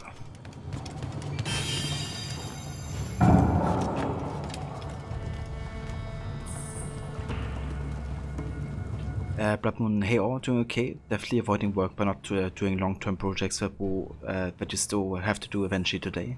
Also here. Yeah, that's understandable, Blood Moon. I don't blame you. But yeah, it's going really good. Having a nice time with Black Flag. We're currently in sequence 5. But yeah, I've already done quite a lot of the side stuff in the northern half of the map. But yeah, it's been lots of fun. Sure. So that's kind of interesting. Apparently, if you're in a cavern and you then access a map, it doesn't show any landmass. Like, all of this should be landmass, right? Like, with Havana and stuff. I guess it kind of like bugs the map representation. Well, there's two versions, the original and remake. Only seen the original, but it's about this coastal town of the US, which is celebrating the 100th anniversary of the town's founding. Ghostly fog roads in the night, and these pirates who were cheated of gold in the past come back as ghosts to get revenge on those related to the founders of the town. Interesting. That sounds kind of cool, actually. The revenge of a pirate ghost. Yeah, that was actually the last main quest we did, Blood Moon. I love how it says that, you know. I'd rather not cut off your lips and feed them to you. What I love about that scene as well is how Torres is just completely, you know, struck. Kind of like he doesn't even react to it at first. He kind of has to comprehend what Edward even said in the first place. But yeah, there's a few moments. We also had another one earlier in the Templar hunt where the traitor assassin brother said to Edward that he's a traitor, and Edward was just like, oh, it takes a traitor to no one. And he was just like speechless. Didn't say anything.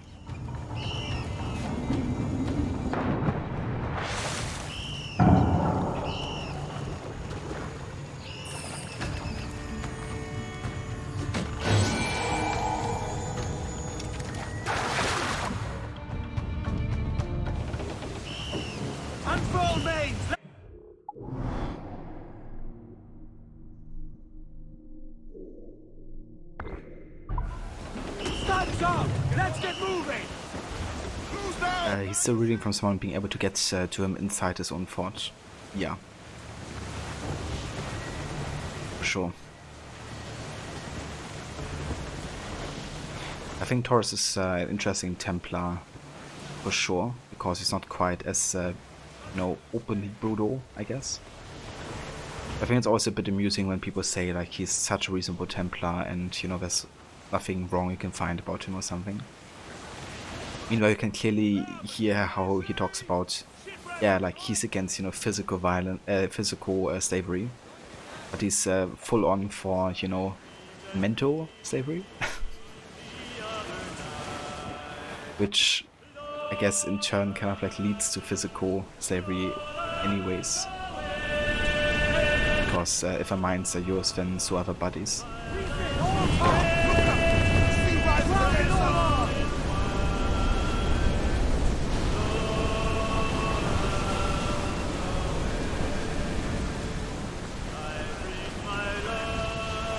Yeah, dude, I love the echo effect. Every time I kind of get close to the shore or something. Love that all effect.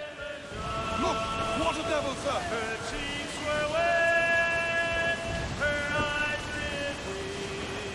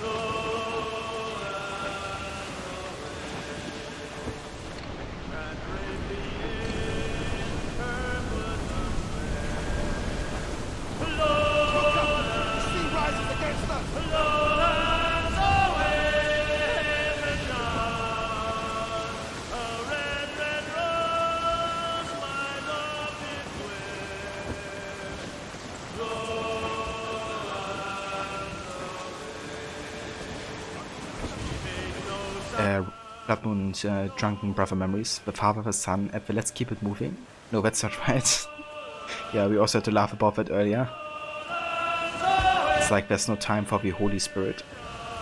But just keep it moving. That guy just... I was about to say, where did he fall? They're like off the stairs or something. So I actually think we can... Never mind, we can't stop during storms. I think we have enough resources to get the next hull upgrade at this point. Is there hope?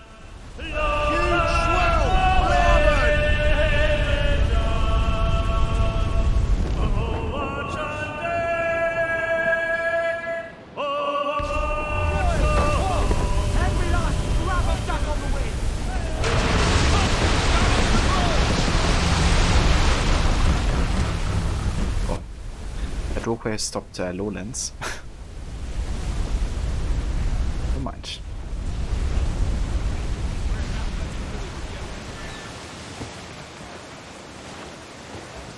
Good boy, got some pirate hunters. Fresh meat there if you can strike it, sir. Captain, there's sea critters to spear here. Ease off the wind. Ready the whaleboat, lads. Yeah, never mind the pirate hunters. Let's do some harpooning.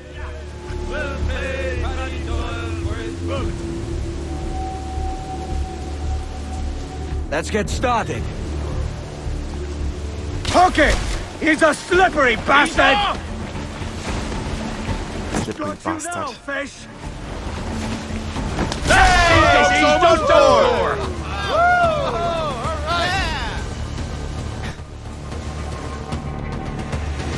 I love all of these sounds the guys are making.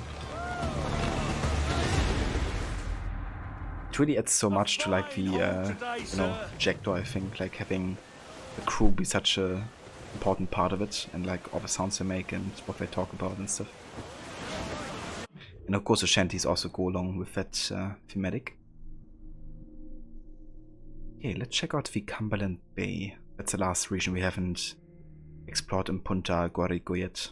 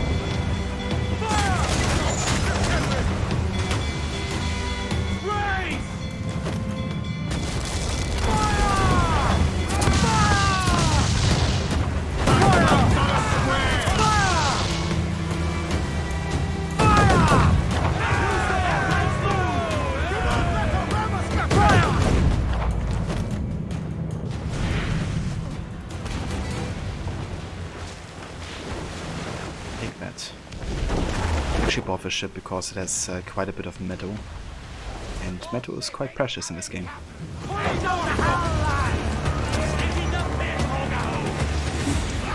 Down to the drink.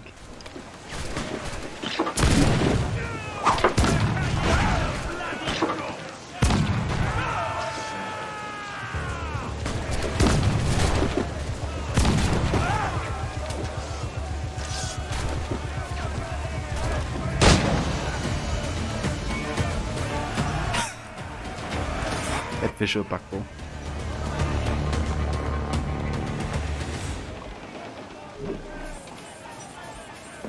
Okay, how about we actually lower the wanted level for now? There's a bit too many pirate hunters going after us right now. Will you sign on, lads?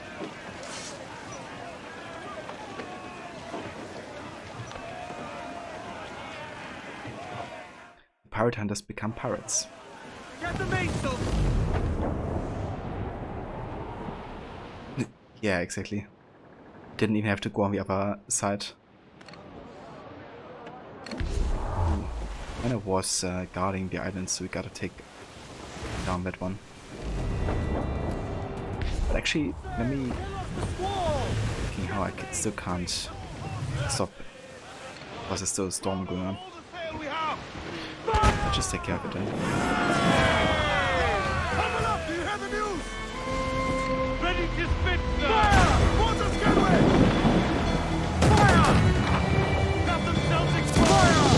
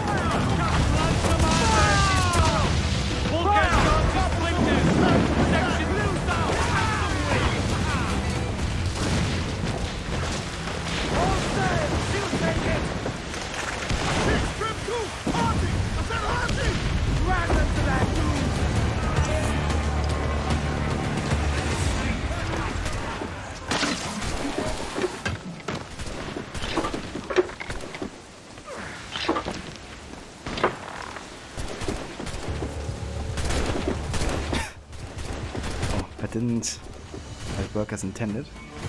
I love how the ship just moves. That works.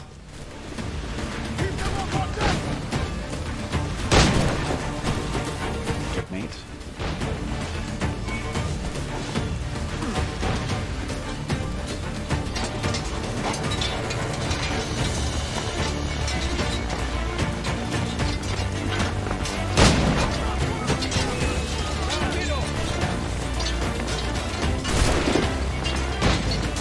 Shoot through a wall.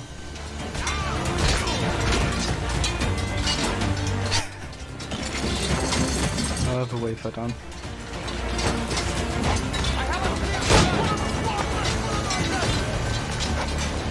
Go away from that explosive, would you?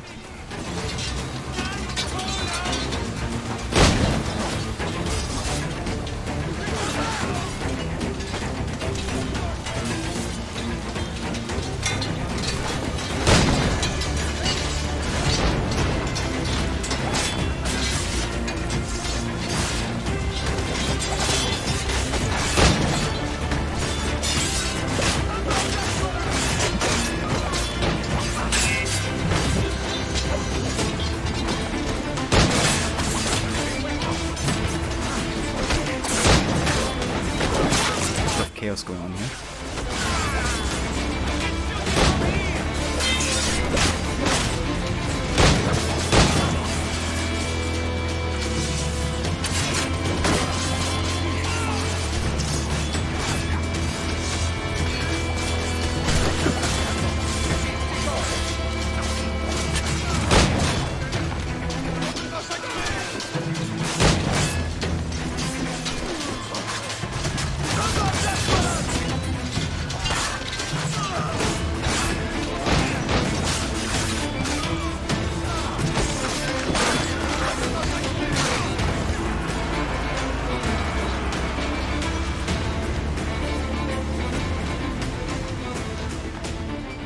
Was only slightly chaotic. Oh, nice. Look at all that wood and metal. And regardless. And 15 sugar. That's the most important material here.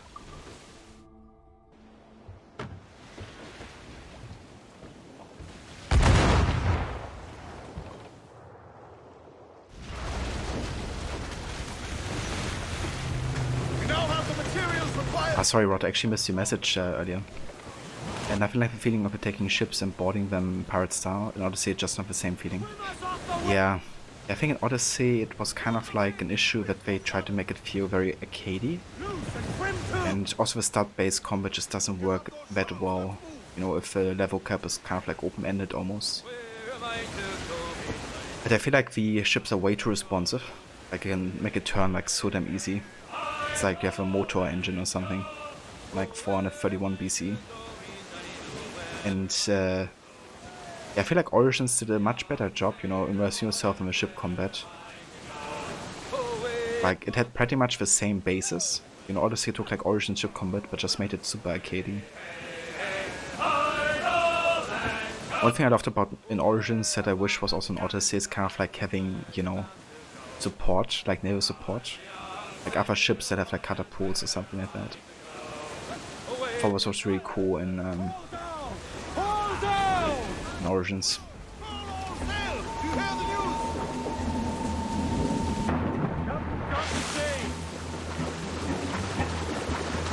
But the Origins ship combat I really enjoyed. Which made me actually hype for Odyssey at first, because I heard, okay, it takes Origin ship combat and makes it like part of like open world exploration. And not just a thing that happens in like some missions. But yeah, overall.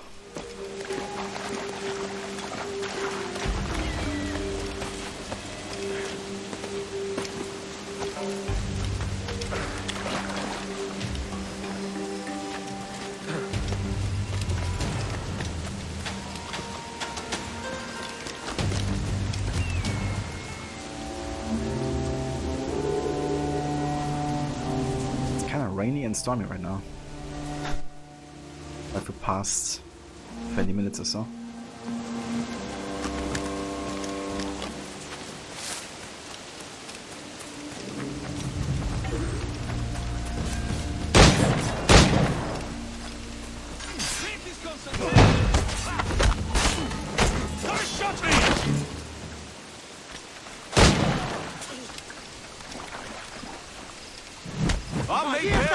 the rim, but I'm no rum jack that I do swear.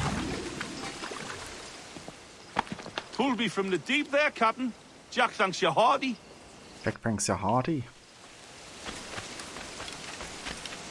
Okay, what do we have on this island then? Treasure map and message in a bottle. Letter. Also got ocelots, but we already have hunted them, so we don't have to do it again, I don't think. A letter? For me? What was he saying during the fight? I didn't really understood it, to be honest. Maybe somebody did.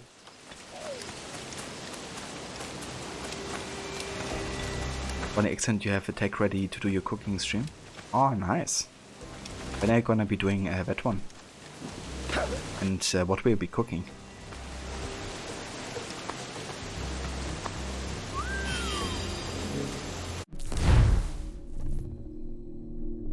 Isn't that in Tulum? The Assassins, like on the Assassin Island? Not sure. I think it might be.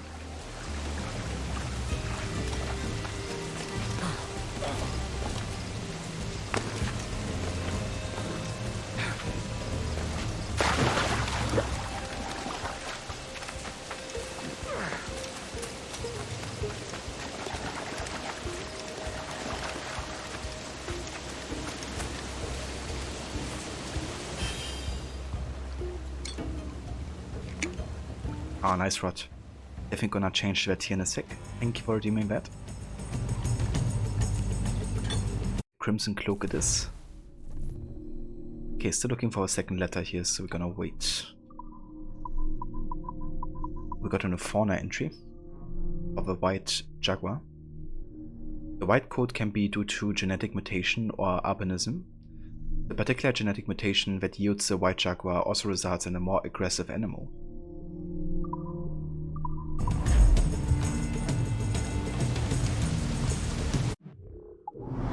Alright, I think we are done in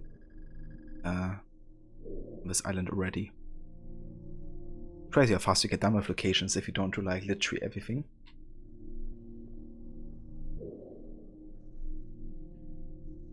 Yeah, where's the next main quest? Kingston. Okay. Yeah, how about we go into the next region, Navassa, and take on the next fort as well. Just gotta get back to the ship here.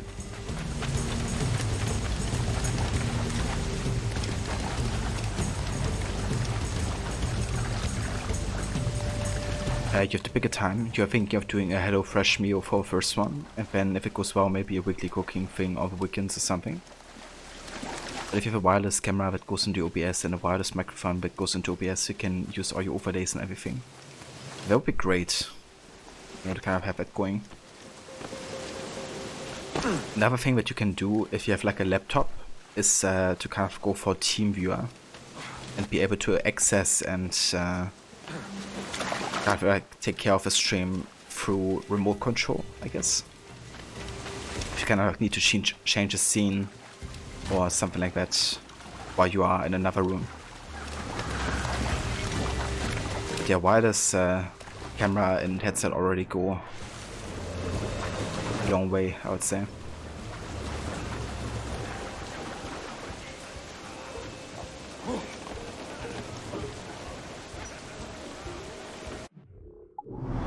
Okay, so I believe we actually have to buy the Crimson Cloak. Let's go back to Great Jaguar and take care of that real quick.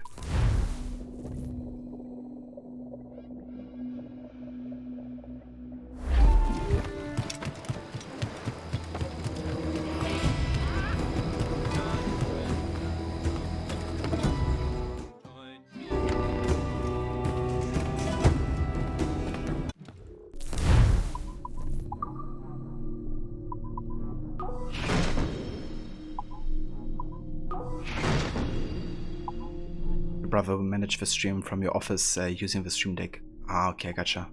That's nice. It's great you got some help. Right, the Crimson Cloak outfit. A ruddy cloak praised by the Spanish aristocracy.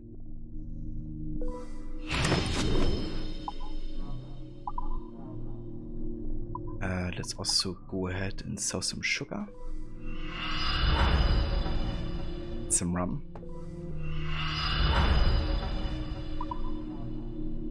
Laura, yeah, that would be perfect. Chef's hat. I think I'm also gonna go ahead and buy some art pieces already. With the Bed-Nose figurine. Woodwork from the Isthmian region represents a crowned half-human, half-bat figure, flanked by 4 crocodile heads.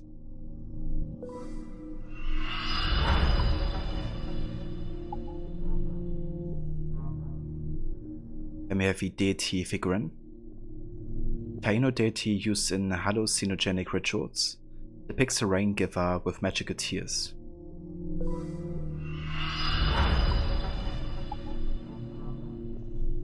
The Ego figurine.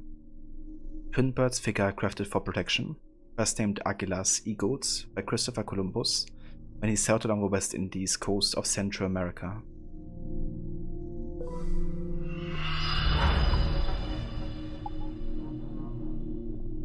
And we're also gonna go for the Earth Monster relief.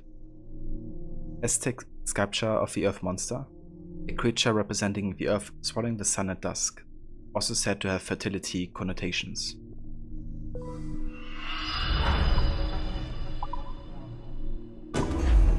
Bienvenue!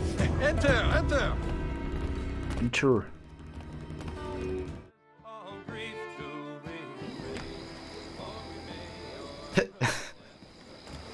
Amazing rod. Flying bats. Guarded by the 4 crocodiles. And even the reverse crocodile. Amazing. What have you been eating today? Okay, so now it's also time to get some upgrades for Jaguar. Finally we can get the second last hull upgrade. Oh yeah, and then we can also upgrade the broadside cannons. Or the swivel strength. I think I actually go for the swivel strength because that's really important and useful.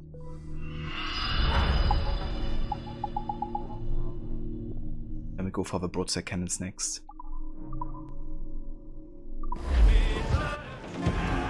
And time to take the doggo for a quick walk. Have fun. No worries whatsoever, Ronnie. Hope you enjoy your walk with the doggo. And yeah, we will catch you next time, dude. My thanks for your trust, Captain.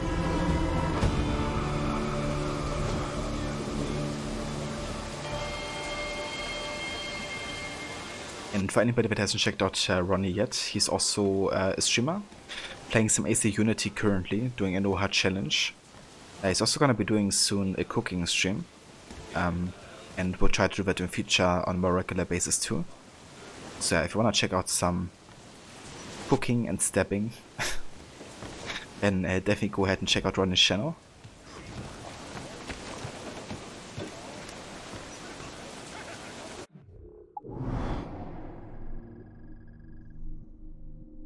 Alright, let's go ahead and head to the fort now.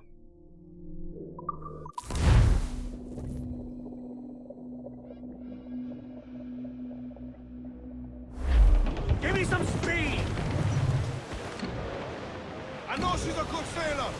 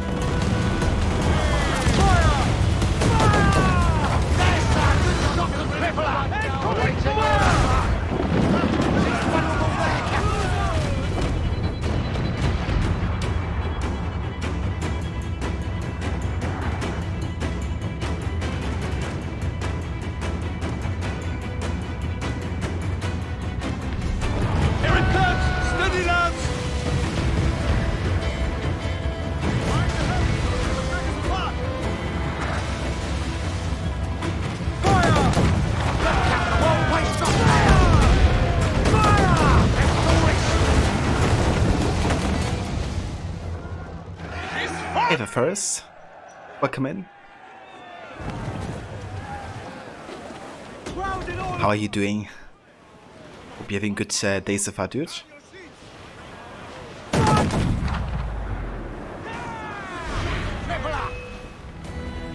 Ready to march! We're ready! She's vulnerable there, Captain! We're ready, sir! Refit all tops! Muzzle your tops, Metros! Loose all, let's move! More sail! Give me more sail! Fire! No! You good? Been a busy week, ready to relax and have you some beer? That's definitely fair and understandable, dude. Hope you enjoy your beer and relaxation, dude. But yeah, I'm doing really good. Have a nice day playing some more Black Flag and pirate action. But yeah, it's been loads of fun. Lots of pirating and plundering to do.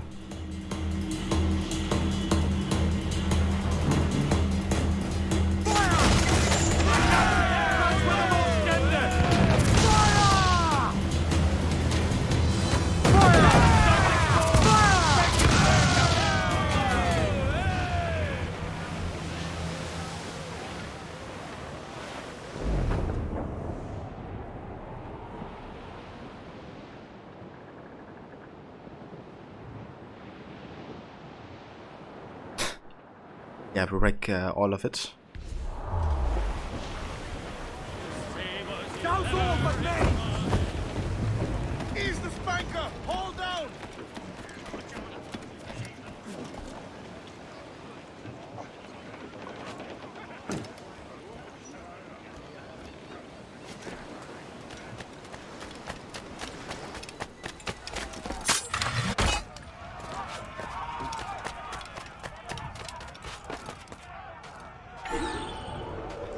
Hey there, Grant. Welcome in. Thank you for the follow. Yeah, the Crimson Cloak ain't too bad. Spanish.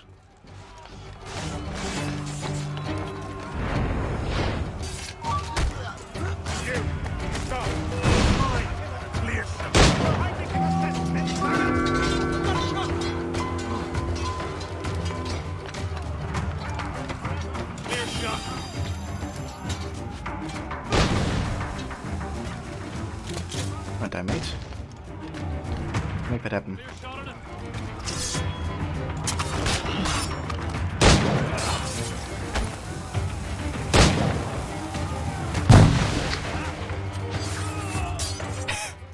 Good combo.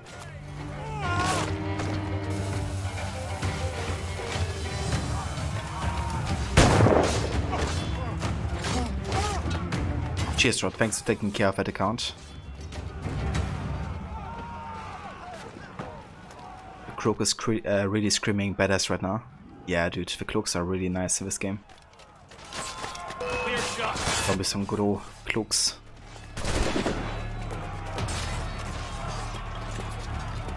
Not damage.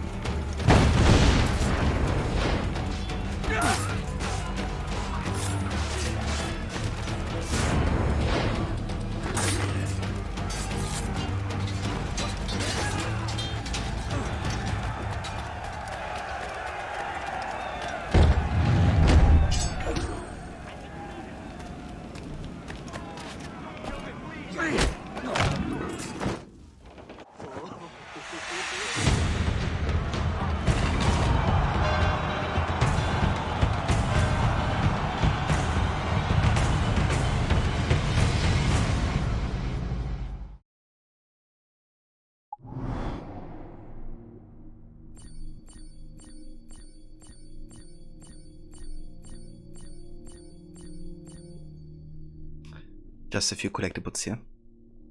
Damn, I can't believe we only have 4 forts left. Care to lose all the unwanted attention? They've been doing some good progress here. How might I address your needs, sir? How about you power ship? give me some mortars.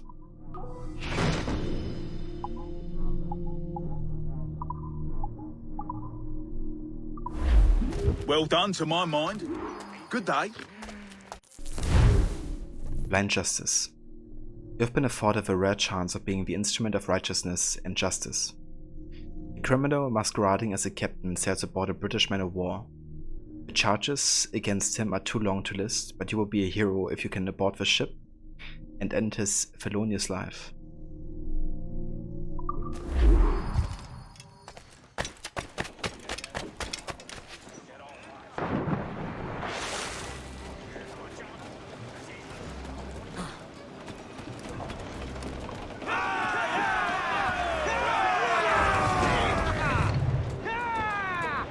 Loose topsails, gallants and royals!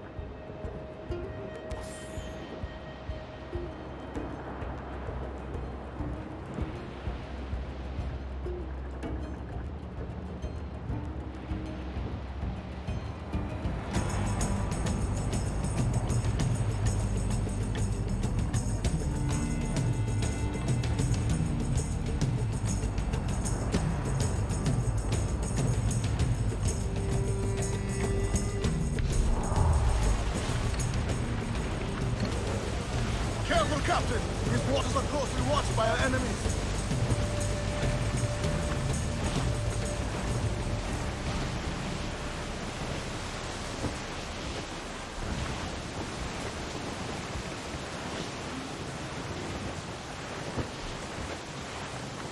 Look, Captain! Some rich cargo here, sir.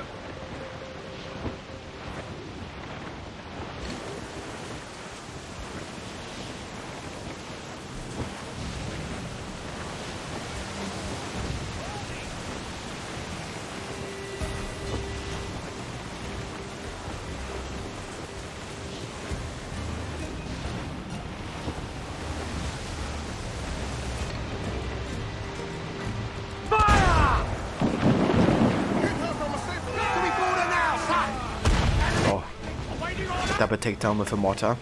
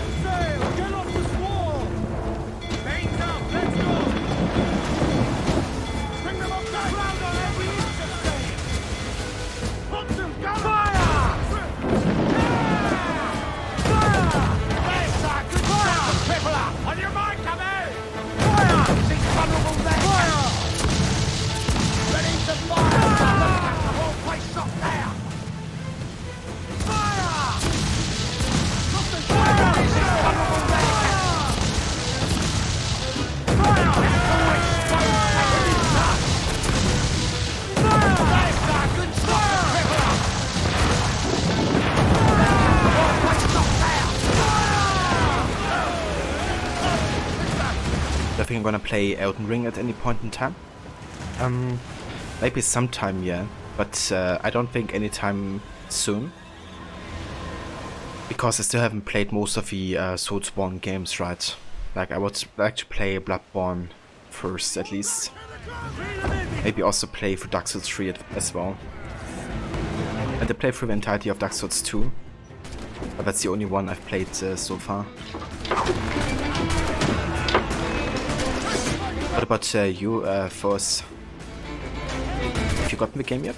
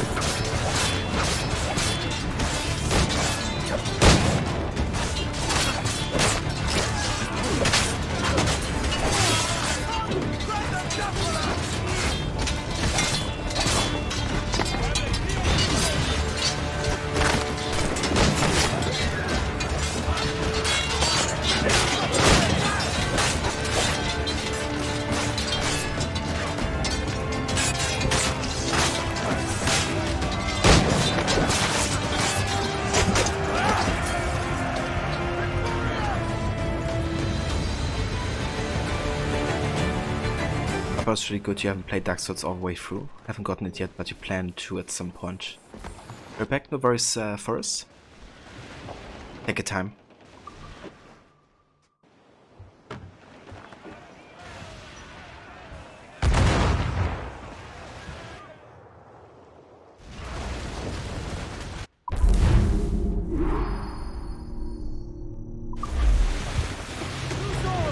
Nice.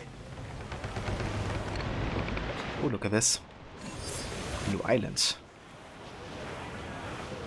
Oh yeah.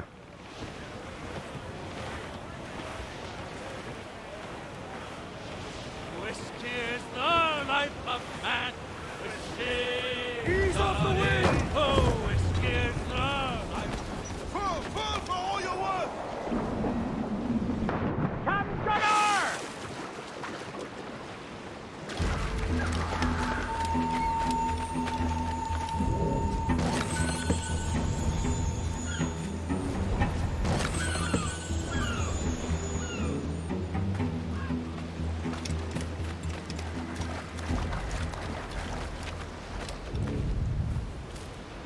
Ah, nice aura. Welcome back.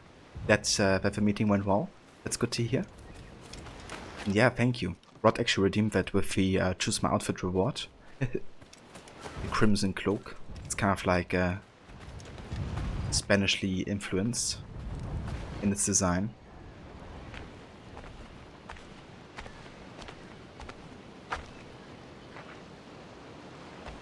Hey!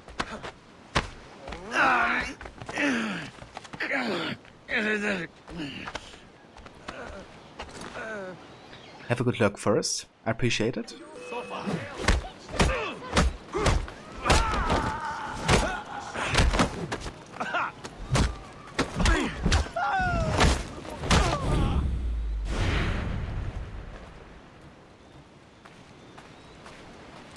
What can I...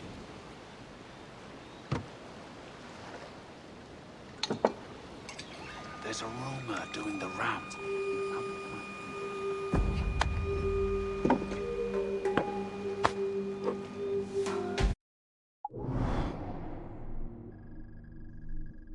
Ah, interesting. That's actually not an official location yet. But it's gonna be for the story eventually.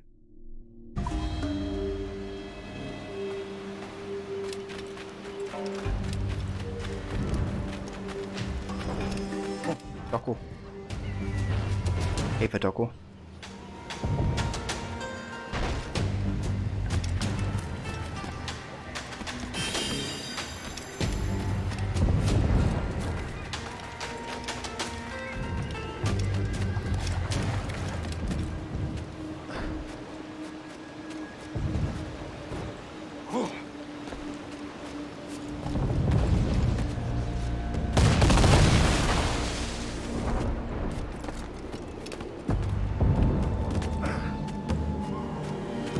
I love I can see these like shipbed as a background here. Like how amazing is that?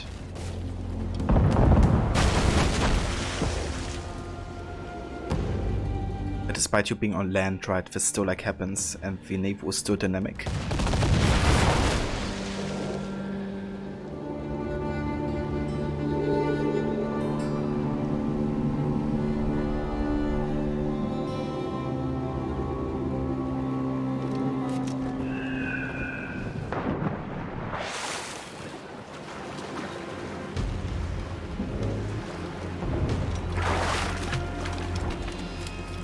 Kenway. Need to disappear. Ahoy.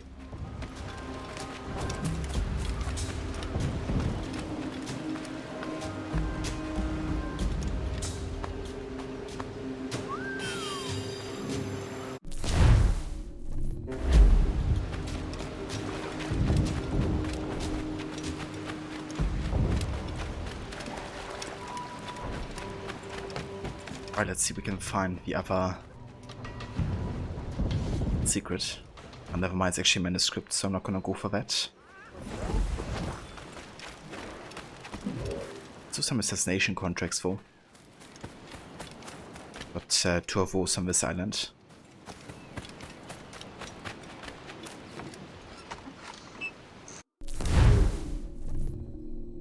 The expedition. A brutal gang of Templar privateers has taken refuge on a forgotten island near here. Your target is their leader.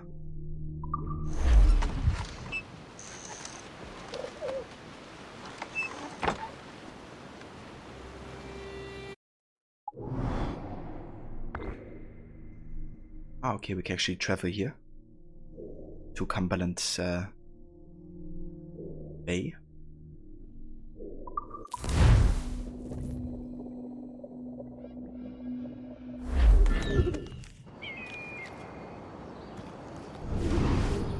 Oh, he's right there.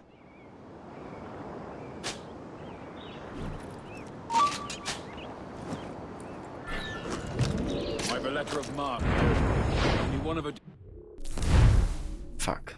There's some dialogue we would miss if we kill him. I'm actually gonna do something. I'm gonna quit before we do the kill and read off the simulation so we can listen to what he has to say.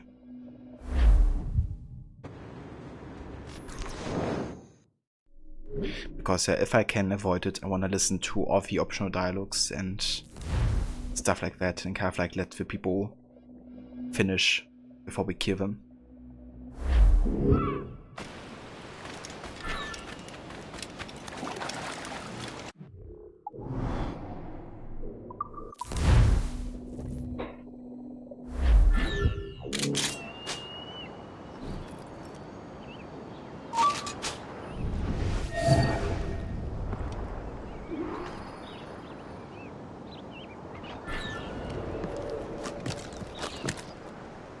I have a letter of marque here. Only one of a different sort, lads. No country or king bids us fight today. It's a secret order of well-to-do aristocrats who pay better than any monarch or governor. Who do you mean, Captain? I'd wager he were a Templar. But I can't rightly say, for I only met him once. Be that as it may, his orders are clear and strict, and his pay is frightening. What's he asking? He wants that we should sail to a small village near Utrecht, where we'll find all manner of heathens hopping about in hoods and robes. Says he'll give us a fortune to do any kind of damage we can. That suits me. The natives of these islands never put up no fight we can't manage.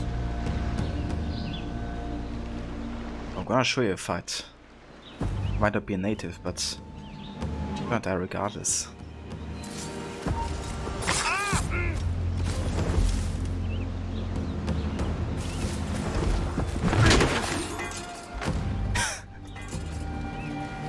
Kill.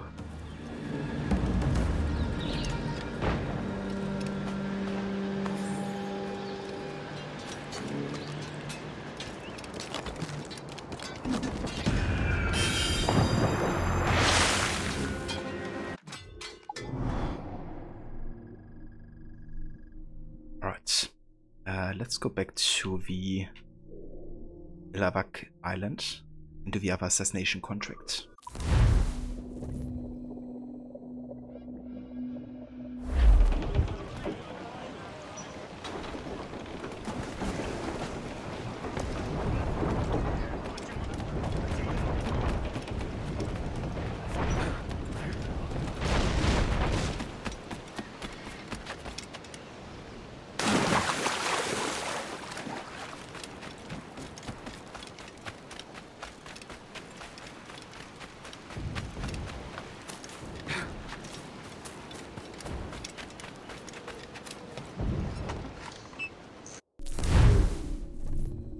Slave Master. We have identified a particularly brutal slave trafficking network operating between Africa and the West Indies. The man earning a profit for this villainy is believed to be on a nearby island. Kill him. Gladly.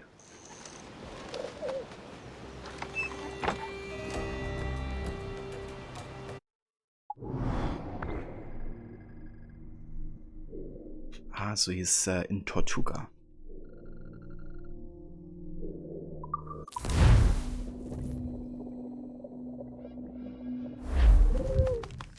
Tortuga always reminds you of Pirates of the Caribbean and how it's like a, you know, kind of like a stronghold for pirates, really. The amount of chaos that's like going on there.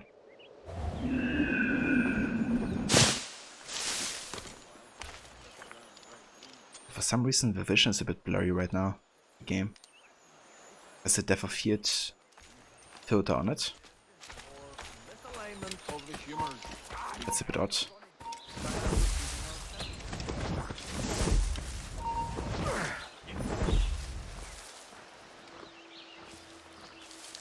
Give it up!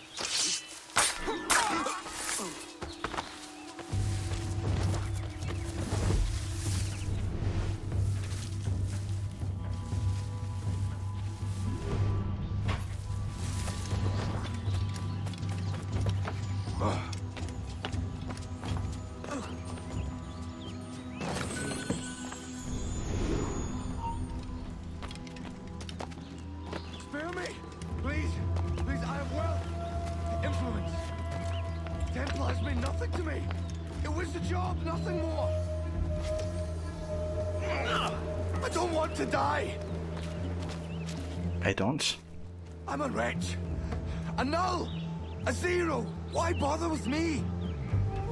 Because you're profiting off a slaving, you bastard. Not just for the Templars, it's not just a job. This is human life.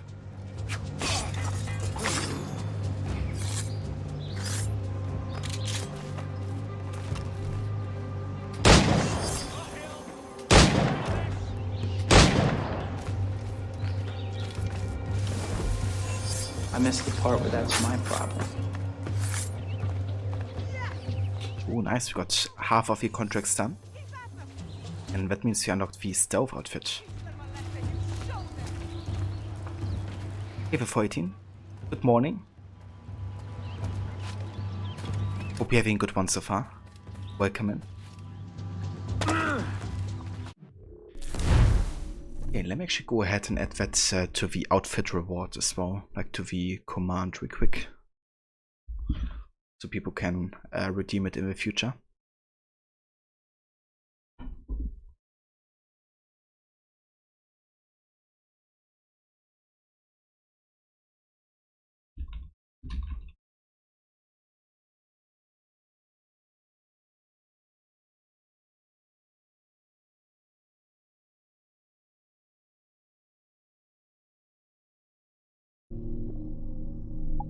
Right, there we go.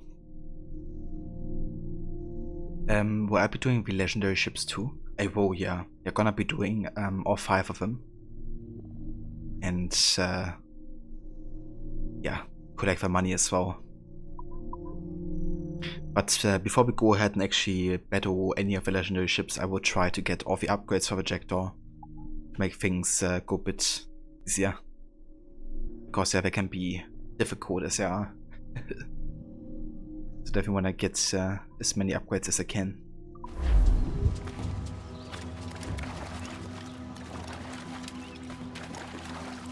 Yeah, the one that likes to ram, like the damage is insane. 3 hits and you're dead.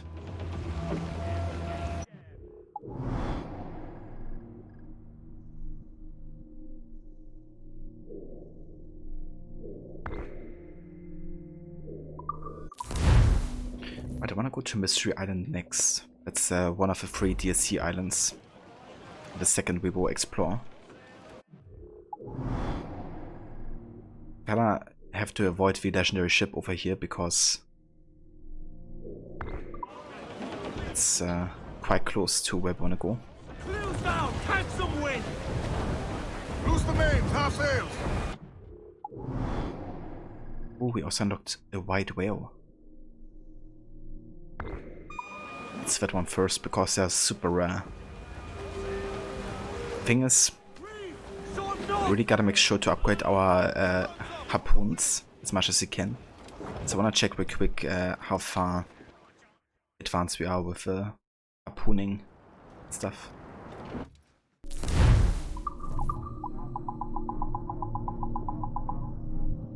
Okay, storage is 4, strength is 4, and armor isn't, but that's alright. That should definitely be sufficient to kill the white whale, I think. But yeah, white whale is by far the tankiest of the harpooning targets. And yeah, that's also kind of like tied to the online, so they're like super rare to find. Close down! Man your sheets!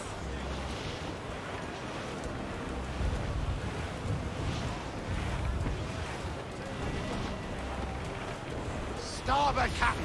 Some sort of cargo there, sir!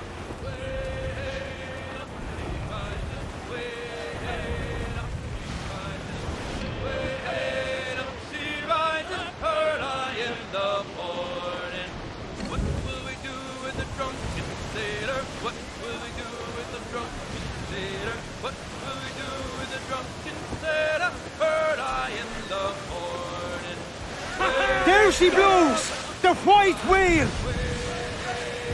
Some good meat here for spearing, Captain. That's hunt, lads. Yeah, right, same here. What a classic that is.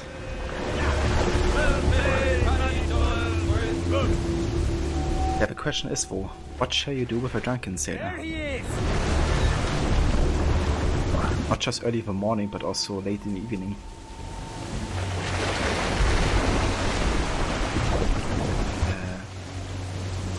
That's a whale. Oh, there you are. Rope secure, Captain! Hang on, we're on! Fine, let's do this.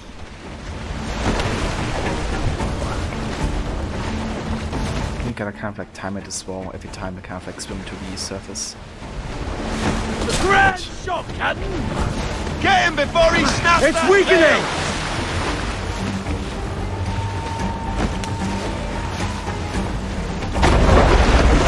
Gotcha! He's gone! Something's This coming. is a tanky one. Oh boy. Hold fast! Off we go! We have him on the line! He's pulling, Captain! Captain? Stung him! Awesome miss. Stung him! Watch it! The tail! He's turning the sea red! Yeah, in this moment you gotta make sure to actually hit the whale, otherwise he's gonna do the tail attack. It's gonna really hurt.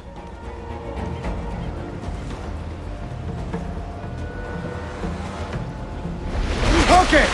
It's a slippery bastard! Steady! That's it, lads! Steady! That's right! Is holding! Tire yourself out! That was nice, got lots of damage in there. There! You see that, lads? Got him! Nice decision, get it. Thank you, Rod. Before he snaps that tail! Give him the iron, one more time! We've got him now! Got him. Only a few harpoons in there. It's Moby Dick. Look at the size of him! Yeah, that's a big one. Wonder how the mess can even support that weight, like holy shit. Okay, cool. So I actually need 3 of the white whale skins to get the whale outfit. There's a good chance we might not find 3 white whales for, so good thing is you can still go ahead and buy white whale skins from shops if you want to. Super expensive though, but I would love to get the whale outfit, so yeah, I'm probably gonna go ahead and get that eventually. I actually really like the crafting outfits in this game, like from the hunter outfit to whaler, the shark hunter. I think the shark hunter is still my favorite though because of the bandana and really seems to fit with the like climate and stuff. Yeah, slightly bigger than the ship. But let's hoist them up. It's a humpback! Some fresh meat there if you can use it. Humpback whale. That's hunt, lads. I haven't hunted this one yet.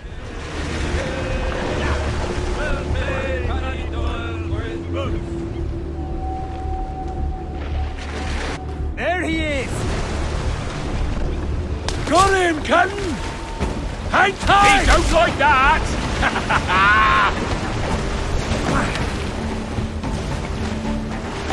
It's a hit! He's turning the shield red! Gotcha! Yes! Rome's gone, sir! Anyone hear that? Anyone hear that? I hear it.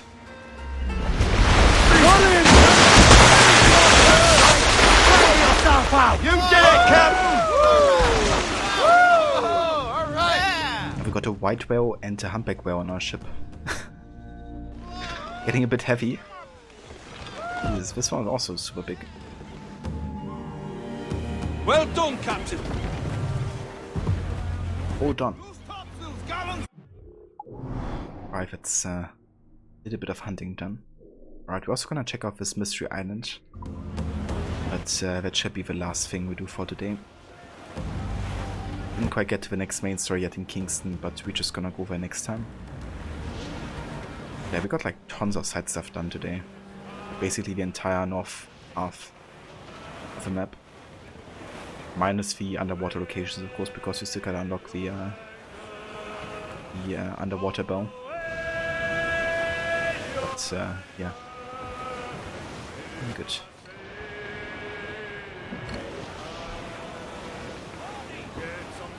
Cheers, Rod. Yeah, it's been really good progress. Definitely helps when you're only focusing on like story stuff rather than literally all the collectibles. You know, like all the chests and fragments and stuff. But yeah, this time I thought with the Annua series run, I'm just gonna focus on anything of story relevance and do that, because in this game, for instance, you know, there are like so many other ways to get money. Chests really are only like for me a starting point to get going. Shit. That's a legendary ship right there. I don't want to do this one right now. Yeah, no thank you. Jesus, the fuck is thick here. I think that's actually triggered by the ghost ship as well.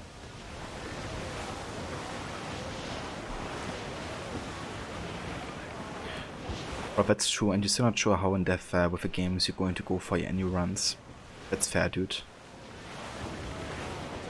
Yeah, I feel like with, you know, the more games you get, the more you have to kind of like find a compromise, because yeah, doing like a completionist run would definitely take me ages if I would do it for like every game, including Valhalla at this point.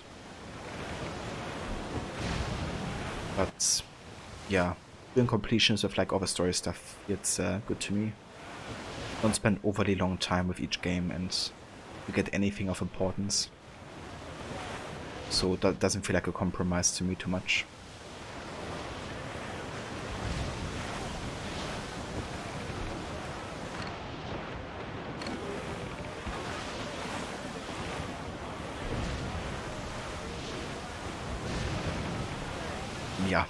Yeah, no kidding. There's also partially a reason why I wanted to exclude Odyssey. Like obviously for other reasons too, but also just, you know, like 3 gigantic open world games, one after the other. I still consider maybe doing New Game Plus, playing Psycho Cassandra. But I don't know, I'm gonna decide that. Shoot. Let's see that when it comes to that.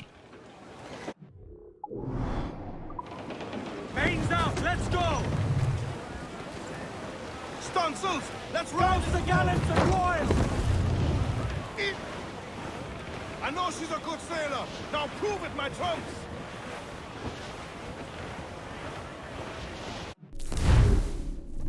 Right. Mystery Island.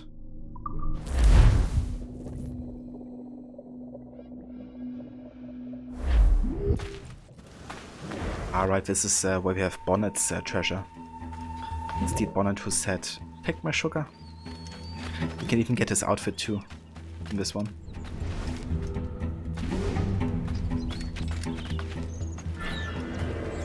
It always cracks me up a little bit because, you know, you have like these oh shit,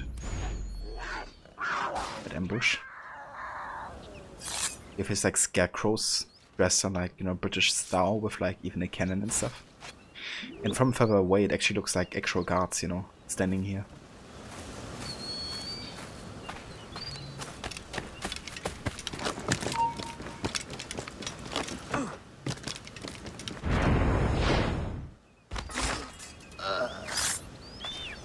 Psycho Cassandra, and she romances every single character you can romance, even Nutcrackers.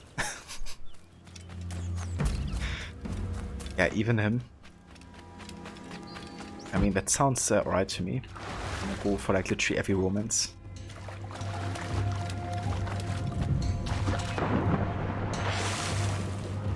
And then trying to kill everybody afterwards if you have a choice. Doing like the Black Widow Cassandra playthrough.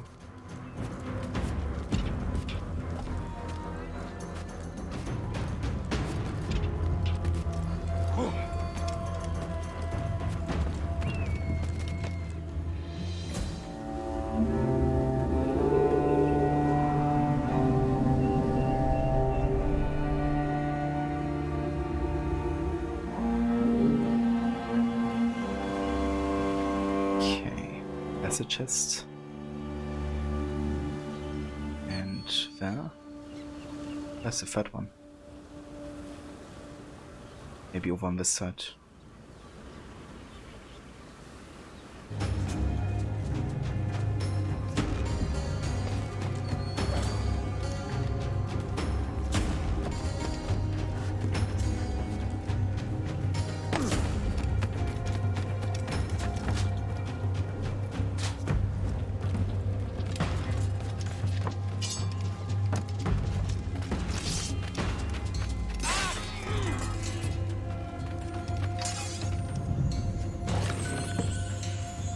Nice, we got Steve Bonnet's attire. That's his outfit. It's funny you didn't know until you did the last playthrough of Odyssey, but when you have to kill enemies with pacifist means, recruiting them counts as killing them. Take anything you like. Wait, really? Wow. That's kinda stupid. How does that make sense?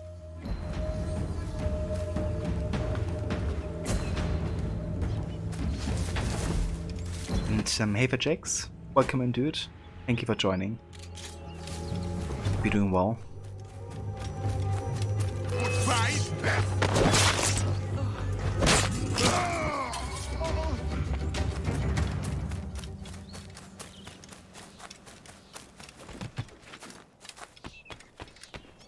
Okay, we gotta find a way up here.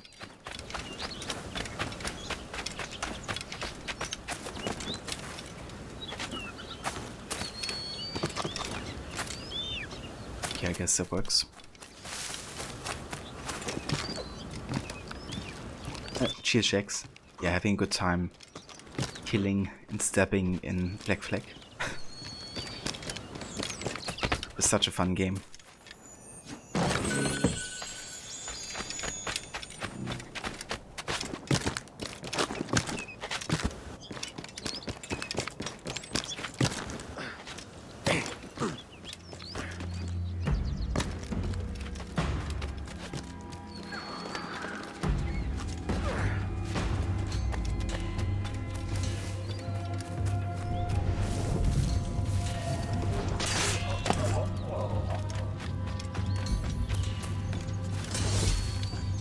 Rot either that or just take them out to water and then they will drown.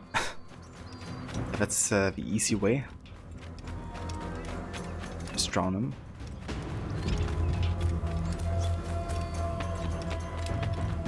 Okay, so where's the last treasure?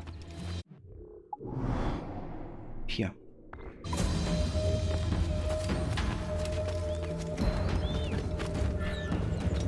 Somehow I missed it.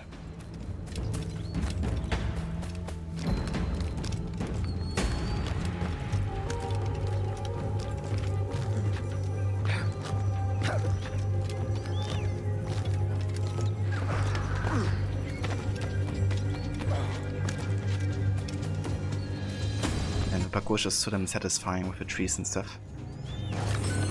Can't wait for AC3 and the tree parkour in that one.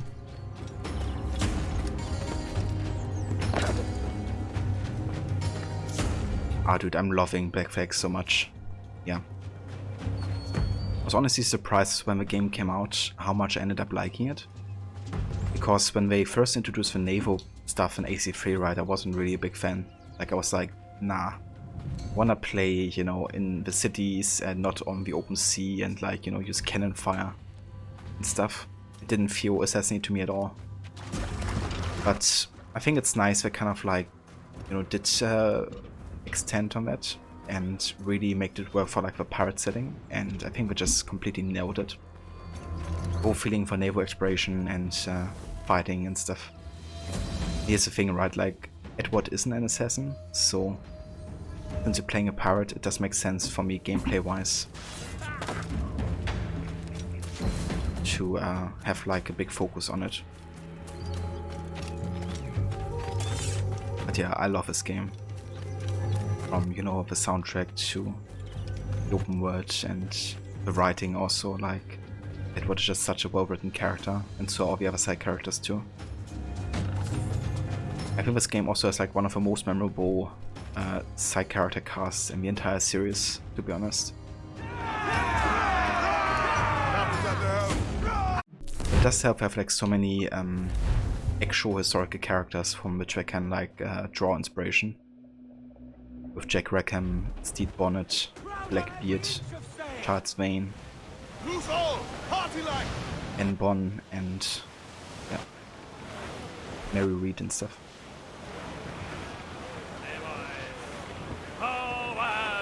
The guy saw you run into the plants right before his eyes, but was like, it moved on. It looks like a ship. Oh shoot. Oh no, I don't want to fight you. Looks like a ghost ship. Yeah, I think he was, I think a blind eye or something on that side from which he was watching. But yeah, I got a lot of the AI in Black Flag and how aware they are. I always fall for the good old whistle out of the bushes too.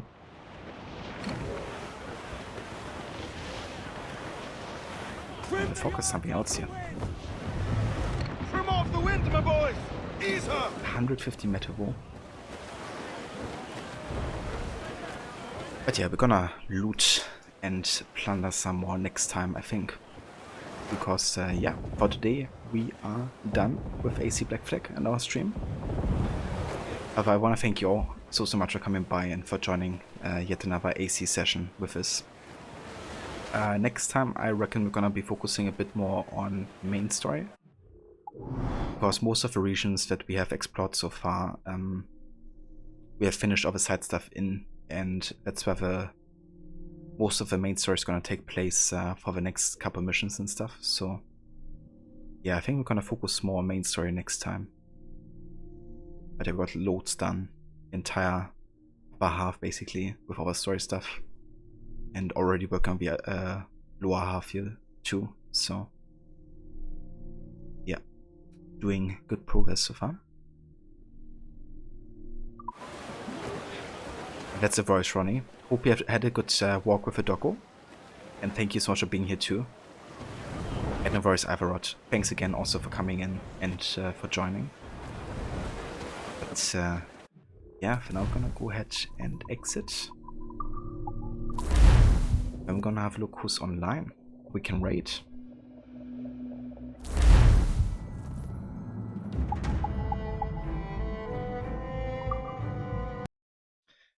Let's have a look, shall we?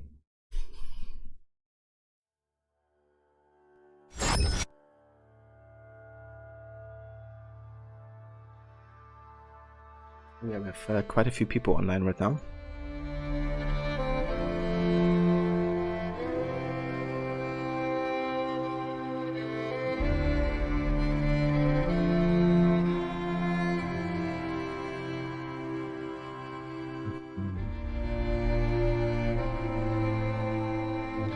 I think let's gonna say hi to Fendite. He's currently playing some Elden Ring, the new game. It got like so many 10 out of 10 reviews. So let's see how that game actually is like and if it deserves the hype that it's getting.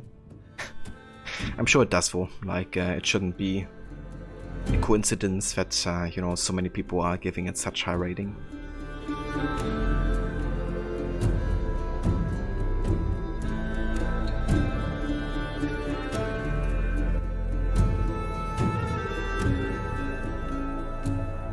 But yeah guys, if you wanna hop along with a raid and say hello to Fanlight, feel free to use these raid emotes as well. We're gonna be back tomorrow with Night in the Woods actually. Levi and I plan on finishing the game tomorrow.